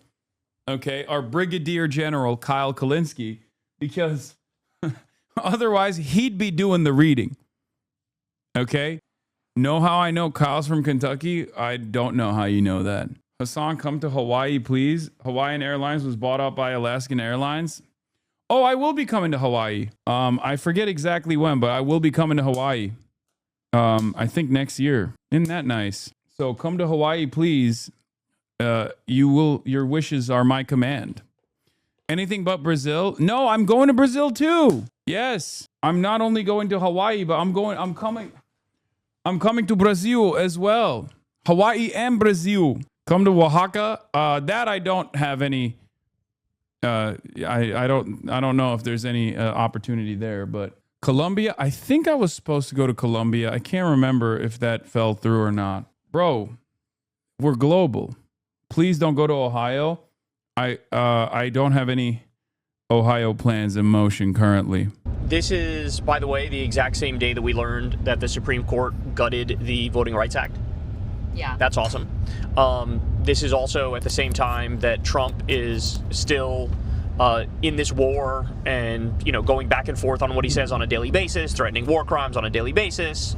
Gas prices are going up so fast right now that the guy that tracks gas prices says his algorithm is broken and he can't keep up with it. So that's happening. Yeah. So do you have the text of it? I do. Yeah, so give everybody a taste of how ridiculous this thing is. So this is what our elected representatives, these particular elected representatives, are spending their time on. Whereas Hasan Piker, a prominent online streamer, has often used anti-Semitic rhetoric, including expressing support for Hamas, a designated foreign terrorist organization. Whereas in August 2019, during a stream on Twitch, Hasan Piker stated that America deserved 9/11. Whereas Hasan Piker referred to Orthodox Jews as inbred. Whereas Hasan Piker downplayed sexual violence. This is the one that really bothers me the most, actually. Committed by Hamas, a designated foreign terrorist organization, against innocent civilians on October 7, 2023, stating, quote, "It doesn't matter if effing rapes happen on October 7th. Like, that doesn't change the dynamic for me." Genocide is okay. Exactly. That's what he's saying. And here's the thing is, the whole thing, and it just proves the point of why it was so important and brave, the work that people like Ryan did in exposing the fact that the limited evidence that there is, the lack of evidence of what was claimed, which is systematic as a weapon of war, rape and sexual violence being used on October 7th. There is not evidence of that. And it's not an accident that they pushed that. And you can see, exactly how they used that to justify genocide. And then they say, no, if you don't accept all of our most maximalist claims, Or if you, Hasan has always been careful to say, like, yeah, I don't know. Like, it's very possible that did happen. And what he said in this quote is, even if it did, that doesn't mean that it justifies horrors in response to that, which is just, I mean, that's a very basic moral statement. Anyway, the last one here is... Well, wait a second. Didn't they have to retract the article? Wasn't there like this huge article? Yes. So this was Screams Without Words in the New York Times. And the person who wrote it turned out to be like in the fucking IDF or something like that, right? If I'm trying to remember the details off the top of my head, but there was like this big scandal about how basically compromised the person was who wrote it. That this was literally just like war propaganda, like atrocity propaganda. They pulled up someone who had like next to no reporting experience, who was, had a background of bias, and I think had been previously in the IDF, if memory serves. But if you look at the details too, they had to retract some significant parts of their claims because it was contradicted by their own prior reporting. See? Yeah. It was so flimsy what they offered there that the New York Times main podcast, The Daily, refused to do an episode on it because they thought it was so weak. And then one of the people who was quoted in it retracted their claims. There were it was a mess. But they didn't retract the article. They really should have. It just now has parts of it that were taken out, long editorial notes, etc. So yeah, and I mean, this has always been this very. It's one of those things where you feel like an asshole for being like, there isn't evidence for this mass rape claim, but you can see now why it was important, because they really did use that as this is why it's justified anything Israel does, because these people are barbarians, they're monsters, they're animals, they're not really human. That's what they want you to see, is that there's no negotiating with these people. This is what you have to do. So anyway, it was really noteworthy to me that was in there. It's also like the fake claim that there were 40 beheaded babies. Yes, and exactly, that they found babies in ovens. That was just literally lies. Yes. Directly from the IDF. They were lying specifically to set the table to start carpet bombing innocent people, starving people to death, and again, to your point, to turn around and say, look, these people are monsters. There's we have no choice but to do this. Yes. And everybody who went along with that has the blood of innocent Palestinians on their hands. Yes. And that's what these fucking assholes are doing, is they're trying to spread that same sort of atrocity propaganda and make it so Hasan is untouchable. Somebody made a good point here, is to make it so that he gets shunned out of mainstream politics now, because he sort of was able to sneak into mainstream politics in a way by being interviewed by all these big publications and shit. Yep. And they're basically trying to make it so the Pod Save guys are oh, they won't touch Hasan again, and Hasan won't be invited on the mainstream podcast anymore. That's the goal. That's what they're trying to do here. Yeah. Well, and let me just read this last one. Yeah, go ahead. And then and then we can talk more about that. But the last one is, whereas Hasan Piker has expressed support for Hamas on multiple occasions, including on April 14, 2026, stating Hamas over Israel every single time, and doubling down on claims in multiple media appearances that Hamas is 1,000 times better than Israel. Okay. I mean, I see no problem with that. And also, by the way, he's literally doing math. That's the point, is the math. Where how many people died on October 7th? Let's say 1,000. And how many people died? Let's say minimum 70,000 in Gaza, but I think the actual number is 200,000. Okay? Yeah. But he's doing math. He's saying mathematically the IDF is worse. Well, and look at all the countries that Israel attacks. I mean, yeah, they're doing multiple genocides. They're in Lebanon now doing a genocide. Nation does not they're not in the same plane whatsoever as this this group Hamas and whatever. Anyway, and the worst part of it is, just think about Gottheimer in particular, who is one of the foremost defenders of genocide in the country, certainly in the United States Congress. Yep. And you are going to lecture us on morals? You're going to condemn Hasan when you are using your power as an elected representative to run cover for and support and arm and fund and back relentlessly a genocide? That is what's so disgusting about this. And I'm so sick of we're in week 4 of the Hasan Piker discourse. I keep telling myself I'm not going to talk about this anymore, but they just keep going. Fox had that stupid graphic that was all the Democrats that are associated with Hasan Piker, which I would have been very offended if I was him, because it said that Rahm Emanuel was associated with him. What is this slander? This is outrageous. It's because he said he would do his show, I think. That's why. Yeah. That's why they and Gavin put him on Newsom there. was in there too. I'd be offended because he said he would do his show too. Yeah. But Okay, so Gottheimer and Lawler, I saw the thing. It said like one of them takes $1 million from AIPAC, one of them took $2 million from AIPAC. Both of them have taken fawning pictures with Benjamin Netanyahu. Right. So, like, to your point, Crystal. Yeah. Like, I don't want to hear anything from these people. They can shut the fuck up fucking forever because they are terrorist supporters. I do love that he's still, like, he's got backup here, but he's still one-handing it, because on the other hand is his microphone that he's holding up. For Kyle, there always has to be an element of danger. That's how he likes to live. You actually support. He's not the problem. You're the fucking problem. Look in the mirror. And by the way, for every Democrat that's going to fall in line like a little fucking cuck. And he's almost always on the left lane. He's like at least at the speed limit or 10 above. You know what I mean?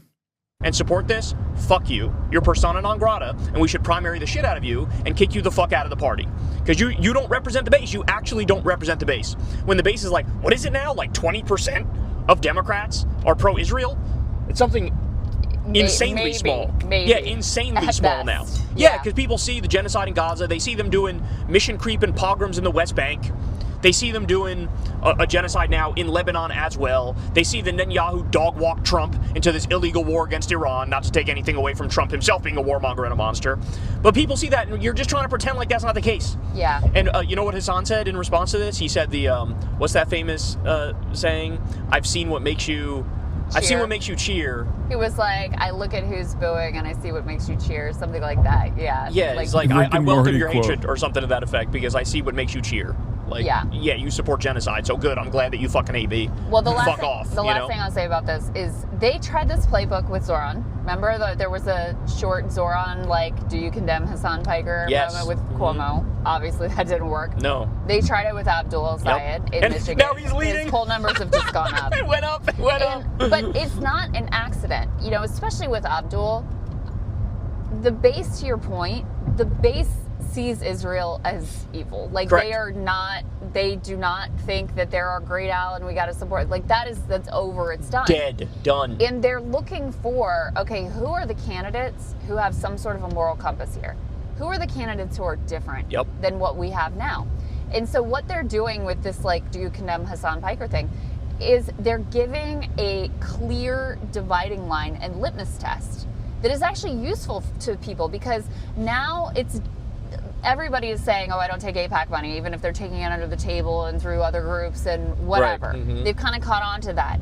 So this is actually helping to clarify. In the Michigan race, you have Abdul, you've got Mallory McMorrow, and you've got Haley Stevens. Well, we knew Haley Stevens was the AIPAC pick, but Mallory McMorrow had really tried to walk this line. She said it's a genocide. She said she's not taking AIPAC money, etc. I think she said it's a genocide.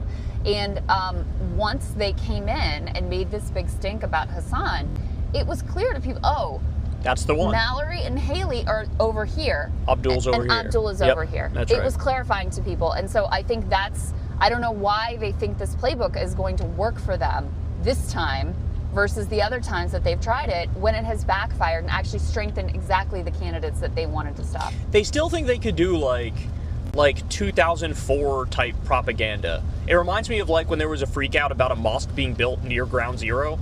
Yeah. Like, can you believe they're building it? It's like this. That's what this sort of feels like. Is like, can you believe Hasan Piker said this? And that's like, bro, like we were just saying, right now fucking gas prices are skyrocketing, grocery prices are going up. The percentage of the American people who are cool with how the economy is like fucking 22%, something insanely low. Mm-hmm. People see that we're spending $2 billion a day to blow up little girls' elementary schools in Iran, and you're gonna fucking punch to the left and go after a streamer who's, by the way, actually popular compared to these fucking idiots. Nobody likes these people except AIPAC, right? And who genuinely, I think is one of the most against anti-Semitism in the whole fucking country. Yeah, because who's his audience? It's a lot of young men who could very easily be caught up in a different algorithm and end up at Nick Fuentes' exactly, doorstep. Of course. And instead, he is so careful all the time to say, this is not about Jewish people. This is about Israel. This is about Israel. And Zionism. Zionism is the problem. Exactly. Not Judaism. Not Judaism. Mm-hmm. And so, I'm sure there are many people who could have gone in a different direction and seen what Israel's doing and just say, all the Jews, blah, blah, blah. Instead, he is giving them the understanding of universalist principles and standing up for human rights. So that's the other part of it that is so disgusting and ironic, is that they're making anti-Semitism worse. They're making anti-Semitism worse. And Lauer, who would equate all Jews with. Bro, did they get the Mossad gun? What happened? They got hit with the Mossad laser beam. This monstrous genocidal ideology. They're the ones who are truly stoking anti-Semitism here. So I want a resolution condemning them personally.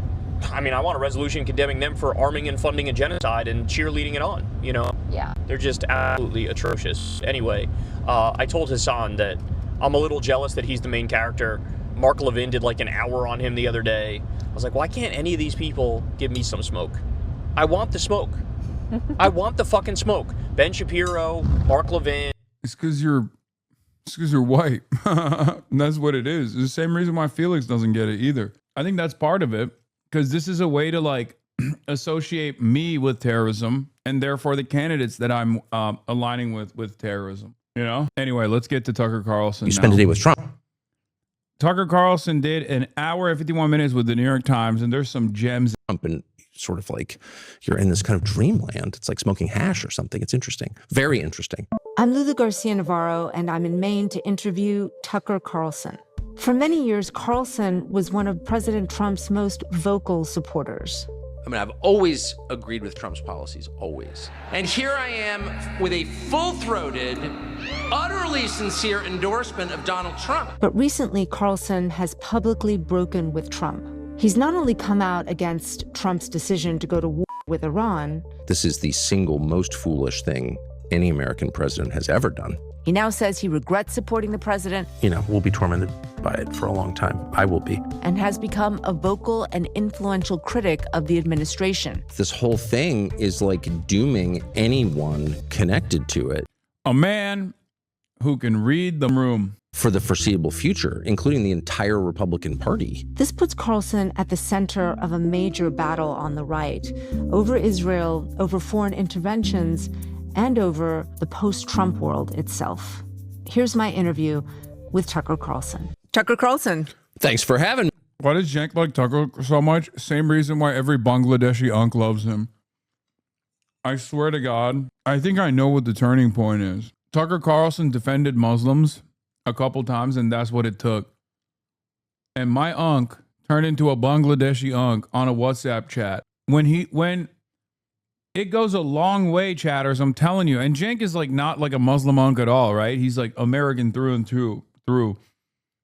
But when you got a white boy, I mean, just country white, okay? We're talking, well, not country club white, right?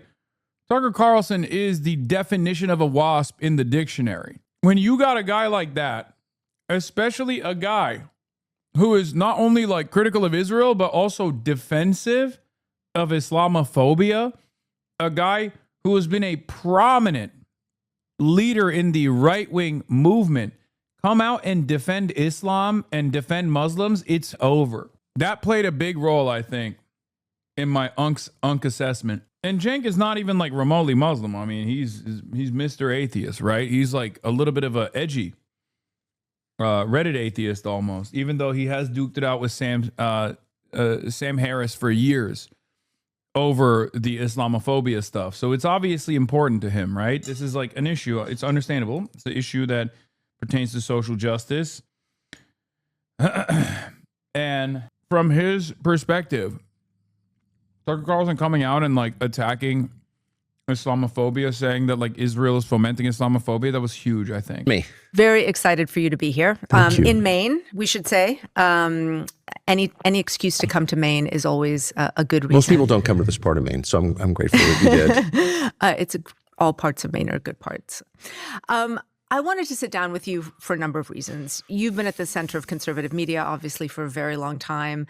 By extension, it's politics. And I want to get your perspective on this moment, on your evolution, your worldview. You recently made quite a dramatic break with President Trump over the war in Iran, and so I'd love to hear about that. I want to start, though, in the lead up to the conflict. You said that you spoke to the president several times about the plan to attack Iran before it actually happened on February 28th. I'd love to hear a little bit about that. Was it just you and the president in those meetings? Can you just give me a sense of what was going on there? Well, I've been speaking to him about Iran for 10 years. Right. Literally since 2016, maybe 15, because there was enormous pressure on him, as there has been on many presidents, to regime change Iran.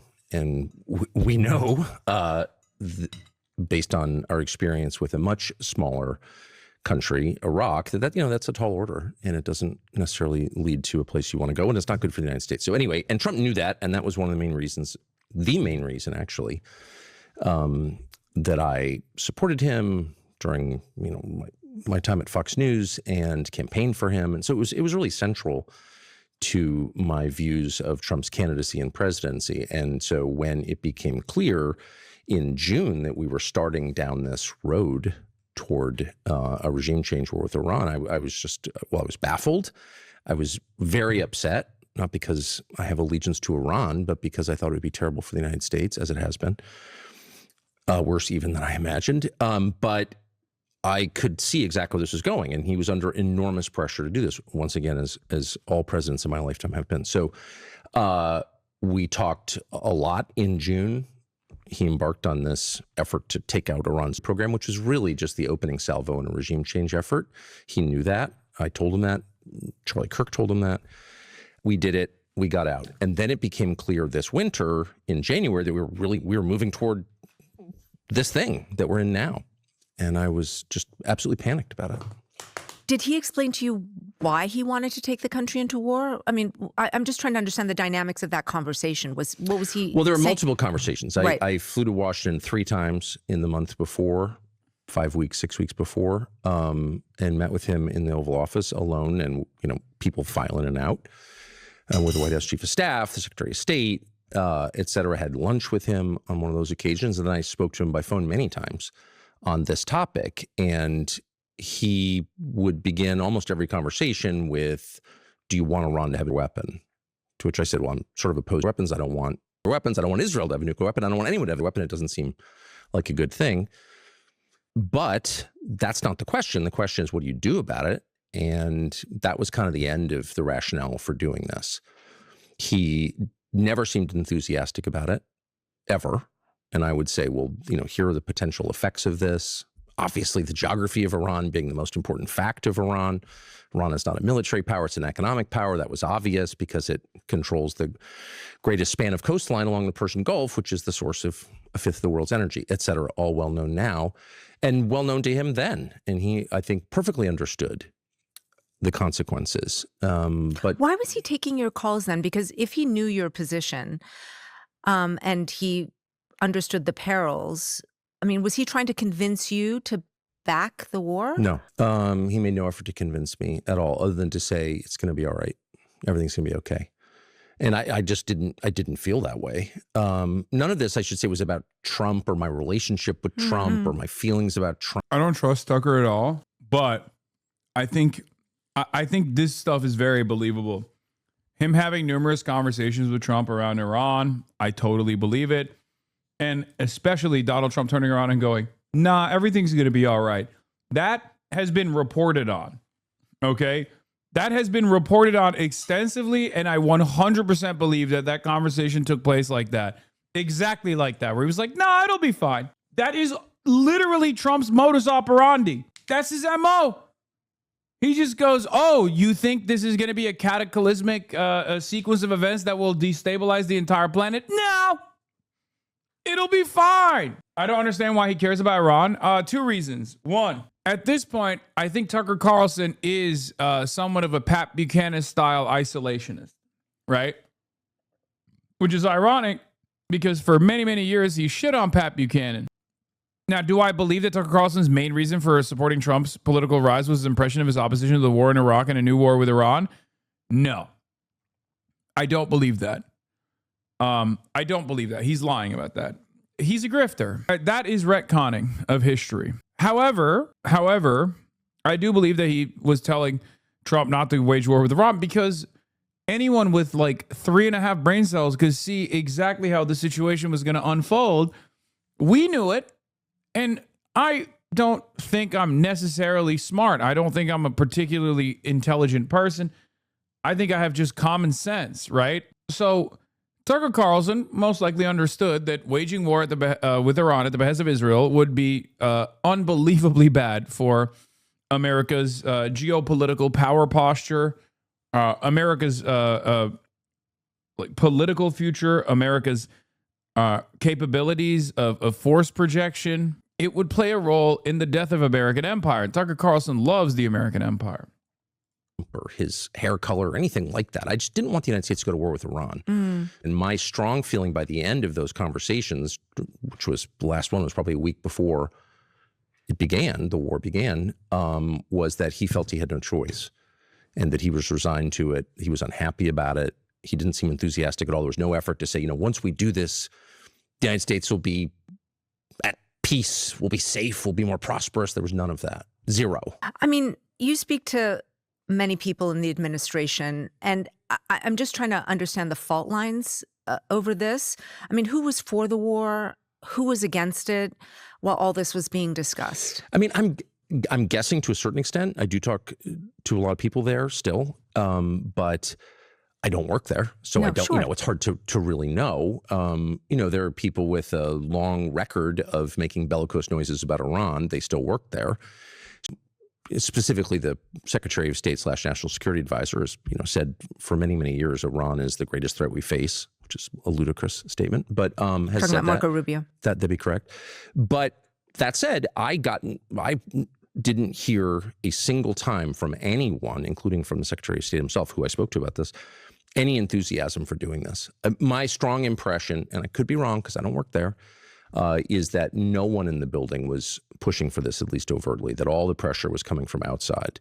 Constant calls from donors and people with influence over the president, well-known Rupert Murdoch, Mary Mandelson, et cetera, et cetera, et cetera. And then a small constellation of, I guess they'd be called influencers, beginning with Mark Levin, but there were others, Sean Hannity, pushing the president to do this and telling him that you will be a figure out of history, you will save and redeem Israel or something. I think that was the case they were making. And I didn't hear of anybody making the case that this would be good for the United States. I don't think that was ever a conversation. I mean, there's been a lot of speculation about the president's mindset during this period. Yes. And part of it is, of course, about what happened after Venezuela and the successful, in their view, operation there, removing Maduro from office, and that he felt sort of emboldened by that, the success of that operation, and that he felt that this was going to be similar, that he underestimated the Iranians and what they might do in response to an attack. Yeah, I don't believe that. I think the Venezuela operation allowed him to retreat into a kind of fantasy in which he told himself this is going to be easy. But I don't think he believed that. And I should say, having spoken to him a lot in this calendar year, I detected no evidence at all of dementia, mental decline. You hear people say, well, he's gone, soft. That was not my impression at all. Trump is not well informed on a lot of topics, for sure, is proudly ignorant on a lot of topics, but he has kind of remarkable powers of insight into people and power dynamics. Like, you don't get to be president by accident. The guy's smart in the ways that matter politically. And my strong read was that he was doing this against his will. Famously, the head of the Counterterrorism Center, one of the top intel officials in the country, Joe Kent, resigned shortly after the war began and said, "Oh my God. Okay, listen. Oh, dude. Stabbed in the back. Okay? Remember those words. Okay, I have in the past been critical of people, criticizing me for saying like, oh, Tucker Carlson says Trump is a slave to Israel. This is him working through the steps of regenerating a stabbed in the back myth for the glorious President Donald Trump and the glorious American nationalist movement that unfortunately made the mistake of listening to the Jews. Okay? 100p. For those of you who don't know, stabbed in the back is a myth from an anti-Semitic conceptualization from Nazi Germany era, the Nazi Germany era, the idea that like Jews stabbed Germany in the back and therefore they must be punished. Okay? What he is doing right here, because look, I also think Israel urged and goaded and maybe even duped Trump into taking action in Iran.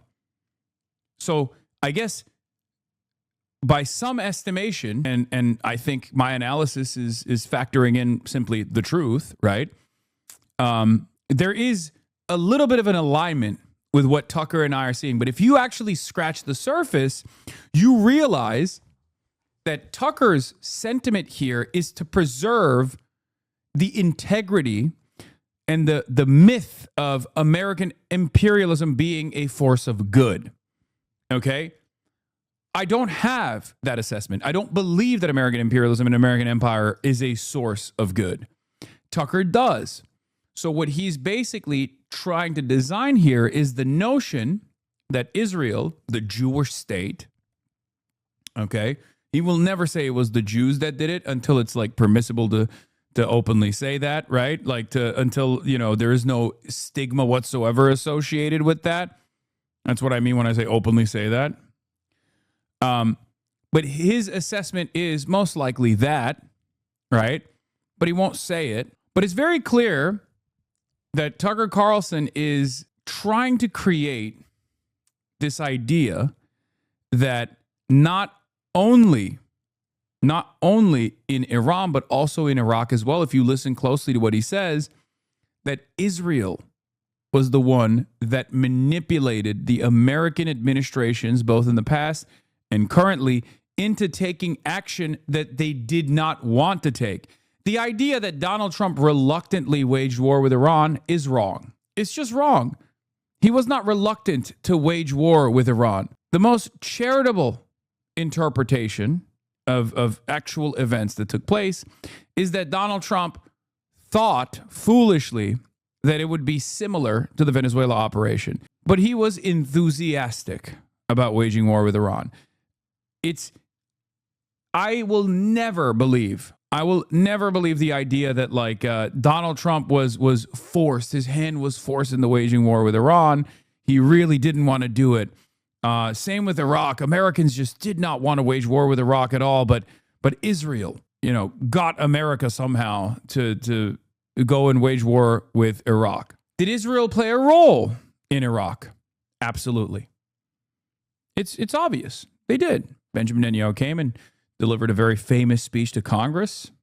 Israel was very enthusiastic, no matter how the pro-Israeli side tries to make it seem like Israel was not on board.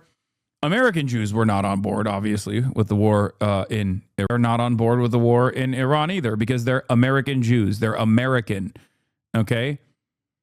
They're American first. They're just Jews who happen to live in America. The idea that they are unbelievably loyal and only care about Israel is definitely presented by a lot of Jewish institutions, but if you look at the polling, you realize that that's not necessarily the truth, right? Having said that, I don't make the same distinction for Iran, and you might say, why? Because with Iran, there is definitely a divergence in interests. Okay, has America always wanted to blow up Iran? Certainly. For 47 years.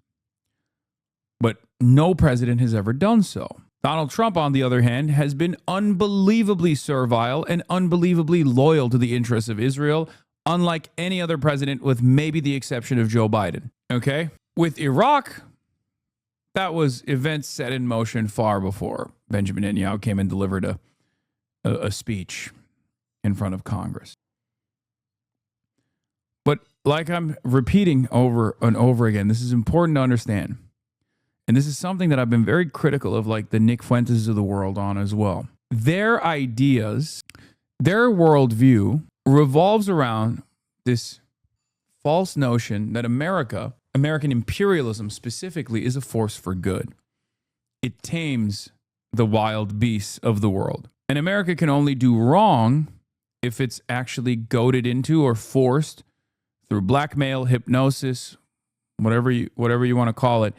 Only when American leadership is forced into taking these actions, and even when the leadership takes those actions, they're actually reluctantly taking those actions. That's what Tucker Carlson is saying here.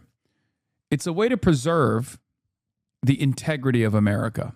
It's a very nationalistic mythos. Exactly the same. That's the major distinction between my analysis of the situation and someone like Tucker Carlson's. Thing. I think this decision is connected to a series of seemingly disconnected events, all of which revolve around violence. And we need to find out more about how this happened. And he was, of course, dismissed and threatened with an F. Yes, it's a weird way to absolve America's crimes and the centrality of blame and put it back on Israel instead of both countries. And that is the reason why this is a very appealing sentiment for many Americans who already have that American exceptionalist attitude regardless. That's what's so terrifying about this prospect, and that's precisely the reason why, for two reasons. One, it's much easier to fucking blame the Jews than to blame ourselves, okay? That's number one.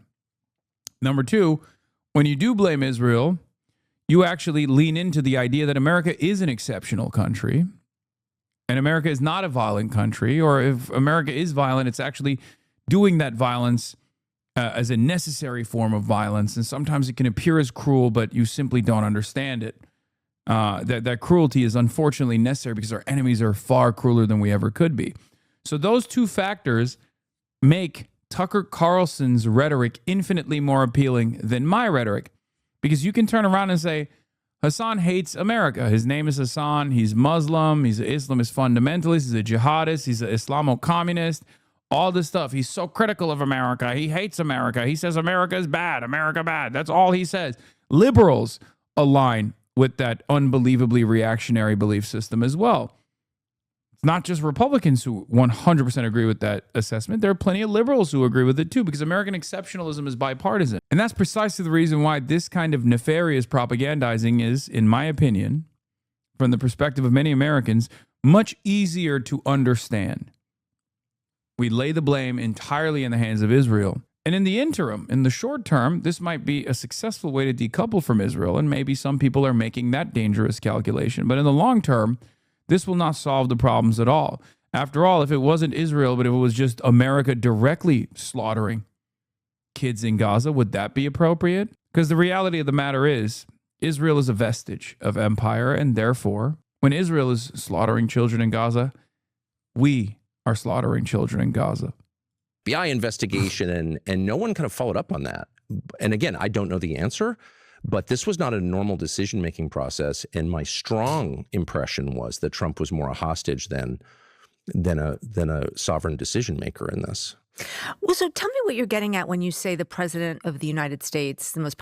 You should stop punching to the left. Oh, you mean to Tucker Carlson? Dude, I'm sorry. I have a policy of usually not punching left, but it's so funny that like everyone that is even fractionally to my left has been utilizing this unbelievably right-wing Nazi-backed media cycle to attack me viciously every single day. And the one time I respond, I'm like, oh, I'm such a bully. I'm punching left. It's so fucked up. Like, really? You know? I've kept quiet on purpose, because I do have a policy of not fucking punching left. But at some point, I have to force people to rein it in a little bit. Unless you were making a joke about Tucker Carlson being to my left, in which case I apologize. I autistically didn't understand your joke. Powerful country in the world had no choice. I don't know what I'm getting at. I'm just telling you what I observed. He seemed, and that's kind of the question. And what I'm really fascinated by is the lack of curiosity on display into how exactly this happened. What are the mechanisms by which a guy who's supposedly sovereign, in charge, granted this authority by voters, tens of millions of them, can't make a decision in the country's interest, or even he knew, and I know he knew because I talked to him about it directly, that the potential consequences were profound and profoundly bad. The end of his presidency to start, which I think it has proven to be, he knew that. And he wasn't, this is my read, and I could be completely wrong. I don't know what's in his head, and I don't want to overstate my knowledge at all, but this is my strong perception on the basis of many conversations on this topic. he felt he had no choice. And he said to me, everything's going to be okay. Because I was getting overwrought. Don't do this. The people pushing you to do this hate you. They're your enemies. This will destroy you. This will gravely harm our country. We've got kids. I'm hoping for grandkids. Let's not go there. And he said, it's going to be all right. And he said, do you know how I know that? And I said, no. He said, because it always is. And I do think there's a kind of, Teddy Rooseveltian optimism there, but that's not. Not getting right off the bat, the jokes and trolling coming from a chat of thousands of people is not autism, by the way. Okay, well, sometimes it is. Really what it was, and this is my read, that was more a kind of justification from a man who feels he has no choice. And that is my strong view. And not just my strong view, the view of others who were around him and involved in this deliberation, to the extent it was a deliberation, which is not much. Who are the other people around him who had that view? I can't speak for the views of others, but I will just say once again. He's going to say J.D. Vance because this entire exercise is, in my opinion, to gain legitimacy and credibility in the anti-war movement, in the anti-Iran war movement specifically, so he can lend that credibility either to the likes of J.D. Vance or maybe even for himself or potentially Marco Rubio. I think he's playing his cards close to the chest right now. Okay? It's either going to be Marco Rubio, J.D. Vance, or maybe even Tucker himself. That I never saw, nor did I hear about anybody who works for the Trump administration, anybody who was enthusiastically pushing this war on Trump, going in and being like, you know what? You want to be a truly great, you want to make this country great again? We need a regime change effort in Iran. And instead, there were a lot of cowardly people, as there always are, and Trump engenders cowardice in the people around him through intimidation. And there is a kind of quality that he has that's spellbinding, and I think it probably literally is a spell. And the effect is to weaken people around him and make them more compliant and more confused. And I've experienced this myself. You spend a day with Trump and sort of like you're in this kind of dreamland. It's like smoking hash or something. It's interesting, very interesting.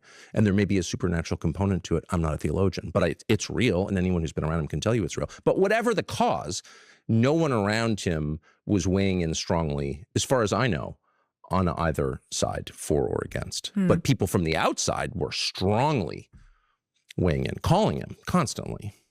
I'm going to give an alternative view on what may have happened. Yes. Which is, and you may be right, by the way, because I don't want to overstate what I know. Sure. I just want to due diligence. We've seen the president in his second term be much more interested in foreign policy, as many presidents are, much more open to taking action, not only in Venezuela, talking about Cuba, wanting the Nobel Peace Prize, weighing into situations in which he wasn't terribly interested in his first term. For sure. And so that's real. Could that not be part of this? It's a huge part of it. And there's no question about that. And all presidents decide at some point that they're not interested in running the United States because it's hard. And how do you fix Baltimore and Gary, Indiana?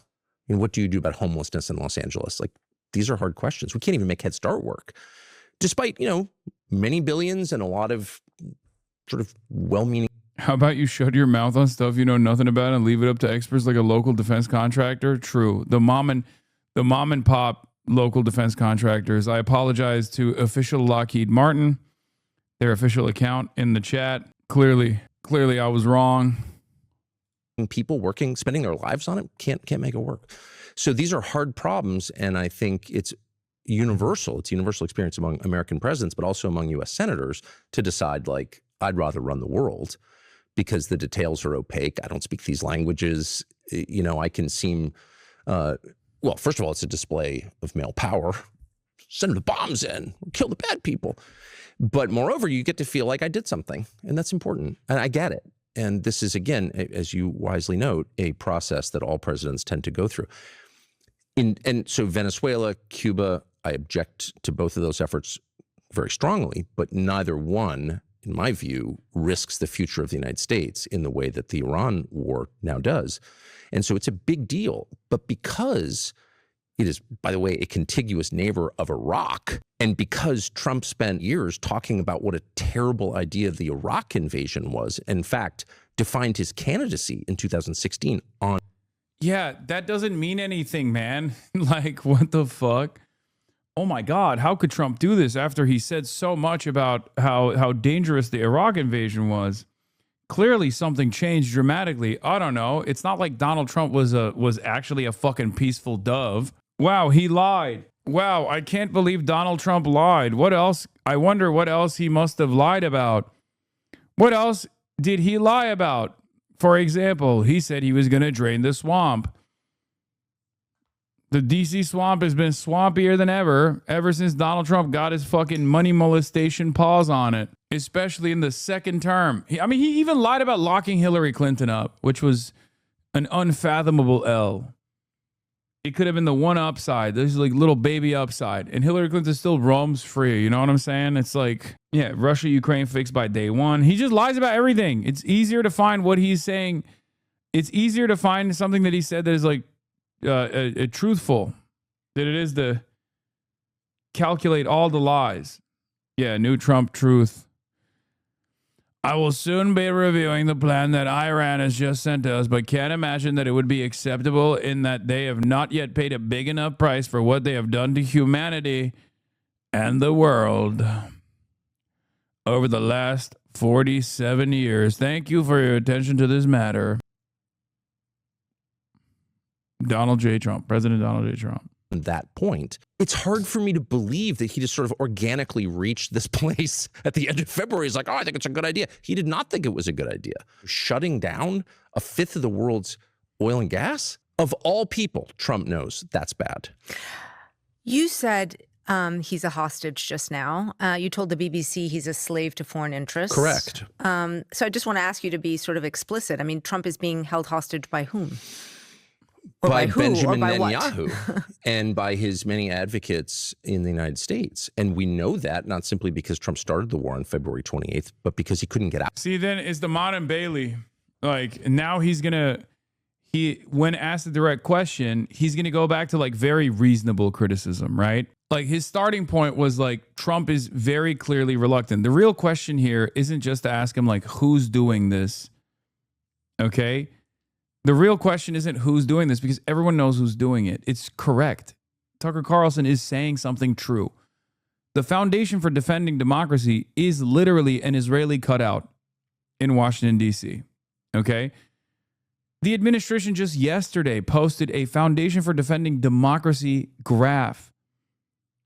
Like, they are not hiding it. They've copied and pasted FDD statements. FDD is straight up an Israeli cutout. That's all it is. Its original name was called Emet, which means truth in Hebrew. Its stated goal when it was incepted was to do advocacy for Israel in the United States of America. This is not a secret. So just understand that when the admin is doing that and hiring an FDD guy, it's very obvious. Yeah, Trump having as negotiating team Nick Stewart from FDD Action, joining Witkoff's Peace Missions Office. Like, that is an Israeli agent, okay? Yes. FDD was founded in 2001 as Emet, Hebrew for truth. And in their initial IRS filings, they wrote, not Hudson, not the Washington Post, they wrote that their purpose was to provide education to enhance Israel's image in North America. One is welcome to believe that a group that explicitly states its purpose for existing to enhance Israel's image in North America does not advocate for Israel's interests, but this would not be a credible position. Now we know you aren't a golem, because if you were saying Emet would have caused you to self-destruct. Is that like Hebrew lore? Is that Emet is a reference to the golem of Prague, the clay defender of the Jewish? Oh, you mean John Fetterman? He can't say Emet. Make Fetterman say it. Yeah, now we know the secret words. Anyway, so it's very clear that Israel has... He can't say, that's John Fetterman actually can't say it though, because he's a stroke victim. So he's like OP. His clay golem ass will never fall apart. He'd be like, M-M-A-T? John Fetterman trying to say Mehmet Oz accidentally says Emmet Oz and then perishes on the spot. Emmet Oz? Oh no! out of it. He declares we're having a ceasefire. This was 4 weeks in. He says we're having a ceasefire and we're having these talks and they're going great and we're going to open the strait. And Iran says, yeah, one of our conditions is Israel's got to pull back from southern Lebanon. You can't use the Iran war as a pretext for stealing more land from a sovereign country. That's not your country. Like, no. And it's not just Iran who felt that way. I think the rest of the world's like, what are you doing? I thought we were, fighting the great existential threat, Iran, and now you're taking the opportunity to take Lebanon shore of the Litani River and bombing downtown Beirut. Like, what is this? Anyway, this was all very well known. And within hours of announcing this, Trump announcing this, Israel publicly, in a way that was designed to get the attention of everyone, including the Iranians, starts killing civilians in Lebanon. Now, what was the point of that? Not to secure the Israeli homeland. The point of that was to end any talk of a negotiated settlement, to keep this going until Iran was destroyed and chaotic, which is the Israeli goal. I'm not attacking Israel by saying that. Their goals are different from ours. They're a different country. Yeah, they would argue, of course, that what they are doing is neutralizing the threat that has been persistent in Lebanon through Hezbollah. Oh, okay. But, I mean, they invaded Lebanon in 1982. Okay. So that was 44 years ago. They've had a lot of experience in Lebanon, a lot. They've had a lot of time to fix Lebanon. They killed Nasrallah. They blew up Hezbollah with explosive. Again, Israel's evil is so severe and so flagrant that Tucker Carlson, an American fascist, can make decent commentary on it and look like the good guy in comparison when he's objectively not the good guy. Just because he might be the better guy comparably to Israel in this equation doesn't mean that he is a good guy at all. The other problem here is that you can't talk to Tucker Carlson as a liberal Zionist. This is the exact same issue that The Economist ran into. If you put a liberal Zionist in front of Tucker Carlson, that is the easiest environment for Tucker Carlson to win, for Tucker Carlson to look great in comparison to even the New York Times. You have to put an anti-Zionist in front of Tucker Carlson. That's the only way to highlight the contradictions. Pagers, like they've done a lot since October 7th in Lebanon. They chose that moment to derail the negotiations. And they've done this repeatedly. And so my perspective as an American is, look, we're the United States. We're a country of 350 million people. You are wholly dependent on us. You're a country of 9 million people with no natural resources. I'm not against you, but like we're not co-equals here. But the point I'm making is Trump could not restrain Netanyahu. Netanyahu is the one person Trump could not say, hey, settle down, or we'll just defund you and your country will collapse in about 10 minutes, which is true. Defend itself without the United States, despite whatever propaganda you may have heard. So again, it's not an attack on Israel. It's an attack. Mehdi Hasan, oh my God. Oh my God. Someone like myself would do very well, I think, in front of Tucker Carlson, but Mehdi Hasan is like the perfect antidote. Okay. That would be like the perfect counter, especially because Mehdi is like liberal enough too. Tucker would never do it. Tucker won't even talk to me. Attack on American leadership for not constraining its partner in a way that helps the United States. Trump said, I want a negotiated settlement. Israel stopped the settlement. Trump refused to even criticize Netanyahu in public. Are you joking? That's slavery. That is total control of one man by another. And it's, that's between Trump and Bibi and God, as far as I'm concerned. But as an American, that's our president, our elected president, whose job is to protect our country and our interests and our economy. And he is looking out for Israel first. That's outrageous. And no amount of like, oh, you're an anti-Semite, which I'm not, and I'm never going to be, is going to stop me from noting that that's outrageous. It is outrageous. Before we just move on, I am curious about this one point, which is obviously Israel has tried to exert its influence on a number of presidents. Many presidents have been asked. That's, by the way, music to my fucking ears. Okay? The New York Times saying that when, if you said those words, which are true, and we all know this to be true, okay, it is unbelievable to hear a fucking New York Times journalist say those words. Chatters, many of you only learn and the shit that it's been up to in the last couple of years. Okay? But if you've been at this game for a long time, like the idea that the New York Times would say Israel has tried to exert influence over every American president. Wow. God, the permission boundaries have expanded so much. Yeah, she said, obviously. She even started with obviously. Oh, was it obvious? It was obvious to me. You say that 4 years ago, you're going to anti-Semitism prison, okay?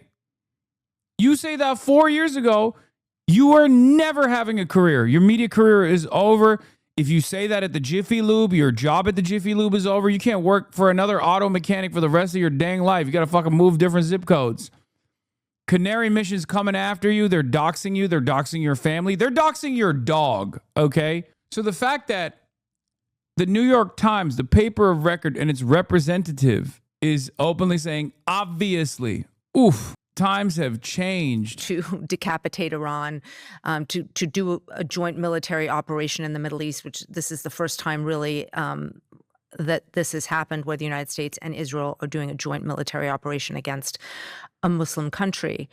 And I'm just wondering why you think other presidents didn't have that influence, because they obviously were subjected to the same pressures, the same donors, the same Bibi Netanyahu who's been there since the 90s. I mean, what do you think has materially changed that made Trump more susceptible to that influence? I mean, that's kind of the question that I would like answered.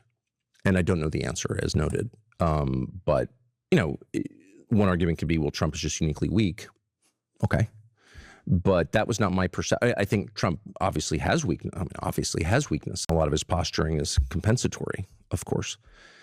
I'm not interested in psychoanalyzing Trump, but that's just clear. But what was it about this moment that allowed a foreign leader to have this level of influence over an American leader? And I don't know the answer. But again, I think it's worth finding out. I would also note that, and this is not a defense of Trump, hardly, this is the single most foolish thing any American president has ever done, in my opinion. I say that with sadness. I'm serious when I say this. I think Tucker Carlson's defending Trump here.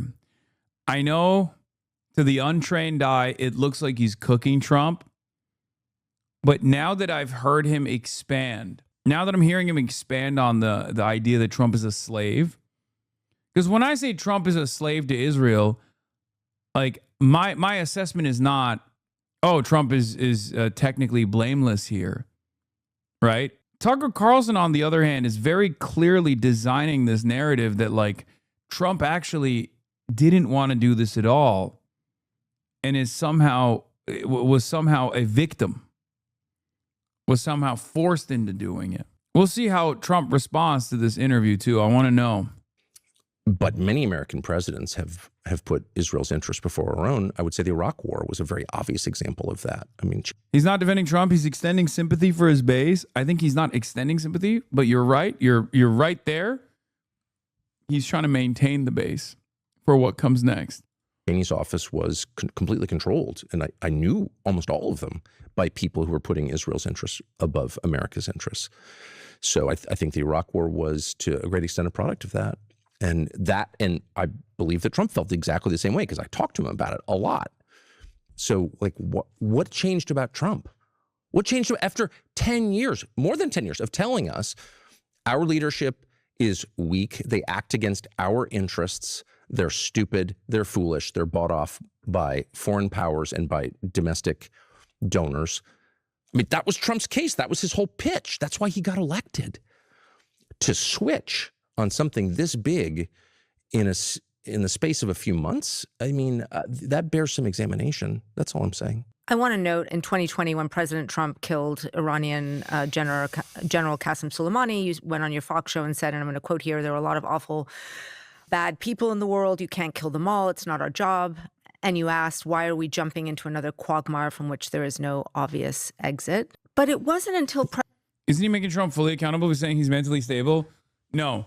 him claiming Trump's mental stability, saying that Trump is mentally stable is not to actually redirect the blame back to him. It's to say there are other dangerous forces that took this mentally competent man and forced his hand into taking action here. Okay? It's precisely because he doesn't say Trump is actually insane. He's like lost a step. He's out of his fucking mind that led me to arrive at this conclusion. Okay? He's saying Trump is competent. He's just saying that there are more powerful forces, puppeteers holding the puppet strings above Trump's head. I think his implication is it's blackmail, by the way. I think that's the narrative through line. Israel, Epstein files, blackmail, which, by the way, it's not that crazy of a theory, I'll admit. Like, I don't think it's that crazy of a theory at all. Like, every time Donald Trump is throughout this Iran stuff, like, I mean, even Melania coming out and just giving an advanced warning about how she had no affiliations with Jeffrey Epstein whatsoever, right after the fucking ceasefire negotiation that Trump put together with Iran against Israel's demands. I don't know. Awfully suspicious timing from Melania Trump to come out and defend herself in advance against whatever might come out. I was not heralded for saying that. I don't think I've ever been more criticized. I just really quickly note, I'm opposed not simply to foreign interventions, as you said. I mean, most of them anyway, those not undertaken in self-defense. I'm against the whole frame. I'm against the idea that... I agree with the theory here, but how does that defend or even absolve Trump? It pins him back to being a pedophile. It doesn't have to be him. Here, are you ready? I'll tell you a beautiful story. Okay? I'll present it just like Tucker would, in a way that like still preserves the integrity of Donald Trump. Donald Trump is a rich guy in Palm Springs, was around a lot of powerful people. And maybe he didn't know what those powerful people were up to. Jeffrey Epstein certainly seemed to be one of those powerful people. There's plenty of photos with Donald Trump pictured around Jeffrey Epstein. But Donald Trump knew that Jeffrey Epstein had done something wrong. He has tremendous insight. He's a people pleaser, but he also can read people. So he kicked Jeffrey Epstein out of Mar-a-Lago. But the damage was already done. There's a lot of loved ones that Donald Trump had in his orbit that he wanted to defend. Perhaps Israel was using some of those loved ones, like Melania Trump. After all, what powerful man would allow their wife, their loving partner, to be disparaged, ritualistically humiliated in media? What's going on? So it was actually how honorable Trump was with the Epstein stuff that caused him to, try to defend his wife or another loved one. You know what I mean? Hezbollah and Hamas are at the center of our domestic conversation. Like, they're the big problems we face. They're not. Like, they're not a bigger problem than like the behavior of Citibank. I'm sorry. Russians bought a lot of homes in Florida back then and now. Dude, that's so funny. Compromat. Yeah, dude. The people blackmailing the pedophile president are the Russians and not Israel. Like, it's funny to at this stage be like, Russia is the one that was the destabilizing factor here. Agent Krasnow. Yeah, maybe Russians who live in Israel, who operate as agents of Mossad. Credit card debt is a much bigger problem than Hezbollah will ever be. So stop with this. Stop with the brainwashing. This is bonkers. I live here. I'm almost 57. I've lived here a long time. Hamas and Hezbollah, while they're not getting my endorsement, are not relevant to the experience of most Americans. So like, once you start thinking like that, you betrayed your country. So it wasn't until President Trump threatened Iran's civilian infrastructure with a profane Truth Social post this past Easter Sunday that you actually started quite explicitly speaking out against him. Yeah, you can't attack Jesus. How's that? Well, in a monologue on your show, you said, "How dare you speak that way on Easter morning to the country?" Tell me what you were responding to right then, because it really is, I think, a seminal moment for you in terms of publicly breaking with the president. So I will say, I don't do monologues. That's ad lib. So that's just, I didn't write it. I don't have notes. It's just like, that's how I feel. So it's probably not as coherent as it should be. But that was really just an emotional reaction to the experience of waking up on Easter Sunday, the holiest day on the Christian calendar, and a day of joy and hope, literally the resurrection of Jesus, and seeing Donald Trump using profanity threatening to... He just mocked you, saying he wouldn't endorse Hezbollah. Yeah, that's why the New York Times is not doing a fucking 2-hour sit down with me and is doing a 2-hour sit down with this danger, Tucker Carlson. What the fuck do you think is the reason? Because Tucker Carlson is unbelievably safe, okay? By the standards of being critical of American foreign policy, Tucker Carlson has spent most of his career as a commentator defending American foreign policy. Well, the New York Times did do a podcast with you. Buddy, this is very different than that, okay? This is the interview portion. It's an entirely separate segment designed around understanding the nuances of one singular person.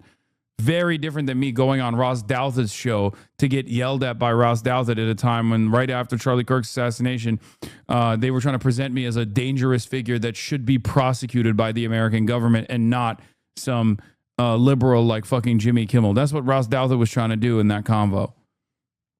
Trying to jam me up. Or, I don't know, going on New York Times podcast to talk about like micro-looting or whatever the fuck. This is very different. Murder civilians. I mean, that's a crime. That's a moral crime. So to brag about that and then to mock Islam, I don't think you should mock people's faith. I don't care if it's Judaism or Christianity or Islam, but it's especially galling as a Christian I voted for Trump in. It is actually kind of crazy because Tucker Carlson is like a media figure, mainstream media figure, has been around for a very long time. And I think in the last 2 months, I've probably gotten more reporting, like more negative reporting from both Fox News and also CNN and other like liberal outlets, as opposed to the Tucker Carlson commentary hour. Like Tucker Carlson certainly receives a good deal of that. He's critical of Israel, so obviously he's anti-Semitic narratives, right? He definitely has been on the receiving end of a shit ton of hit pieces, but never to this degree, never to this severity. Perhaps it's because he doesn't say certain things. Like Tucker Carlson is not going to ever endorse any sort of militant resistance against America or Israel, right? He's never going to do that. He's never going to do that. He just said he opposes mocking Islam. He's not that dangerous. Don't you think his anti-Zionism makes Tucker Carlson less dangerous? Wait, what are you talking about? No, we're talking about dangerous from the perspective of mainstream media, chatter. You're misunderstanding. He's not an anti-capitalist. He actually is a defender of capitalism, and he's not an anti-imperialist. In 2024, and one of the main... He's not even an anti-Zionist. He's not even an anti-Zionist. His job isn't to try to explain to people why, certain groups that have been dominated for 80 plus years are going to inevitably fight back. At most, they'll say, Hamas and Hezbollah are not my primary concern. What's going on? Why are we even talking about these guys? They're not dangerous to America or whatever, you know? Typically. But I voted for him this last election and campaigned for him in a bunch of cities with him because I felt that there was clear persecution of Christians in this country, people of faith. And it was demonstrable. And I felt that Trump, and I based this on his explicit promises, would be a protector of, I never thought Trump was a Christian for a moment, but I thought that Trump, I took him at his word, would be a defender of faith, people of faith who need to be defended. And this country exists to defend them. It's in our charter. So anyway, I was just completely outraged by that. Since that moment, you've gone even further. You recently said on your show that you'll be tormented for a long time by the fact that you played a role in getting Donald Trump elected. And you said, I'm sorry for misleading people. That's gotten a lot of attention, as I'm sure you know. I don't know because I don't Google myself ever. But I would like to understand exactly what you mean. Can you explain? I'll tell you what I mean. I truly believe that the baseline requirement, the ticket of admission to the conversation, is admitting when you are wrong. And I spent 10 years defending Trump on Fox News. I'd probably do it again because on the issues I agree with him. I never defended a single thing I didn't believe. But at this point, the consequences of this decision are so bad for the United States and for my family and your family that, like, you just have to say it out loud. Like, I'm a small reason. I don't think I moved a lot of votes, but I tried to. I told people. Is there a greatest hits of Tucker Carlson being a white nationalist so we can exposure therapy some chatters? Hold on. God damn it. I looked up Hasan Piker, Tucker Carlson breakdown. And the first, all this shit that comes up. Oh, there it is. That's what I was looking for. Hi, Tucker Carlson's white pilling your dads every night. On the left, you may have noticed everything is about race. Everything, even things that have nothing to do with race. So this is from 2018, okay? October 3rd, 2018. 100,000 views on the Young Turks, okay? Ironic because if you search Hasan Piker, Tucker Carlson, you find articles comparing me to Tucker Carlson. That's what is at the top of the algo from JNS and whatnot, but here it is. Tucker Carlson's white pilling your dads every night. On the left, you may have noticed everything is about race. Everything, even things that have nothing to do with race. There's one thing Tucker Carlson hates. It's continuing to wear bow ties. That and talking about race. Unless it's about preserving the white race. Everybody gets a safe space except white men. They are hated and despised. Attacking white men for being white men. Attack white men for their privilege in a whole bunch of ways. I was handed a box of saltine crackers, and in a group chat during the event, a student photoshopped my face onto a cracker. This is what Tucker Carlson's doing with Bill O'Reilly's coveted 8 p.m. slot on Fox News, which is currently the third most popular cable news show in the country. By the way, just to pause, I assume that's a slur against your ethnicity, correct? I've talked about this on my Twitch a lot, but only the most important subjects are covered on Tucker's show, like white genocide, which is in fact something that the left is advocating for, apparently. But he did not, notably, advocate for genocide. A Georgetown professor called Christine Fair did do that. Imagine being a producer on Tucker's show, constantly scouring the internet looking for blue checkmark Twitter users saying dumb things while they're emotionally distraught in order to make wild claims like that the left is advocating for white genocide. Of course, this isn't how white genocide is actually happening. According to the folks Tucker is mirroring, white genocide is happening because immigration is changing the nation's demographics, and it's being justified by an evil liberal plot called diversity. Diversity is our strength, they screech, as if that settles the conversation by itself, like a magic talisman. Diversity. We hear about it non-stop. It's the mainstream motto. Tucker's relentless attacks against diversity, multiculturalism, and immigrants as a whole are literally identical to white supremacists, white nationalists, and neo-Nazis. They're also reductive and oftentimes completely baseless comparisons. How precisely is diversity our strength? Since you've made this our new national motto, please be specific as you explain it. Well, for one, diverse executive boards generate better returns, among countless other studies that show the many benefits of diversity, but I'm sure the biases of racially anxious agitators are more important than empirical evidence. Can you think, for example, of other institutions, such as, I don't know, marriage or military units, in which the less people have in common, the more cohesive they are? Well, Tucker, you have the most in common with your family members. Are you suggesting keeping marriage within your family? Why do you want to have sex with your cousins, Tucker? Also, as far as non-diverse militaries... Interesting that I was doing the inbred joke even as far as back in fucking 2018. For the record, another moment of irony is now the inbred jokes that I use against like Jewish supremacy is now being presented as like the utmost maximalist anti-Semitism. Not new to this, you're true to this. Thank you. Damn, Unc, you even looked old back then.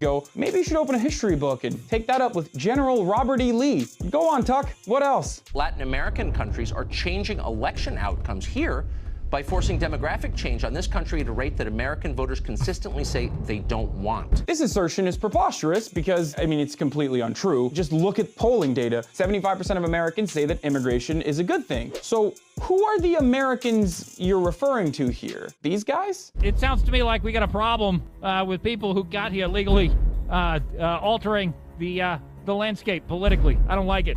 You. Stop it. But I guess we should just run the country on the white fragility of crying neo-Nazis as opposed to the overwhelming majority of Americans' wishes. But play us out, Tucker. Give us a cherry-picked example that could easily be countered with facts. Hazleton's population was 2% Hispanic. Just 16 years later, Hazleton is majority Hispanic. That's a lot of change.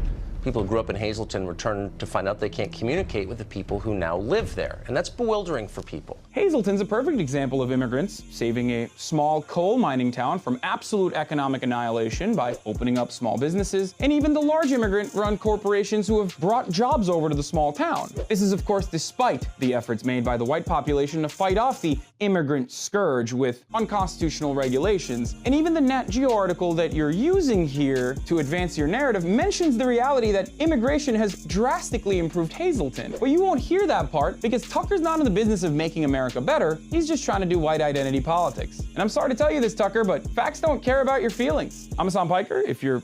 Was that a little taste for you guys? Was that good enough? Am I crazy? Or is the New York Times podcast lady actually trying to argue insulting Jewish people is worse than the mass murder of children? Oh my God. Oh my God. There ain't no way she did that. Oh, did that. Oh God. What are these people doing, bro? I swear to God, they literally are just like if you wanted to present like a perfect vehicle to make people more anti-Semitic, this would be the vehicle to do it with. Like that's an insane thing to say. This guy will keep us out of the next Iraq. Specifically, will keep us out of a regime change war with Iran. And here we are in the middle of a regime change war in Iran where hundreds of Americans have been wounded. Some number have been killed. They won't tell us.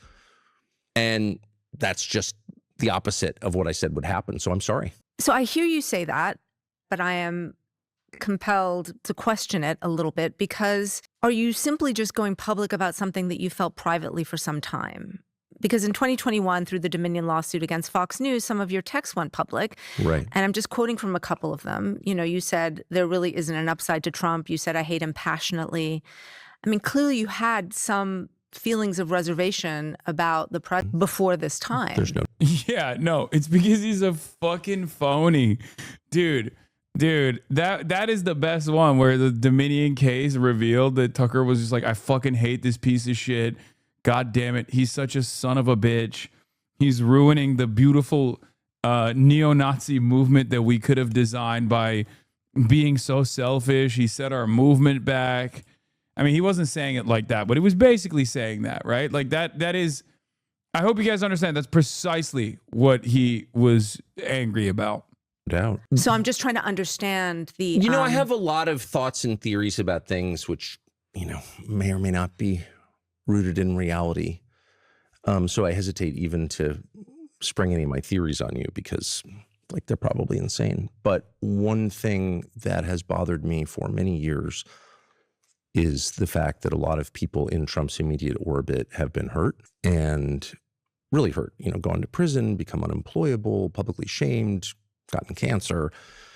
And I just am a believer in like big picture assessments of things. And, you know, so you're trying to think like, is Trump good or bad? Like he's saying things I really agree with, but then people around him are getting hurt. Yeah, they got cancer because of January 6th. No, he's talking about people that got cancer while they were in prison, I think. Like some of the January 6ers, right? Is the country actually getting better? I don't know. It's hard to know because to some extent you're like, your vision is obscured by the intensity of some of these debates.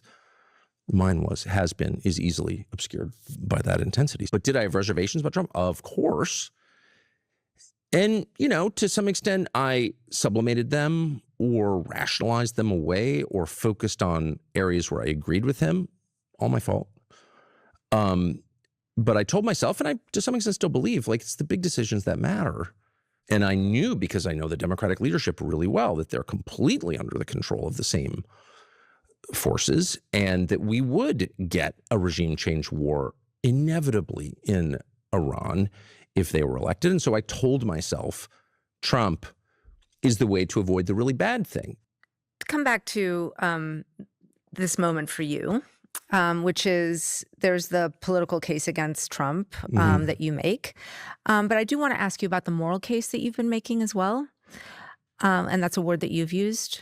You know, in that monologue responding to Trump's Easter post, you said that Trump's comments were evil.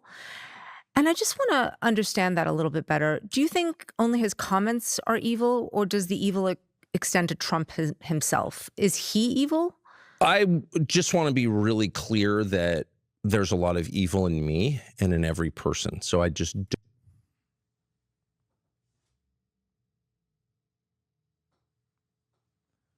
When I was calling Trump evil, I was doing Christian style, okay? I was doing it Christian style. Now, obviously, that, for us, that's a satisfying statement to hear from Tucker Carlson because he is objectively evil, but he's not doing that right now. I just need you to understand. He's doing like when I call people evil, I mean, in the same way that we're all a little bit evil. We're all sinners after all, Christian style. That's what it is. That's what it is. That's what it is. That's what it is. Don't want to, and I've certainly experienced it in myself, and I've seen it in all people. We're all capable of evil. So I want to pull back on the judgment and be very precise about what I was saying, which is you cannot mock other people's gods and put yourself in their place. Period. That is a deal killer for me. That's worse than the war with Iran, in my opinion. Yeah. But I ask because, you've been talking on your show about whether Trump is the Antichrist. I have not said that. On your show the day after Easter. That's worse. That's worse than murdering little schoolgirls, okay? I just don't think Tucker Carlson or any person sincerely believes that, okay? Disrespecting God, like disrespecting Christians and Christianity is fucking worse. Tucker, first of all, you're not a fucking fundamentalist Islamist, okay? Like, Tucker is literally doing the drawing of the Prophet Muhammad is the ultimate sin, and I will fucking fight you to the end. But this time for disrespecting gods. Like, shut the fuck up. Shut up. You don't believe that. You have in the past openly stated, by the way, that's like ISIS. Tucker Carlson is like, well, as a Salafist, as a follower and a worshiper of Allah and the Prophet Muhammad, peace be upon him, I consider disparaging the God that we all believe in, the one God, the one true God, Allah, the disrespect to be the ultimate sin, ultimate haram, as we say. Yeah, he called Iraqis monkeys on air, bro. He said Iraqis are primitive monkeys that deserve to be bombed back to the motherfucking Stone Age. Like, people don't know Tucker's background. They're just, that's what it is. When you're around for, 30 fucking years, right? And you have been such a target-rich environment for every different kind of reactionary opinion. Most people don't know this motherfucker's background. I remember because I was there. Yeah, now the Ummah loves him. Hold on, let me see if I can find it. Where the fuck is it? I can't find it. I've covered that shit too. You noted he did not put his hand on the Bible during his swearing-in ceremony as president. You said, and I'm quoting, maybe he didn't put his hand. Here, there's a chatter sent this one. Tucker, aren't we the only country allowed to make preemptive strikes? Who the hell does Iran think it is? That's it. Actually, I know you're sort of kidding, but I agree with that. I think we are the only country I'm not with the kidding moral at all. authority. Rather, we are. That's absolutely right. The only country with the moral authority sufficient to do that. The only country that doesn't seek hegemony in the world. I do think, I'm sure I'm the lone voice in saying this, I think Iran deserves to be annihilated. I think they're lunatics. I think they're evil. I do think we ought to assess what would happen to the price of energy were we to do that. I don't think that's a small factor. It could tank our economy. Tucker, aren't we the only country allowed to make preemptive strikes? Who the hell does Iran think it is? That's it. Actually, I'm running it again so you can hear it again. I know you're sort of kidding, but I agree with that. I think we are the only country I'm not with the kidding moral at all. authority. Rather, we are. That's absolutely right. The only country with the moral authority sufficient to do that. The only country that doesn't seek hegemony in the world. I do think, I'm sure I'm the lone voice in saying this, I think Iran deserves to be annihilated. I think they're lunatics. I think they're evil. I do think we ought to assess what would happen to the price of energy were we to do that. I don't think that's a small factor. Why did I get fired from Fox News? Do you want the real reason or the fake reason? The fake reason that they released to the media was a Dominion case. The real reason was because Rupert Murdoch was personally fucking terrified of the unbelievable influence Tucker Carlson commanded. The real reason was that. And I remember reading something about this at the time. Like, Rupert Murdoch had like a much younger wife at the time and she had become a huge Tucker Carlson fan, and she was like becoming. Rupert Murdoch is like a huge COVID. What's the, like, not truther necessarily, like he's really worried about COVID. Famously, it's kind of unbelievable when you think about how much anti-vax conspiracies Fox News has actually. No, he's not a skeptic. He's not a denier. No. Quite the opposite. He is a major COVID realist. He is responsible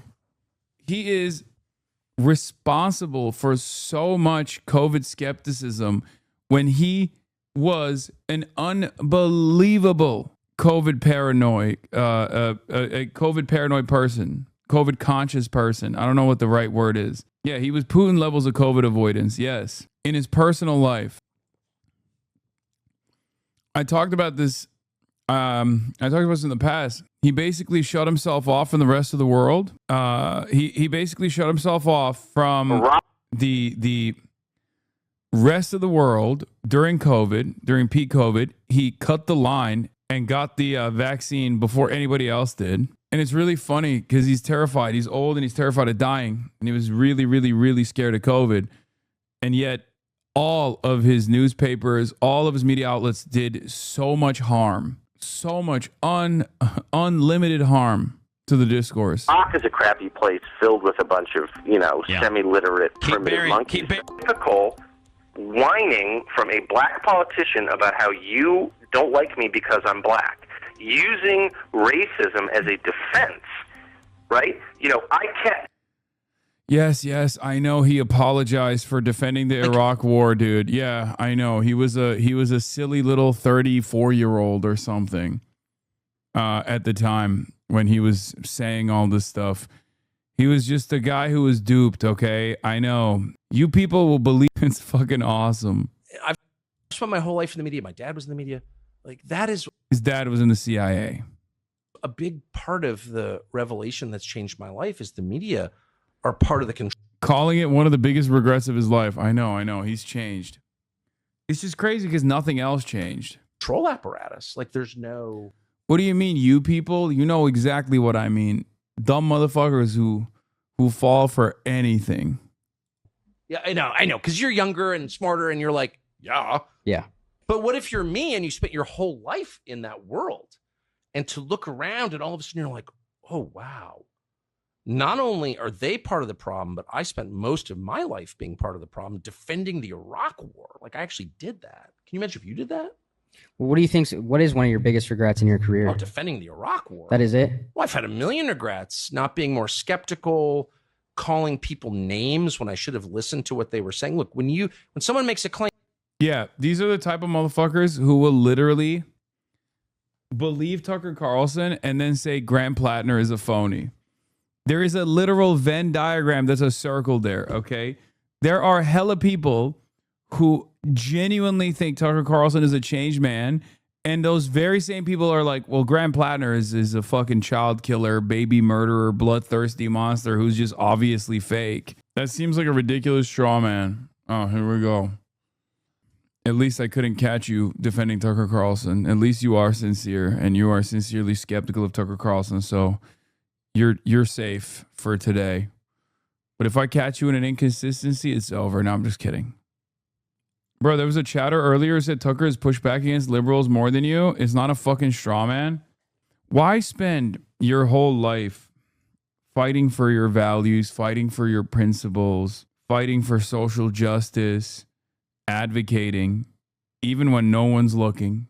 Advocating for the same exact things when there's 35 people in here as opposed to 35,000, getting yelled at endlessly, doxxed, swatted, smeared all around the internet. When you can just make a fucking heel turn one day and be like, yeah, actually, now that this shit's unfavorable, I decided it's bad. And dumb fucks will turn around and go, yeah, that guy is actually righteous. You, on the other hand, you're a fucking piece of shit, dude. Fuck you. No one is right all the time, you fucking asshole. Why does Tucker Carlson push back more on Zionists than you do? You've had multiple interviews with liberal Zionists and said nothing. Oh, great question. Okay, here, let's unban this guy because I really want to ask him a question. Hey, if I said what Tucker Carlson says about Israel, do you think that would be defensible? Like, I love Israel. I think Israel is a wonderful country. I've visited Israel many times. I have many friends who actually love Israel. I have many friends that work in the Israeli state. I actually love all of that. Do you think that you would be as skeptical of Tucker Carlson as you are of me in that situation? Because I can tell you the answer. You glazed Tucker Carlson, and he said all of those things. I never have. You're a fucking rube, jackass. Tucker Carlson is a liberal Zionist, but they're not wrong. They're not wrong. What kind of fucking pushback is Tucker Carlson offering to liberal Zionists if he himself is a liberal Zionist? You just literally undermined your own argument. Is he turning on the mirror and debating himself? Like, what the fuck are you talking about? First of all, Tucker Carlson's not even a liberal, so he's just a Zionist, I guess. This is what I mean. Some of you guys are a little bit lost. I'll admit. I think you're a little bit lost. You're a little inconsistent. You don't have a consistent standard. I've given many interviews at this point as to why I align myself with people who I disagree with on the issue of Israel, including people like Bernard Sanders. I've addressed it because you know who always brings that up? Fucking Zionists do, okay? They always bring that up. They're like, you say liberal Zionism is equivalent to liberal Nazism. It's oxymoronic. How can you say that, but then also work with people who would be liberal Zionists themselves? And I tell them, this is not a contradiction from my estimation. As long as someone is a liberal Zionist, but is not actually presenting themselves as a hurdle in front of anti-Zionists, as long as they're not like stepping in front of anti-Zionists and saying, no, this is a bridge too far, then I can still work with those people, especially if they have their position in the political spectrum is still far better than the overwhelming majority of people that are talking about this issue. Okay. And the argument that I always present is this: I'm anti-white supremacy. There are plenty of resilient white supremacist attitudes that the average American has. Okay. Do I just automatically write them off, or do I try to convince them? Do I try to talk to them? Do I try to work with them? Because if I were to write them off in the same way, because white supremacy is a fascist ideology as well. Okay, I'm anti-fascist. One can say they're anti-fascist and then, I don't know, try to rid themselves of any association they have with people who have fascist tendencies in the same way as people that have Zionist tendencies. When you question the journalists on what they mean by Israel's right to exist, you couldn't push back a little on Matt Duss. I dislike disingenuous ultras too. Wait, what? When you question the journalists on what they mean by Israel's right to exist, you couldn't push back a little on Matt Duss? Do you like even this assessment is wrong, because Matt Duss, regardless of the role that he's occupied, is infinitely closer to our worldview than the fucking Economist, you dumbass. What are you talking about? The Economist woman was like straight up defending Israel. And that's not true. I literally did actually push back on Matt Duss's defensive and offensive weapons distinction. You just don't think it was sufficient because I didn't call him like I don't know, a neo-Nazi that I can't have any fucking conversation with or any reasonable disagreements with. But once again, you say I dislike disingenuous ultras too, but then you turn around. Oh God, this is gonna restart another cycle in the discourse. Again, I'm telling you right now, chatter, you don't have consistent principles on this. If you think Tucker Carlson does a better job pushing back against liberal Zionism, when you admit that he himself could be considered a liberal Zionist, that doesn't make any fucking sense. You accuse the chatter of being lost, but the line you draw on Zionism, liberal or not, is pretty arbitrary because that's what beliefs are. There's a line you draw that doesn't mean you have some magic set of rules the rest of us don't. Okay, but the magic set of rules cannot be not only defending Tucker Carlson, but even going so far as to say Tucker Carlson does a better job of addressing Zionism than I do. Do you agree with that chatter's distinction here? Do you agree with the line that chatter has drawn, no matter how arbitrary? Or do you feel like it's unbelievably incoherent, especially considering that the chatter himself has admitted, fucking admitted personally that Tucker Carlson could be considered a liberal Zionist? Tucker Carlson could also be considered many things, like white nationalist, a fascist. Oh. He is the #1 advocate of the white replacement theory, the great replacement theory. There's only one question that's important at the very beginning, which is the claim true or not? So I say, you committed murder or you rigged the last election before you. I don't know. I think you're afraid of being mocked by Tucker. Yeah, so afraid. That's why I'm constantly trying to have a conversation with Mr. Mogger himself. And he's the one who's avoiding. Ball's in his court, buddy. What? Attack me as a crazy person for saying that. Maybe you should explain whether you did it or not. You Right. know what I mean? Yeah. And for too long, I participated in the culture where I was like, anyone who thinks outside these pre-prescribed lanes is crazy, is a conspiracy theorist. And I just really regret that. I'm ashamed that I did that. And partly it was age, partly it was the world that I grew up in. So when you look at me and you're like, yeah, of course they're part of the means of control. I'm like, that's obvious to you because you're 28, but I just didn't see it at all. And I'm ashamed of that. Isn't that what the media tries to do, though? It's their only purpose. Right. They're not here to inform you. Really? Even on the big things that really matter, like the economy and war and COVID and like things that really matter that will affect you. No, their job is not to inform you. They are working for the small group of people who actually run the world. They're their servants. They're their Praetorian Guard. And we should treat them with maximum contempt because they have earned it. I've never said Tucker likes Israel worse than the people who they're attacking. What? On the Bible because he affirmatively rejects what's inside that book. And then on a recent show, you went further saying, here's a leader who's mocking the gods of his ancestors, mocking the God of gods and exalting himself above them. Could this be the Antichrist? I actually did not say, could this be the Antichrist? Here's a leader who's mocking the gods of his ancestors, mocking the God of gods, and exalting himself above them. Could this be the Antichrist? Well, who knows? I don't know where that comes from, but I know that those words never left my lips because I'm not sure I fully understand what the Antichrist is. If there's just one, This dude has 7K subscribers. Why give him air? I know you're making that as a joke. I think, right? Yes. He was hacked apparently, and we found out that he only has 7,000 subscribers, which I don't know if that's like true or not. But it is very funny to think that Tucker Carlson is not an influential person in American politics. Like aside from however many subscribers he has. Actually tried to understand it. I may have said some are asking that. I'm not weighing in on that because I don't understand it. Just to be totally No, in clear. Revelations, obviously, the Antichrist is named in different Yeah, and not just Revelation, but throughout the New Testament, there are references and in the prophets as well. So, but no, I'm not speculating about that.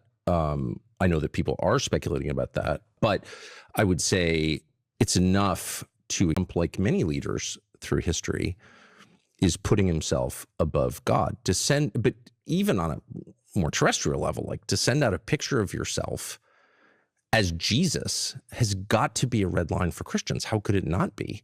It has to be. And I wish that Christians would speak up when he attacks Allah, when he mocks the faith of Muslims. So to be clear, though, that was not what you were suggesting. If I thought Trump was the Antichrist, I would just say so. The defending Islam part is he's so fucking good, man. He's such a demonic entity. I understood what the Antichrist is, I would say so. And I don't really. I mean, I guess he's packed up the Ummah. The Ummah will never recover. They will wage war at the behest of Tucker Carlson.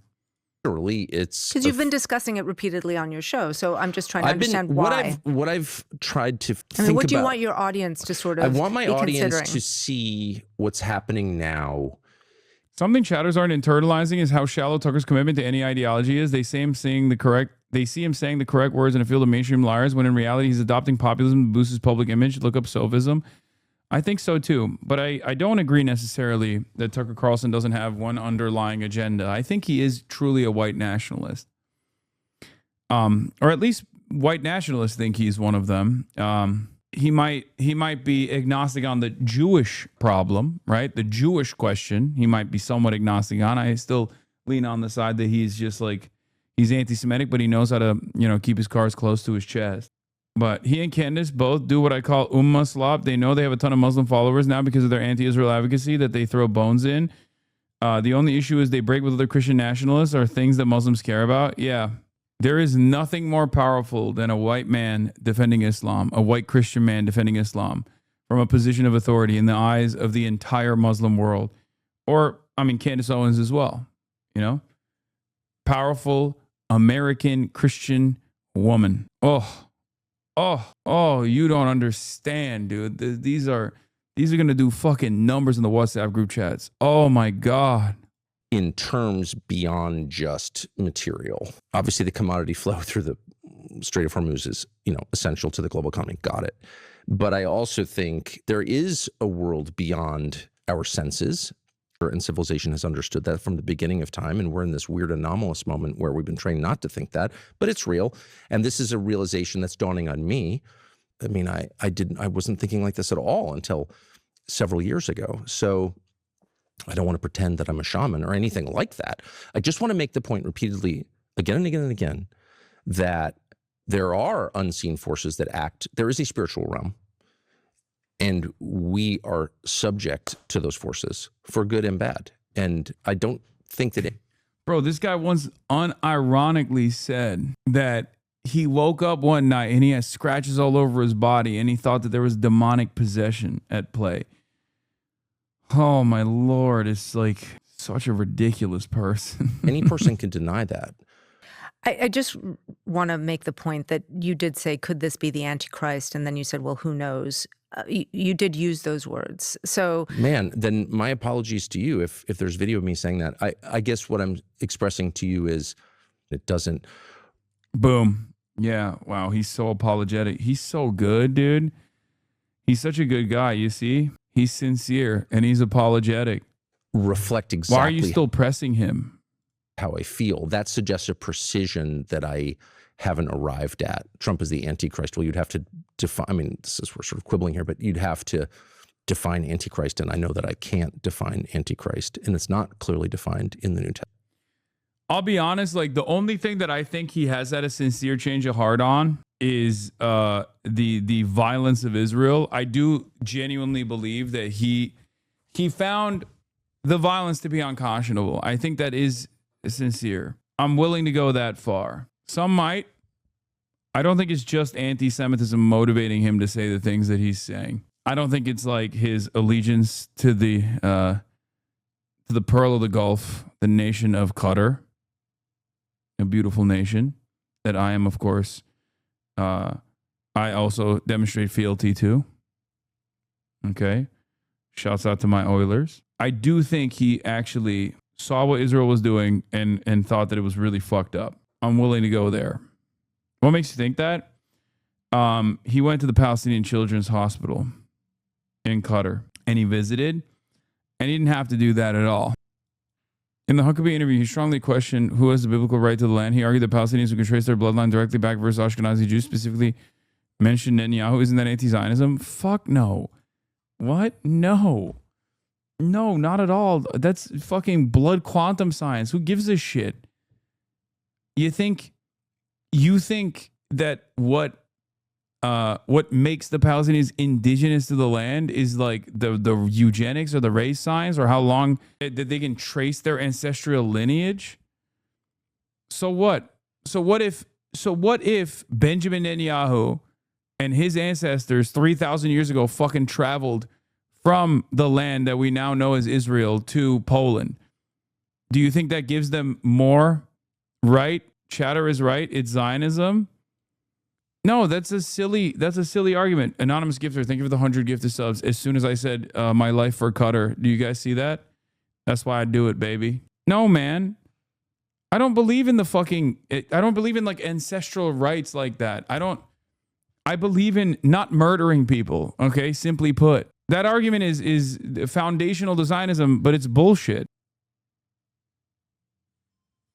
Many people don't even sincerely believe it, and it doesn't matter anyway. It doesn't even fucking remotely matter. I don't buy it. He loves the violence America dishes out around the world. He loves the violence Russia has done in Ukraine. Tucker has no moral backbone. I don't buy that he was genuinely moved by the violence. I mean, it is a little different, dude. That's why I'm saying it's like I I'm willing to entertain that he sincerely had a change of heart on that issue and that issue alone, but it doesn't translate to his worldview overall. You know what I mean? Because it's different. Like what Israel has done is different. It's not all violence is the same, right? I mean, that's why there's a distinction between a genocide and like a military invasion and occupation of other countries, whether it's us doing it or Russia doing it. Like what Israel did and is still doing is a little different. That's why there's a specific designation for what Israel did. And it's considered the crime of all crimes. But yeah, for the record, I don't even like that argument necessarily. The one that people use when they're talking about Israel, where they're like, oh, Benjamin Netanyahu, his name is like, what is it, Milikowski or something. He's actually Polish. He's a Polish Jew that like grew up in Philadelphia. He doesn't have ancestral roots that you can trace back to Israel. And for me, that's, even if that was the case, do you think Israel's actions would be justifiable then? That's what it is, right? You don't believe in murder, but apparently white supremacy is worse than murdering brown people overseas. You see Plattner had a genuine change despite not having done anything to prove it, but don't believe Tucker despite him also not having done anything to prove he's changed beyond words. Apparently white supremacy is worse than murdering brown people overseas. White supremacy is the underpinning ideology that allows people to murder overseas with impunity. That chatter is not stop talking about Graham Plattner, by the way. Yes. I don't know what it is that like breaks people so hard with Graham Plattner. I will never understand it, but it is like obsessive. What? This is not a criticism of context. I think this is why revcoms ask you to read theory more often. Revcoms? You're a revcom? Like Chairman Bob Avakian, a sex cult. Sex cultists ask me to read theory more often on stream, even if you have before, because you're raising a lot of people to be aware of what's going on, but they lack fundamental principles of distinction between persons and from opportunists like Tucker. Appreciate your work regardless. Please don't tell me, chatter, you are a revcom. There are no revcoms under the age of 65. I think they just mean revolutionary communists. Oh, okay. You never fucking, what? Someone said, Caleb, you need to read the work of a guy named Caleb Maupin. I don't see the connection between white supremacy and the murder of non-white people. Could you explain that further? Caleb Maupin. Oh my God. Testament or Old Testament. So you're open to the possibility? I think what we're seeing is evil. Like, are you allowed to kill people who've committed no crime? No. Super simple. You're not allowed to do that. Under no moral standard is that allowable. All of a sudden it's allowable. It's allowable in Gaza, and our leaders are like, yeah, no, it's just totally fine. It's not fine.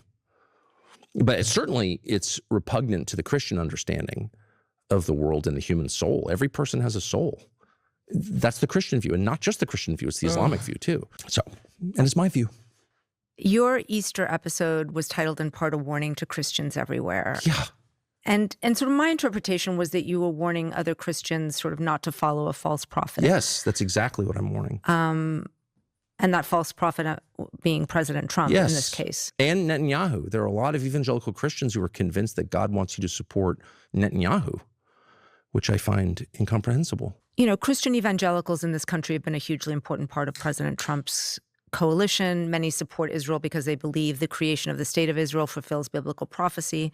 They're called Christian Zionists. I will note you have said you dislike Christian Zionists more than anybody. You've said they have a brain virus. You have apologized for those comments repeatedly. I shouldn't have said that. Repeatedly. But would you like to see those? They have a blame virus? Wait, what?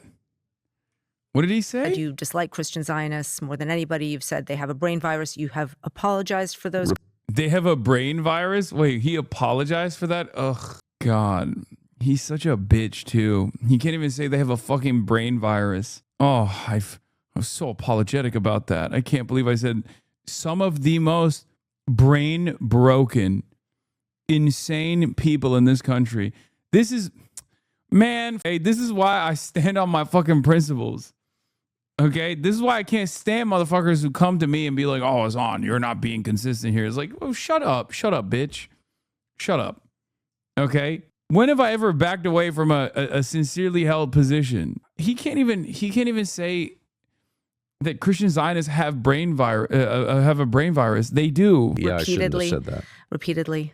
But would you like to see those Christians stop supporting the state of Israel in the way that they do? Of course, immediately. on many different grounds, but it's really simple. Christians can never support the murder of innocents, period. That's just a bright red line. Find the place where Jesus is like, these people are annoying, kill them all. It's not there. So where are you getting this? Now, I'm, once again, hardly a theologian, but I just don't know. And I've asked many Christian Zionist leaders who will speak to me. Now it's just like, they won't talk to me, but I certainly asked Ted Cruz this. I asked Mike Huckabee this. I tried to ask Franklin Graham, but I sincerely want to know where this is coming from. It can't all be from the book of Esther. Well, I mean, you did have exactly this contentious interview with Ambassador Huckabee. He's the ambassador to Israel, where you talked to him about Christian Zionism for quite some time. And in that interview, you know, it's very interesting. I'm a former Israel-Palestine correspondent. You were pressing him on if the modern state of Israel as a homeland for the Jewish people today has legal or biblical legitimacy. You were sort of questioning him on this idea. And you went round and round on this for quite some time. And I was just wondering what you were trying to get at there.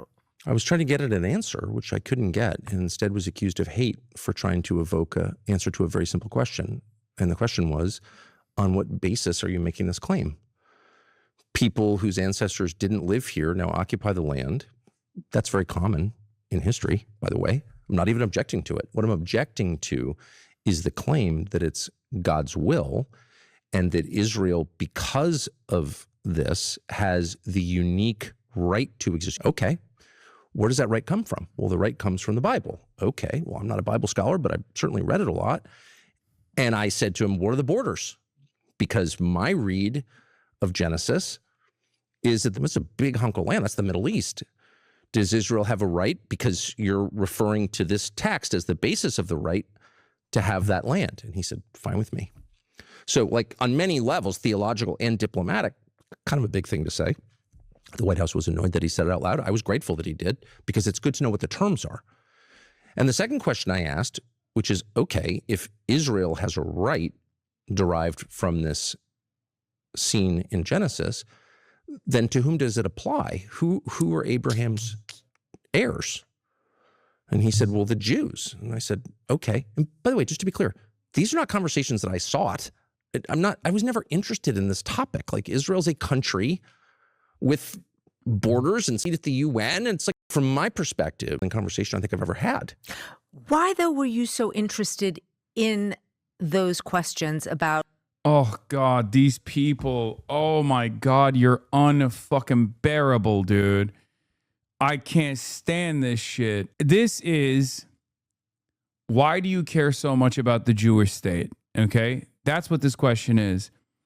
This is her basically turning around and trying to imply, subtly or not so subtly, that Tucker Carlson is anti-Semitic for caring about the state of Israel so much. Okay? That's what this is.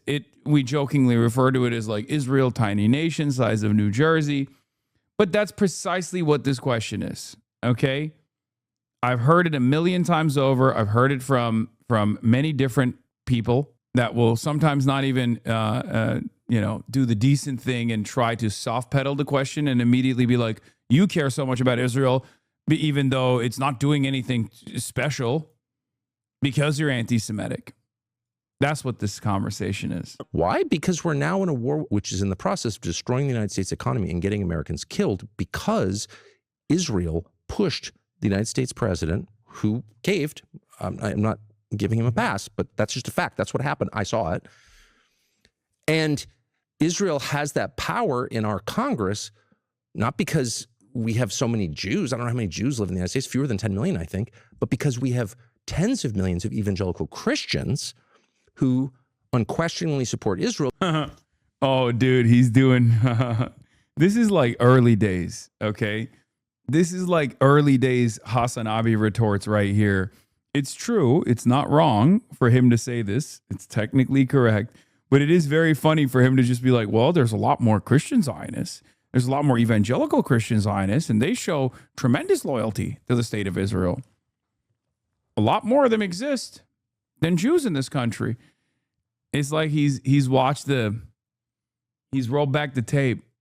Okay, he's been watching old HasanAbi hits from early on. Yeah, aping my shit, 100 P. Oh my Lord. Because they believe it's their theological duty to do so. So on this question hangs the future of the American economy and the lives of American service members. There's no more important question.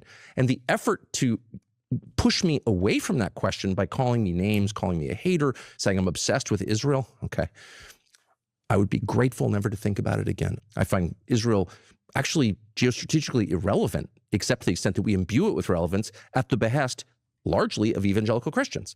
So you can see there's a one-to-one correlation between these questions and the future of my country. Mike Huckabee and the people he represents have made it the nation's business, at which point it is entirely fair. In fact, it's a requirement of good citizenship to press him on what are you talking about? And he refused. No, it's not shocking that he's going after evangelicals. It's totally normal for him to do that.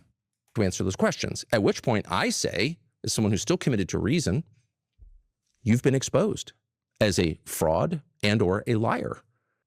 I think one of the reasons why this was particularly notable for many people, that interaction that you had with Mike Huckabee, and the reason you in particular got so much pushback is because there is an enormous sensitivity around Israel being the homeland of the Jewish people. Oh my God. Oh my God. I'm Brian Kilmeade. I'm Brian Kilmeade. I'm Brian Kilmeade. I'm Brian Kilmeade. I'm Brian Kilmeade. I'm Brian Kilmeade. Oh my God. Who fucking cares? Are you serious? Do you hear yourself? Oh no. This colonial outpost that is an apartheid state, filled to the brim with ethno-religious supremacist values that has conducted a genocide, is also, I'll have you know, the very special emotional support apartheid state that's conducting a genocide. For many people, why don't you think about their fucking feelings? Oh, I'm sorry. I didn't realize that I was supposed to care about those things. This, in and of itself, is no different than someone being like, oh, you want black people to be able to vote in the South? But don't you care about the feelings of white Christian nationalists in the South? They could feel really, they feel like their rights are being encroached on if you actually bring this up, if you actually advance this position. Okay? Who cares? I'm sorry. I don't give a fuck. Okay? Genocide is bad. I don't give a shit if it's hurting some people's fucking feelings. Fuck their feelings. They can suck my dick. This is what I mean. A stupid fucking way. Such a self-centered, unbelievably narcissistic way to frame this conversation. Oh no, I'm gonna hurt the feelings of people who feel a special bond to Israel. What will I do? This is also part of the reason why I get so mad when people are like, Hasan, you're a Zionist, or Hasan, you engage in like Jewish exceptionalism or whatever the fuck. Because I separate actively Judaism and Jews from the nation state of Israel, where people will be like, oh, dude, that's Jewish exceptionalism or whatever the fuck. Or the fact that I also care about anti-Semitism implies that I'm engaging in Jewish exceptionalism. It's bullshit, okay? I separate between those who are cynically advancing anti-Semitism as a cause in an effort to deflect away criticisms of Israel, valid criticisms of Israel, okay? And I know every dumb fuck loves chirping at this very moment, okay? And goes, oh, not gonna lie, it's kind of true though. Yeah, totally, dude. You're right. We should actually be anti-Semitic. We should actually be anti-Semitic. That's the best way to defend Palestinians, right? You're a fucking idiot. My question always is, does this help the cause? Okay? Is being anti-Semitic helping Palestinians? No, it's not. There's no strategic goal there.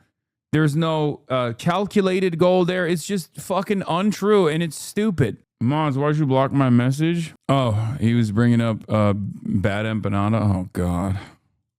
and the attempt to delegitimize that. I have enormous sensitivity about the United States being the homeland of my people and the burial place of my ancestors. I have enormous sensitivity about the future of the United States. Those are my concerns. I'm not dismissing the concerns of any other group, including Israelis or Iranians or Venezuelans or anybody else. Everybody has his or her own set of concerns, but my concerns revolve around my country. And so I'm not going to subordinate my concerns and the concerns of my children to other people's hysteria, no matter what country it is. Why do you think you get tagged so often with anti-Semitism? Because I think there are two reasons. One is I'm not an anti-Semite. And yes, I have, and I've expressed this many times, and I'll do so again. I have temperamental and religious objections to anti-Semitism or any hate or discrimination based on bloodline. That is. Bro, this man literally said there's 65 million people that need to be deported, which happens to be the same number of Latin Americans living on U.S. soil. Okay? The Latino population. I'm sorry. Mr. Great Replacement is like, oh, I would never hate on someone simply on the basis of their ethnic or genetic or religious inferiority. It's bullshit. It's complete and utter nonsense, okay? This is where a competent libtard is supposed to interject and go, I don't think that's true. You are the most prominent defender of the Great Replacement theory, okay? Like, please, be a competent libtard, okay? I have listened to you on NPR for years. I know you have it in you. Please do this. Against Christian theology. It's against my personal ethics, and I oppose it no matter who is suffering from it, whether it's whites or blacks or Jews. Nobody can be punished. He'll say it's about legality, not bloodline. Yeah, what the fuck does Israel do? Israel also says it's on legality. Yeah, black people were legally discriminated against.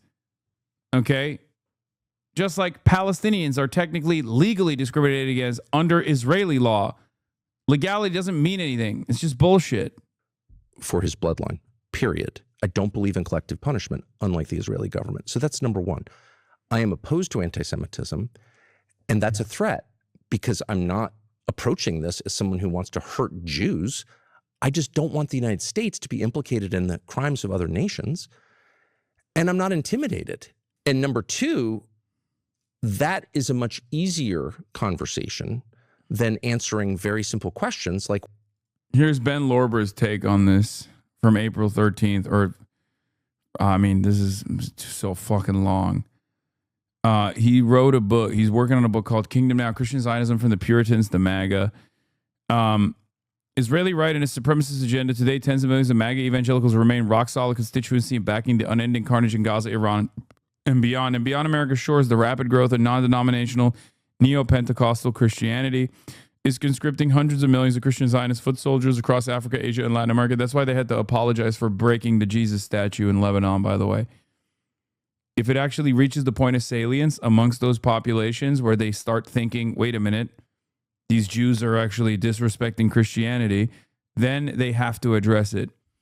Same thing with like Orthodox Jews in the West Bank, the settlers spitting on Christians as they're like going in and out of churches and shit, right? Those are some of the few things that the Israeli state has to address, as opposed to like just wholesale slaughter of Palestinians.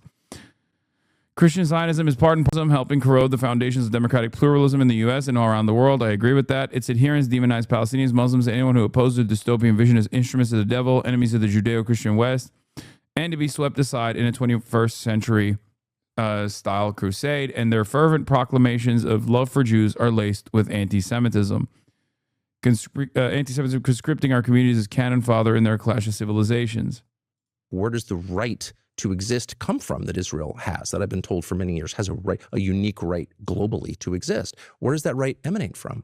Who granted that right and on what grounds? And they can't answer the questions, and they don't want to have the conversation. So just to be totally clear, asking questions. I mean, the answer this is the other side of the story. The answer to this question is the same as the United States of America. America is also a settler colonial operation, right? And so was Israel, and so is Israel, I guess. And that's what it is. It was through blood. It was through conquest. So the answer is the exact same for Israel as it is for the United States of America. Okay? It's built on violence. That's how states were designed. Is not hate. Telling the truth is not hate. And they don't want to answer the questions, and they don't want to tell the truth. And by the way, it's not just Jews. I think I've been attacked more viciously by Christian Zionists than I have by Jews, just in point of fact. It's a kind of nice universalism to it. But I'm not intimidated. I don't know why I would be. In fact, I think it's my obligation not to be intimidated. Can asking questions, though, stir up hate? I mean, language is power. Oh, my God. Oh, my God. Lulu, you are doing a terrible job asking these questions. What are you doing? What are you doing? What the fuck kind of... Are you just giving Tucker Carlson a nuke? Is that what it is? These are questions that you would design if you wanted to make Tucker Carlson just dunk on you. Okay? These are unbelievable layups. Like, just straight fucking lobs, dude. I mean, this is such a layup that the New York Times audience is going to watch this and go, yeah, Tucker Carlson is actually doing a great job here. I didn't think that I would ever find myself in agreement with Tucker Carlson, but I am now. Well, sure. I mean, you could pose attacks in the form of... This is why you can only counter Tucker Carlson as an anti-Zionist. You can't counter Tucker Carlson as a liberal Zionist. On this issue, you are going to be less moral, okay? Tucker Carlson is closer to the truth and closer to morality on the issue of Israel than a liberal Zionist. It might hurt people's feelings to hear that, but it's just the truth. Okay? And that's precisely the reason why when people actually don't address Tucker Carlson's inconsistencies in his worldview adequately, which only an anti-Zionist can do, an anti-fascist can do this, because if you have any sort of defense of Israel in mind, you're going to get destroyed. You're going to get destroyed because Israel is indefensible. Okay? Israel's actions are indefensible.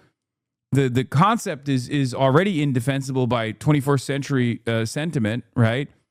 The notion that, ethnic cleansing had to take place and has to continue for 80 fucking years, and an apartheid has to continue so that, there's a demographic majority that must remain, a Jewish demographic majority that must remain, and it's like backed by the state. Everyone understands now that that is an unbelievable crime. So once you arrive at the conversation with that attitude in mind, if that's your primary focus, you're going to get cooked no matter what. You're never going to be able to outmeet Tucker Carlson on this issue. He's just going to come across as the moral party in this conversation because he's going to turn around and say, that's crazy. Questions, I've certainly done that a lot, for sure. But the questions themselves hang in the air, and a legitimate question deserves an answer.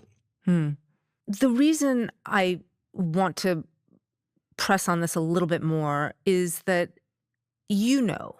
that there is an entire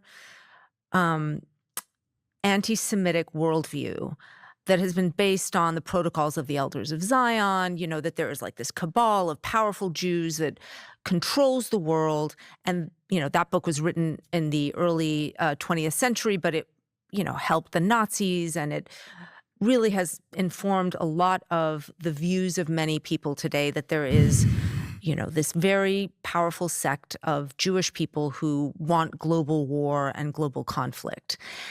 And I think that there is a concern that I have, and a real concern. I don't mean this as something that people say to slander anyone, but just a real concern that the rhetoric where everything is blamed on Israel, where Israel has these supernatural powers almost to influence the president, to influence. Oh my God. Oh my God. Oh my God. Oh my God. What a totally questioning. The previous president, George W. Bush, to enter into the Iraq War, to be involved in assassinations, et cetera, that it has echoes of that, and that people are genuinely. Yeah, well, it's not. Okay. First of all, let me just say, not everything that she brought up is valid, but it sucks that some of what she brought up are genuine things that Israel has done, right? Like, it's not other people's problem that Israel chose to look at a textbook of what not to do and then chose to do those things. Okay. Like, yeah, you're like, oh, well, protocols of elderly Zion dictate that, Jews are, undermining, like what? American domestic affairs. Okay. But Israel is literally fucking writing legislation by way of AIPAC to undermine the First Amendment. Elderly Zion. Yes. Elderly Zion. The Zion of the elderly. Shut the fuck up, chatters. It's not the point. Okay. I'm so tired. I didn't sleep a lot last night, even though I went to bed early. Okay. Like you can recognize what is an anti-Semitic dog whistle and also what is the truth at the same time. When you actually start pointing to things that Israel actually is doing and then claim prototypes of the elderly Zion. Yeah. If you point to what Israel is actually doing and say this is an anti-Semitic trope, you're not going to actually get people to stop saying those things. You're just going to make them think that maybe in the past, those anti-Semitic canards were also lies. They were also built around lies, as in like they were what Jews were doing. You're going to foment anti-Semitism. The greatest example I can give you, the most direct one I can give you, okay, no holds barred, is blood libel. Blood libel was a lie that non-Jews often told about Jewish people in times of like famine or some kind of like economic struggles or when there was not enough food in the village or the fucking people were getting sick. The idea was that Jews were responsible for that because they were like, I don't know, eating children, like drinking the blood of Christian children, right? That is a blood libel. And this lie was deployed to drive out Jews in pogroms, oftentimes very violently, from the villages that they occupied. Okay? So that's a very well-traced, historic lie that people told about Jews to kill Jews. That's what blood libel is. But in 2026, if you turn around and say, wow, how dare you say Israel is killing children when Israel has killed tens of thousands of children on camera, and you call that a blood libel, you're not actually defending Israel at all to average people. You're actually disparaging what they may have previously believed was a blood libel. You're diluting the impact of the term blood libel, and you're causing people to no longer believe that, these things that happened to Jewish people historically were even real at all. Okay?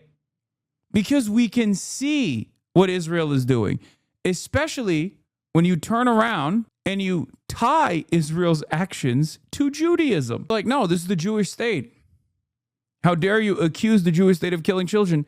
Well, first of all, you're saying it's the Jewish state. Okay, that's you. And I've seen Israel kill children. What am I supposed to believe? You listen to normies who aren't super into politics describe why they're anti-Israel, and you realize most of them have just never been challenged on it by anyone around them or the media they consume. Exceptionally true for Europeans. It's because they see dead kids on their social media. It's not that hard to understand. Or maybe they just decide to stop dialoguing after they realize they're talking to a pro-child murder psychopath. That's true. It's probably what it is too. Israel has literally looked at a lot of the previous anti-Semitic canards as like a how-to book. Okay, that and also Mein Kampf and numerous other formative works in the neo-Nazi movement. And we're like, oh shit, let's take notes and let's do them. It's just true. I'm sorry. Down to fucking well poisoning. Poisoning the well comes from that as well. The idea that like Jews were actually responsible for the water supply being destroyed in the village that led to pogroms. Israel has literally poisoned wells. Okay? So what am I supposed to do? Not recognize what I'm seeing? It's fucking unbelievable. This is not like the moment they prefer filling it with cement now. Yes, it's not. I mean, I'm using embellish language in this circumstance. But like, yes, they're destroying water wells, right? Like with regular frequency. It's just ridiculous.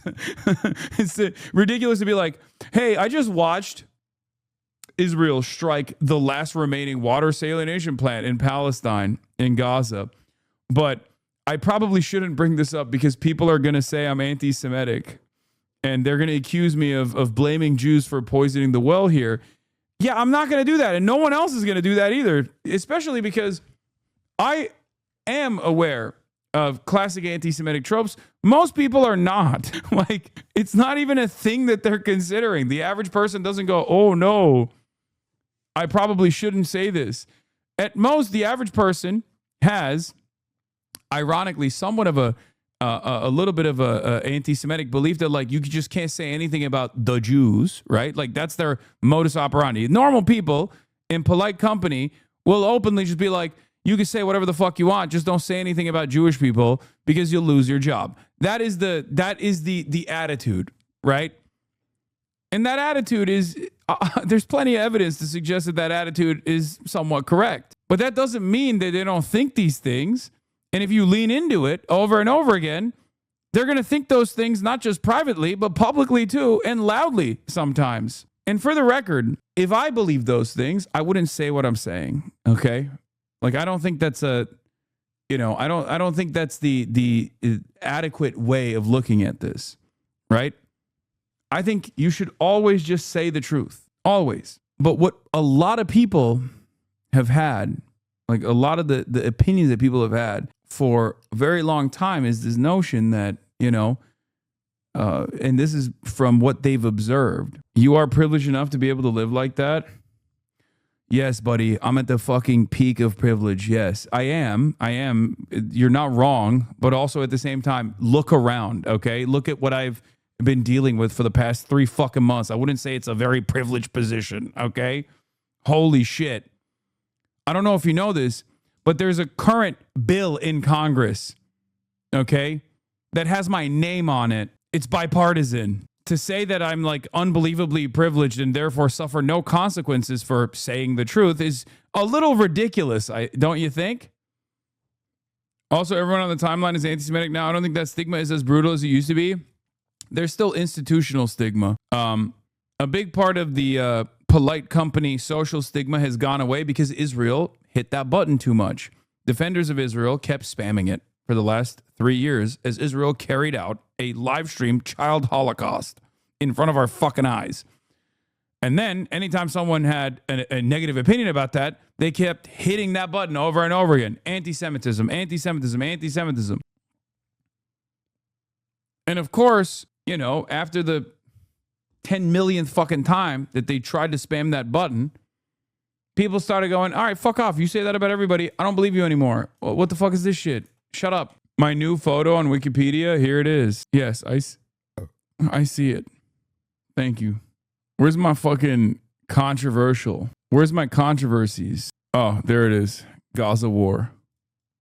Oh, yeah. Have you guys noticed something, by the way? I used to pack these up. Look at the year that this stopped. It's been 3 years. It's curious. I wonder what happened. 0 awards. I guess I fucking fell off. I mean, I don't give a shit, but it's just interesting. Nominations and victories galore. And then done. I guess it's because I stopped gaming. Yeah, why didn't they give me the Trinity Award? I did win one, but it was Irish, so I guess it doesn't count. Check what categories you're in the bottom. Where? What do you mean? Where are the categories? 1991 births, living people, American activists of Asian descent, American activists for Palestinian solidarity, American anti-capitalism, American anti-Zionist, American left-wing, male feminists, American Marxists, American people of Turkish descent, political commentators, American Twitch streamers, California socialists, critics of conspiracy theories, HuffPost writers and columnists, news YouTubers, people associated with the 2025 New York City mayoral election, people from New Brunswick, New Jersey, people of the Gaza war, Rutgers University, streaming awards winners, Young Turks people, University of Miami alum, YouTubers from California, YouTubers from New Jersey. Okay, that's fair. By the way, dude, the Core Boys got a new pad for the Core Crib. It looks lit as fuck. Yeah, why am I one of the categories that I'm not associated with is a sex symbol? Okay. Sexy hunk of man category. I'm in the living people? What the fuck does that even mean? That's a thing? They have a living people category? Okay. That seems strange. Let's keep going. Concerned that it opens the door to this idea that has been debunked and has been used in, absolutely vicious ways to annihilate. What the fuck is that? Quite sure. Oh God, I was so mad. I went on a tangent about And this. debunked and has been used in, absolutely vicious ways to annihilate an entire people. I'm not quite sure what that means. Let me tell you my concerns. My main concern is the destruction of the United States. And that is in no way to minimize anyone else's concerns, but I have a right to that concern. And I will not have my own concerns hijacked. I will not submit to being told what my concerns should be. I'm an adult man who pays his taxes. I have a right to come up with my own hierarchy of concern. And at the very top is the destruction of my country, which I've lived in for 56 years. And I know that it's not better than it was, and it's not getting better than it was. And there are many reasons for that. One of them is this war, but there are many others. And so people say, well, I'm really concerned. Well, I'm really concerned too. I'm really concerned that the Prime Minister of Israel and his many cheerleaders in American media, including at the New York Times, if I can say, pushed the U.S. government into a war that hurts the United States. That's my concern. And I would say that's at least co-equal with anyone else's concerns. So that's the first thing I would say. Second, as the elders of Zion or whatever, I don't know what that is. I've heard references to it. It's like a czarist forgery or something. Look, I guess I'm just wondering what the line is for you. The line for me is the truth. What is actually happening? Between criticism. I mean, this is, by the way, a very difficult line. I am in no means purporting to understand necessarily where it is. I'm curious for you where the line is between criticism of the state of Israel and how that could be perceived as feeding into anti-Semitism. Well, it breaks my heart that it is perceived that way, and that's the product. That perception is the product of a decades-long effort to conflate anti-Semitism with any criticism of the secular government of Israel. Okay, so the IHRA definition of anti-Semitism lists 11 examples of anti-Semitism, and that's been adopted globally. 40 different governments have adopted it as their standard of what anti-Semitism is, and 2/3 of the examples are criticism of Israel. So, I don't get to write these standards. I also don't have to abide by them. And I reject. Bro, I swear they're fucking way harsher with me than they are with Tucker, by the way. Like these are just softballs that are such easy dunks under the veneer of charitability from the New York Times. You keep navel gazing over where the line stands, Lulu, while Palestinians are starved and bombed. Yeah. It's just, I've never got, like, dude, when people talk, even when it's like a fucking friendly conversation that I'm having with like a non-contentious reporter, even if it's a fucking puff piece that they're writing on me, I have to address way more cynical smears than Tucker Carlson is addressing here. Now, part of that is because Tucker is a much more experienced media demon than myself. He's been doing this for almost as long as I've been alive, let's be real. And therefore, he's shaped his commentary in a way to never step on any landmines. But also because Tucker Carlson's worldview is different than mine, where he is an America first, American exceptionalist, right? I don't treat America as an exceptional country. I want America to potentially be an exceptional country one day, but it's truly not an exceptional country currently. And how do I make this about me? I'm a prominent critic of Israel that's been named in a bill by a bipartisan bill by Congress this past week. I'm comparing mainstream media outlets in the way that they are treating another prominent critic of Israel versus myself, and wondering what the distinguishing factor is in the way that I get treated and sometimes attacked as opposed to Tucker Carlson. I think it's a pretty interesting thought experiment, right? Anyway, the second point that I was trying to make at the HasanAbi broadcast, which is, the broadcast that I named after my own name.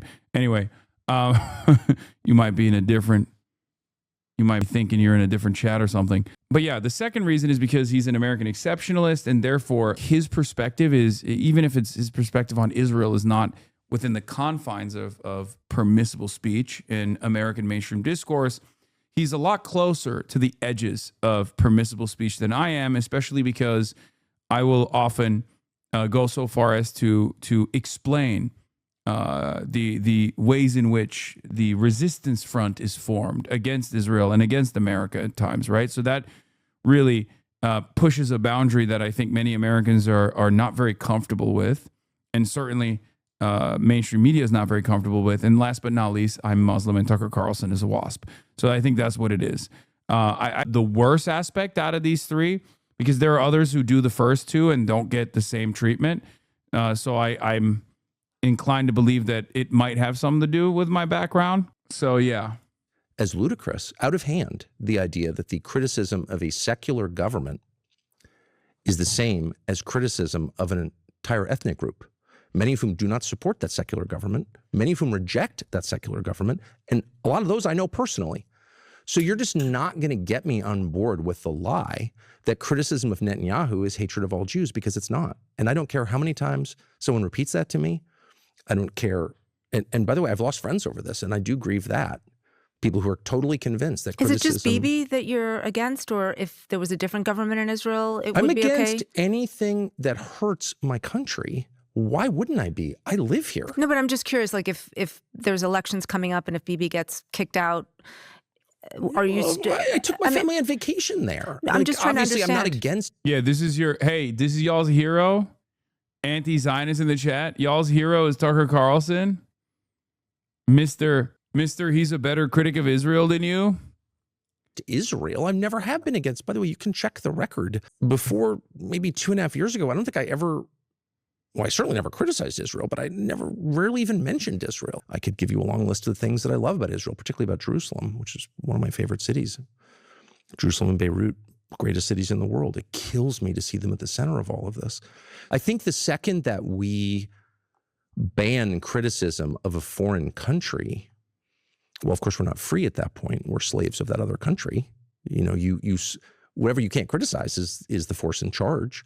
I don't think it's, by the way, good for global Jewry to have any of this at all. If you tell 350 million Americans that it's against the law, and it's very close to against the law at this point, it's against the law to criticize Israel, how does that help the perception? Does that feed anti-Semitism? I think it does. Not that it's my job to monitor or regulate this stuff, but I mean, just common sense would tell you that's not good.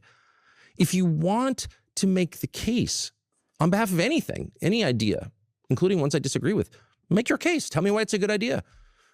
And we're falling out of that habit and instead trying to hurt people who disagree with us. And I just will always reject that.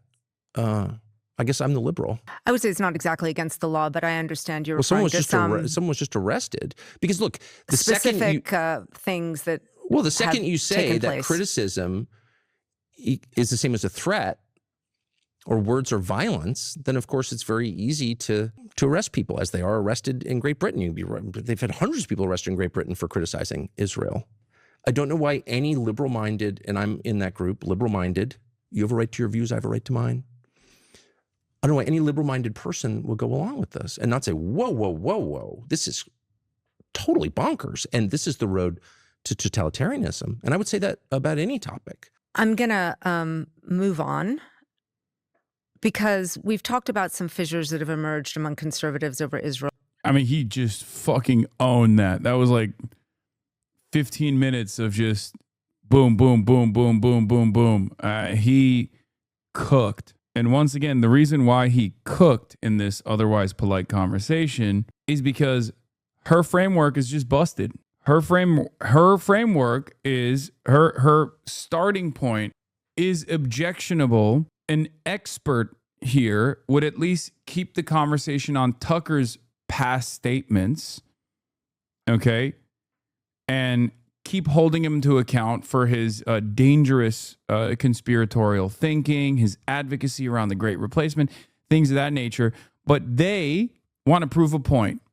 They want to, in the New York Times, they want to have a conversation with Tucker, and they want to have it on Israel. And if you have a conversation with Tucker on Israel, it's only going to benefit Tucker Carlson, especially if you're not coming correct with quotes that he has that you could at least massage to come across as anti-Semitic. It's going to be very difficult for you to do that because Tucker Carlson, unlike myself, will not go beyond a certain point in his anti-Israel advocacy, right? Because he doesn't believe in certain things. He's not an anti-Zionist, for example. I am. And I don't shy away from revealing that position. So that's precisely the reason why it's much more difficult for the New York Times to just like maintain a liberal Zionist position and try to like attack him on possible instances where what if what you're saying could be seen as anti-Semitic. They always hit him over the least objectionable things he said.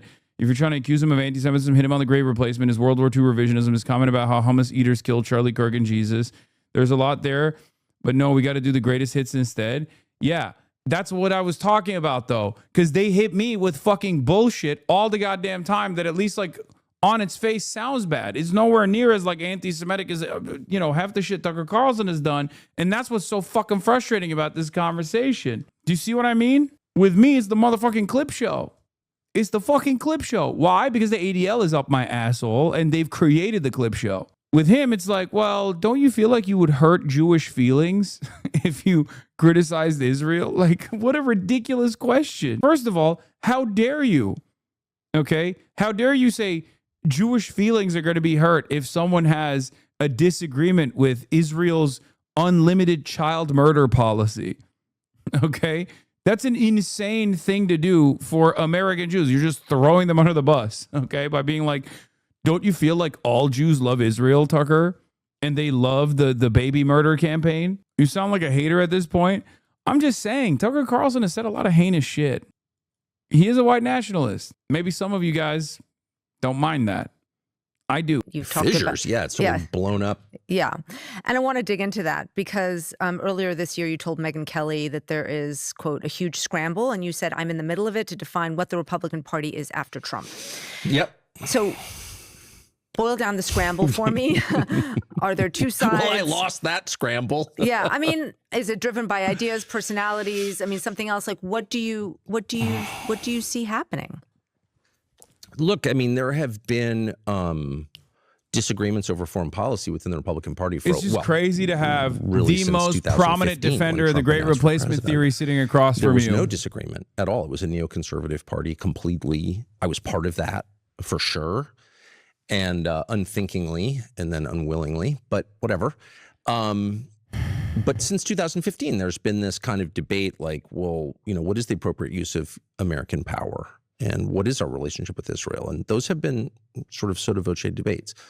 But it's only with this full regime change effort against Iran that they've become untenable. Like you can't. I mean, my own view is I'm always happy to eat with and talk with people I disagree with. I guess I'm the liberal here. But there is a strong sense among the neocons who've completely taken over the Republican Party that anyone who disagrees cannot be allowed, like literally in the White House. Okay, I don't make these rules. I feel sad about it for a bunch of reasons. I would say as a political matter, the constituency for that is very small. There aren't, 150 million people in America who are really excited about the Iran war or who are ever going to be excited about that. So you're dooming your party to irrelevance when you do that. I don't know why they would want to. They hate Trump. The neocons hate Trump, have always hated Trump. I had a first row seat to this. And now they've destroyed him. And I told them that. I said, these are people who hated you from day one. They couldn't control you. They hated you for that reason. What you said about the Iraq war inflamed them. It humiliated them. And they want to destroy you. And this war will destroy you. I said that point blank right to him. And it's true. And it's, I think, proven true now. And what do you mean about you being in the middle of it and losing the scramble? Well, because Charlie Kirk and I think we're the only people, I'm confident in saying we're the only people in June of 2025 to say to the president, this is a very bad idea. The people pushing this are trying to get you involved in a regime change war. You've campaigned against that. Don't do this. And then on September 10th, Charlie was murdered by a lone gunman So by the time this latest round happened in January and February, I think I was the only person who said that to Trump for a bunch of reasons. So now it's, we know who won. Really convenient for the other guy who agrees with you to be dead so you can pretend. No, Charlie Kirk has openly said things. Charlie Kirk has openly and aggressively demanded that Trump not go to war, not listen to the neocons, and not go to war with Iran. This is true. The difference, of course, is that if Charlie Kirk was alive right now, the prophet Charlie Kirk, peace be upon him, if he was alive right now, he'd be defending it because he was Trump's guy. That's it. What he said or what his true opinions are totally secondary. His primary objective was to unconditionally and uncompromisingly defend Donald Trump. That's it. He has done this. He has demonstrated the Epstein stuff. Oh my God. It's like you guys don't know. It's almost like you haven't read the fucking hadiths. We are Charlie Kirk. We carry the flame. Like, that's just how it is. That's how he was. That's why I don't believe the whole he was going to turn on Israel shit. And by the effects. So this was, from my perspective, was a debate between people who thought it was wise to use American power in the way we're now using it and those who thought it was dangerous. And Trump did it, so obviously he rejected my view. I want to stay, though, with how some of this is playing out, because, as you mentioned, you were very close to Charlie Kirk before he was killed. And he started Turning Point USA, which is this very influential group among young people on the right. And you're now seeing some on the right who are questioning whether Israel had a hand in Charlie Kirk's murder. And I should say the theories that Israel was linked to Charlie's death were denied by Israel. There's been no proof of that at all. And crucially, this theory has been condemned by Erica Kirk, Charlie's widow. Do you still have a relationship with Turning Point USA? Well, I have always loved Erica Kirk. And I met her when she was dating Charlie and thought so much of her. I know a lot of people at Turning Point. I was the headliner for a bunch of different Turning Point events. I haven't been asked to do it this year. Don't know if I will be. Never said a word against Turning Point. I think it's been a really, I was their headliner for a bunch of years, so obviously I supported it. I would hate to see it hijacked by its donors to become an oracle of neoconservatism. Dude, Trump is a fucking neocon. What is this? Oh, God, I hate neoconservatism. He was a he probably still is a neocon. Like, sure, the Iran stuff is a bridge too far. Maybe Israel got out of hand, okay? You've rebranded yourself. But, like, everything is neocon. Everything computer, everybody transgender, Republican Party neocon. That's what it is. Like, the ultimate purpose of neocons was to do what Trump is doing right now, okay? I can't believe how hard Tucker is clapping and smiling for Trump after kidnapping Maduro at this White House meeting with oil executives about how they're going to pillage Venezuela. Yeah.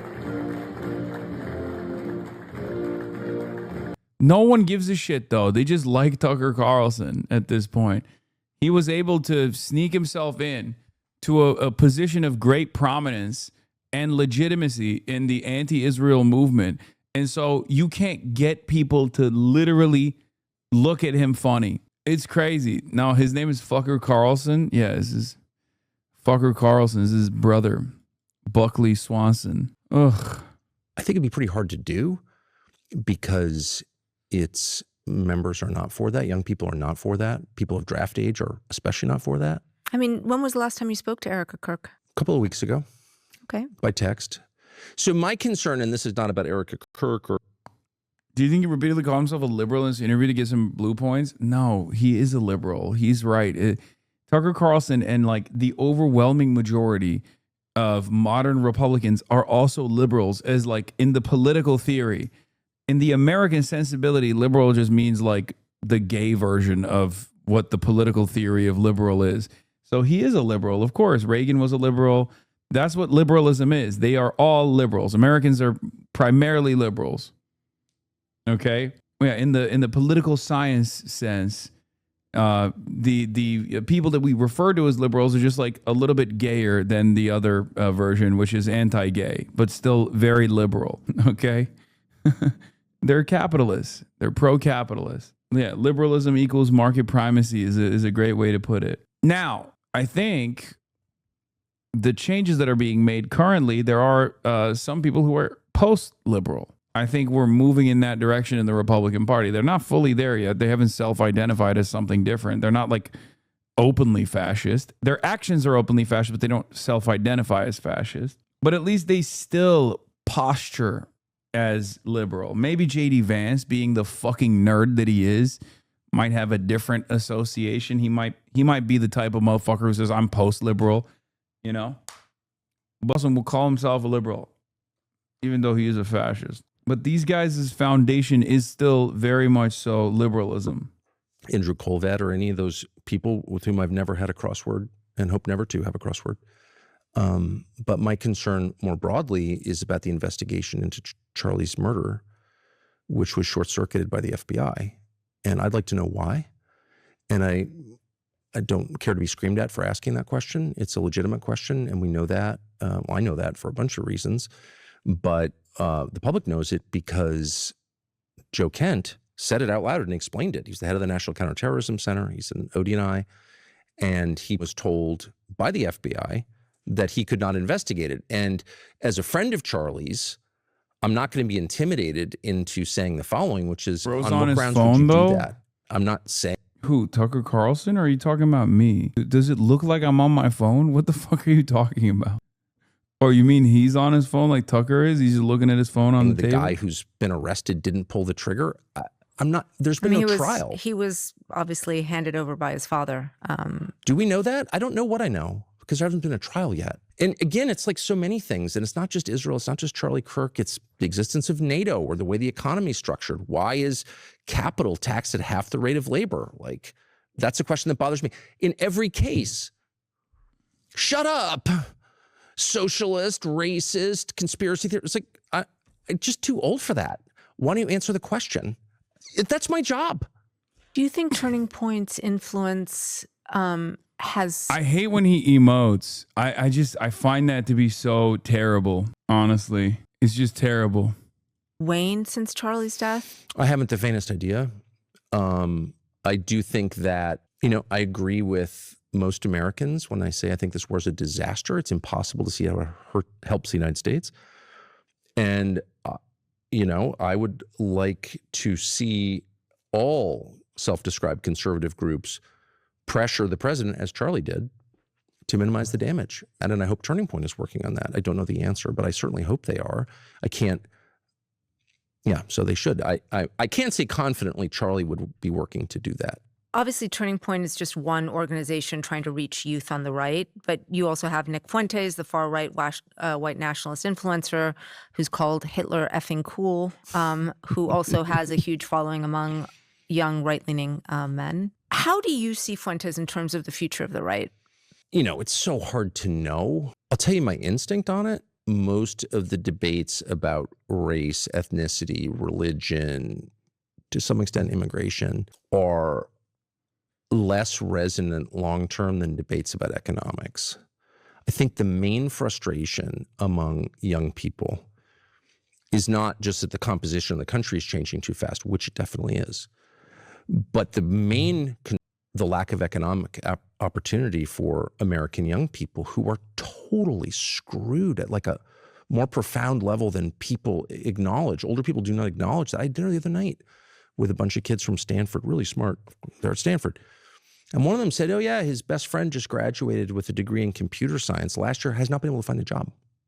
Stanford computer science can't find a job. So that's like a window into the total destruction of the economic opportunity for young people, and what looks to me as a non-economist like the true horror. Here comes white replacement theories and the like. It's a Trojan horse. He'll do it with like left populism. Hoarding of capital by a tiny group of people. It looks like a very lopsided and unfair economic system that is guaranteed to radicalize young people, and not just young people, but especially young people. And so I think most future conversations politically will be about economics. I do think that. I think we're at sort of the last stage. This is the last time the U.S. has ever So been. you see that, what I'm trying to understand is you see that as Fuentes' power waning? For sure. Well, I don't know Fuentes in particular. I mean, never even wasn't even aware of Fuentes. I mean, again, I'm just in a different world, right? Okay, so I read the New York Times or whatever. Like, I'm just older, okay? So I'm not an expert on Fuentes' reach or even what he's saying day to day. I really don't know. But he has been caricatured as a race guy, which he may be, by the way. It was like mad about the Jews or black. I mean, he interviewed him, so, and I do feel like, he definitely knows a little bit. But even then, he's actually kind of defending him a little bit, which is interesting. Or whatever. But I'm just telling you, I think the future, the energy, not just on the right, but I think right and left agree on this, under 30, is that young people have been shafted by older people, particularly by the baby boomers, people born between 46 and 64. And I think they're right about that. I do think that's like the most selfish generation, most loathsome, mediocre generation in this country ever produced. Not all of them, but in general, I would say their behavior has been shameful and selfish. And I hear young people talk not about, I'm mad at the Jews. I hear young people say things like, only baby boomers would like have a second home in Isle of Palms, South Carolina, but like not help their kids buy homes. That's what I hear. I hear people who understand that their lives will bear no resemblance to the lives of their parents and grandparents, and they're really upset about it. Meanwhile, there are all these people making billions on clearly fraudulent enterprises, crypto-related enterprises and other enterprises that are like not adding to the sum total of prosperity in this country and not making the country better. So that's where I think the radicalism is going to start. The murder of that healthcare executive in New York, the health insurer guy, I'm against all murder, just to be totally clear.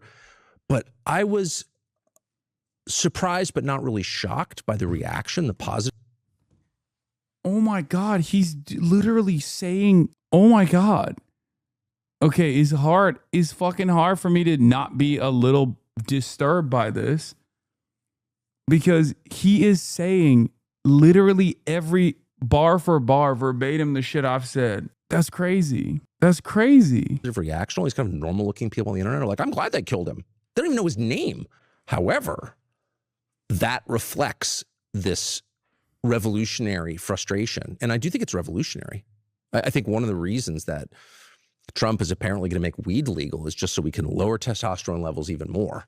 Just make people more passive. Have some more benzos. Like, it's fine. It's totally fine. Because it's— and then he just flips it back to he just flips it back to social conservatism and a prohibitionist attitude. Incredible. I guess that's a way to redirect it, Oh, I can't. Look, I'm tired. I know half day Hasi. I know I've